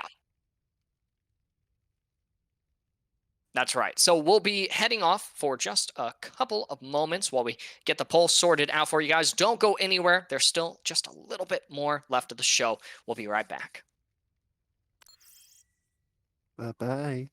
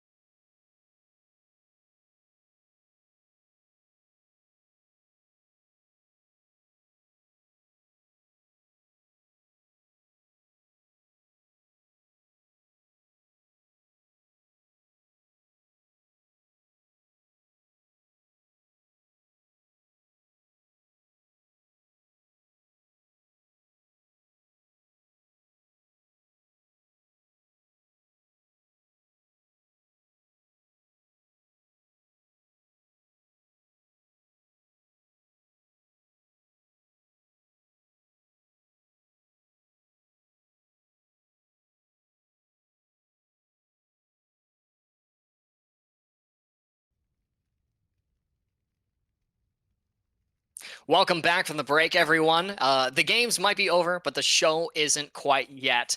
Wade, it's you and me and our audience voting on who we want to see in the booth for a post-game interview. That'll be two people again, the MVP of the series and the lowest SR player of the tourney. And so we'll have the opportunity to ask them a couple of questions. But first, we gotta sort out this poll. We've got some pretty sexy options here for this MVP poll. Oh, yes. Let's take a look here. We got Argo, the one-man train with his railgun.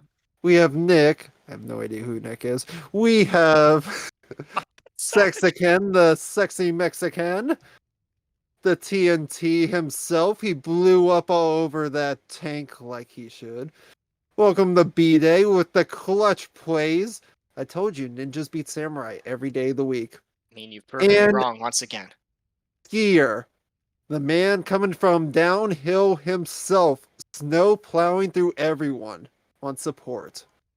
Yeah, and really good representation of a handful of the teams today that have performed really well, namely Torbius, Bomb Squad, and Fourth Gear Gamers. Sexican definitely popped off in the matches that they were in. Just a little unlucky that Fourth Gear Gamers weren't able to clutch out that win against Torbius. But for Torbius, you've got Nick and Skier all as options for MVP candidacy, and I mean, I couldn't see Torbius getting this far in the tourney without those members in that lineup. Ultimately, the win ends up going to TNT Cap, Argo, and the rest of Bomb Squad. It's just up to you guys now if they also get the MVP voting. I gotta admit, though, if I were to vote myself here, Wade, I think I would ultimately have to go with B-Day. I mean, Argo is an easy pick. TNT, I love praising the tanks. I'm a support man at heart, though, and it's easy to lose yourself in the heal botting and just only healing, not really making plays, not doing damage. And B-Day Ninja with that double boop, which just effectively ended that last round, that's second to last round on Eichenwald. I think that's too big to pass up. Indeed. And I could go with Argo as well. I could go with my Ninja, my TNT. But instead I have to go with my sexy Mexican Sexican. Yeah, their Jimmy Cole Cassidy was all the way. terrifying. 100% represent. And so definitely some strong options. If you guys haven't voted already, be sure to do so. That vote should be live, and you guys can select who you want to see. I mean, don't let us influence you. And when I say don't let us influence you, I mean vote for B-Day Ninja and Sexican, because we definitely want to get them in the booth for an interview. But this has been a lot of fun. This Yeehaw auction event. We've seen a lot of really good players, and Puma and I kind of talked about this at the beginning of the day as well. This is actually the first tourney that I've been a part of since joining OC that didn't have any gold and below players. This was all platinum, and most of the platinum, diamond, masters, and GM. Most of the players were actually diamond masters, so we actually got to watch a lot of higher level gameplay today, which was really exciting. 9 diamonds, 9 masters, and 6 top 500s. Wow. This has been the first and probably maybe the only time you'll be seeing me cast here on the channel. That's true. Pretty massive hallmark. We got Wade Wilson because Homie Nomi is a coward and decided to not show up today for some reason, even though he signed up. You and I can go after him later, Deadpool. We'll know him by his brown pants. Couple of seconds left here to vote as well. Somi, here's hoping we get to see Sexican in the voice chat from me, B-Day Ninja. Wouldn't mind getting to interview them and ask him. Did I call you Somi again? Why am I Somi? Do I look like a Somi to you? I'm sorry. That's Do so I look like a offensive Somi to you? You're wearing red. He's wearing brown. I'm sorry. That's what I thought. That's what I thought. Don't kill me. Well, definitely a lot of killing today. And I guess the last question I have to ask you about the games is, how do you rate Bomb Squad on the scale of bloodshed? Bomb Squad on the scale of bloodshed. Let's see here. Oh my. Bomb Squad came out from behind. I gotta tell you, I mean, they came out from the dark closet where they were lurking, just pounced on you, jumped into the covers, and said, "Hey, baby, you're a 10 out of 10 in my book." So where do they rate? For pickup lines, I'll give 8 out of 10. For Nice. performance, 10 out of 10. Let's go. And we have our MVP selected as well. It's none of our picks, unfortunately, Wade. It is going to be Argo, though, representing Bomb Squad here in a post-show interview. We'll be having, we'll be interviewing Argo and Zoe, but answering our questions first will be Zoe. That's going to be the lowest rated, lowest SR player of the tourney today, and then we'll be able to jump in with some questions for Argo. After that, we'll be able to wrap up the show. Here, joining us in the booth is none other than Zoe. What's good, Zoe?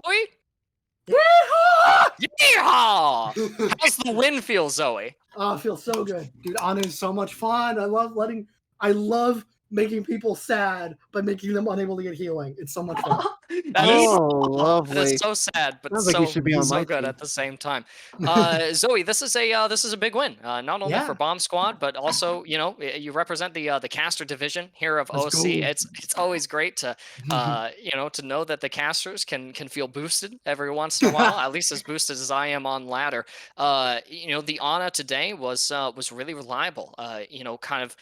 Were you some of the driving force behind the inter-team communications, or how did most of the shot calling end up happening? No. Most of the shot calling was actually TNT and Argo, and I'm just like constantly trying to anti the Junker Queen so she can't play the game. That is true. Interesting. That's the way to do it. Wait, I'm sure you have questions for Zoe. Oh, do I ever. Zoe, Hello. thoughts on a night out on the town? Nights on. I'm a lesbian. I'm sorry, bro. Unlucky, Wade. That's Damn, so okay. tragic. You guys ended up playing, I think, 3 series today. No, we Zoe. only played 2. Only 2. Okay. Do you think that Bomb Squad would have been able to come out just as strong in the finals if you guys had played that one extra series, or was the rest break really important? I think we 3-0 if we play the semifinals. Okay, interesting. You guys might have gone up against 4th Gear Gamers. That would have been an explosive match for sure. Yeah, I lost my space ride. Now I gotta take an Uber. You can just stay at Somi's house. He's gone after all. Oh yeah! I kicked him Yeah. out! Let's go! I just live Somi's life. It's now. on me! You guys are losing. Well, Zoe, great job today. Phenomenal performance, Ana. As always, casters represent. Yeehaw! Casters, yeehaw! And congrats on the victory. Now Thank we you. move to Argo, and Argo, congratulations on the win. Wade, I'll let you take point on this one. Thank you. Alrighty. Argo. Uh-oh. Do I need my camera on? I could do that. It would make you a lot sexier, but no need. Alright. My question for you. How'd you feel about playing in this tournament here? I mean, what was your game plan going in? Honestly, I thought the tournament was gonna be a lot more silly when I signed up. Like community game, like streamer community game style. So I was a little bit shaky coming in, to be honest, but I just gotta play my favorite character, so I'm happy. There you go.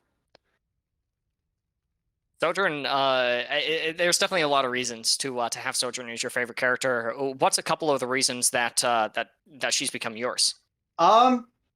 Honestly, I've thrown so much on OW1 trying to play the way Sojourn's supposed to be played, since I started playing Overwatch.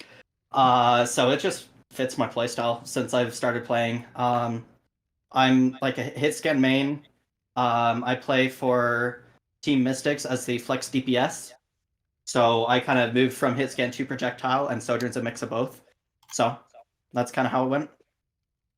Fair enough. So we can expect to see Team Mystic running the Sojourn strats when they start playing in Overwatch 2 tournaments.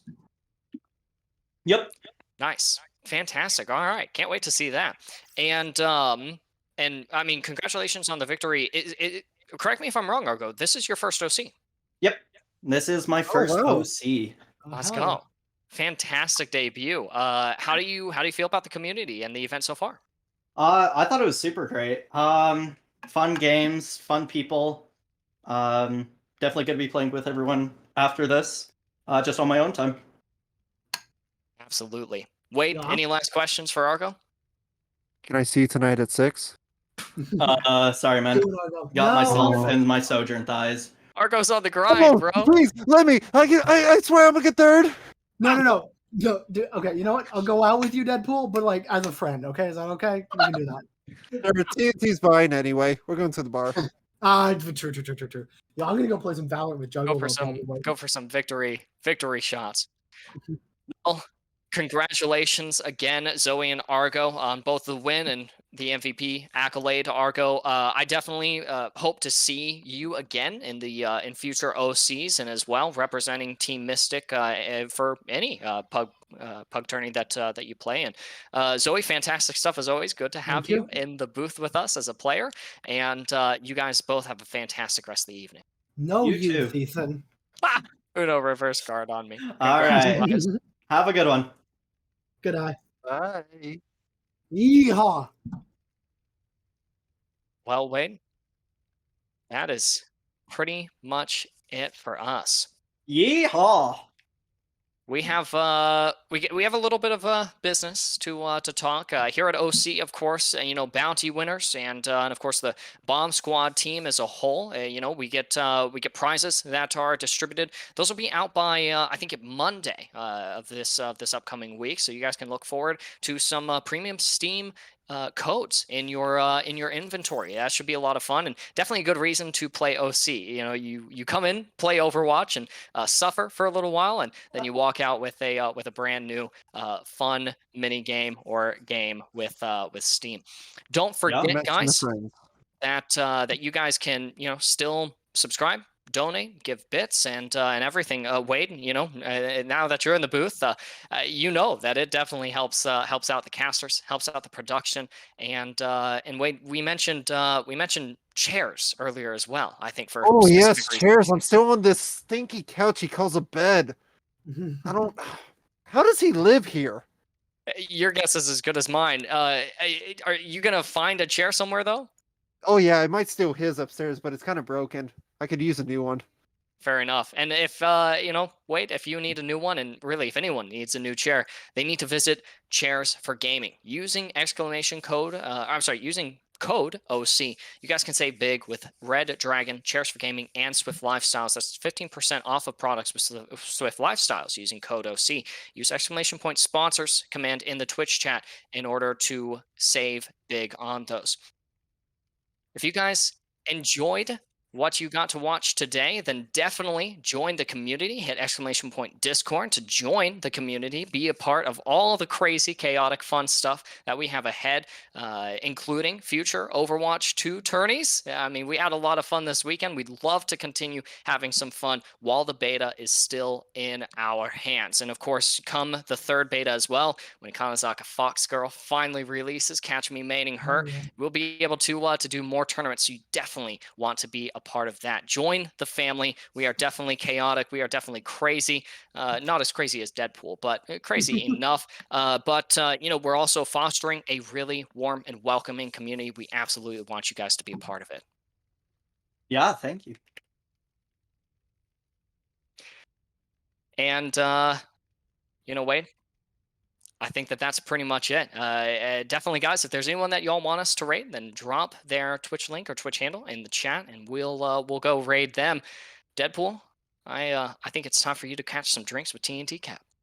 Let's go. I'm done with this. Go. Remember to let Somnium out of the closet. Yeah, let's hashtag free Somi. Thank you guys so much for watching. Have a spectacular rest of the evening. Be good to each other, and we'll see you next time.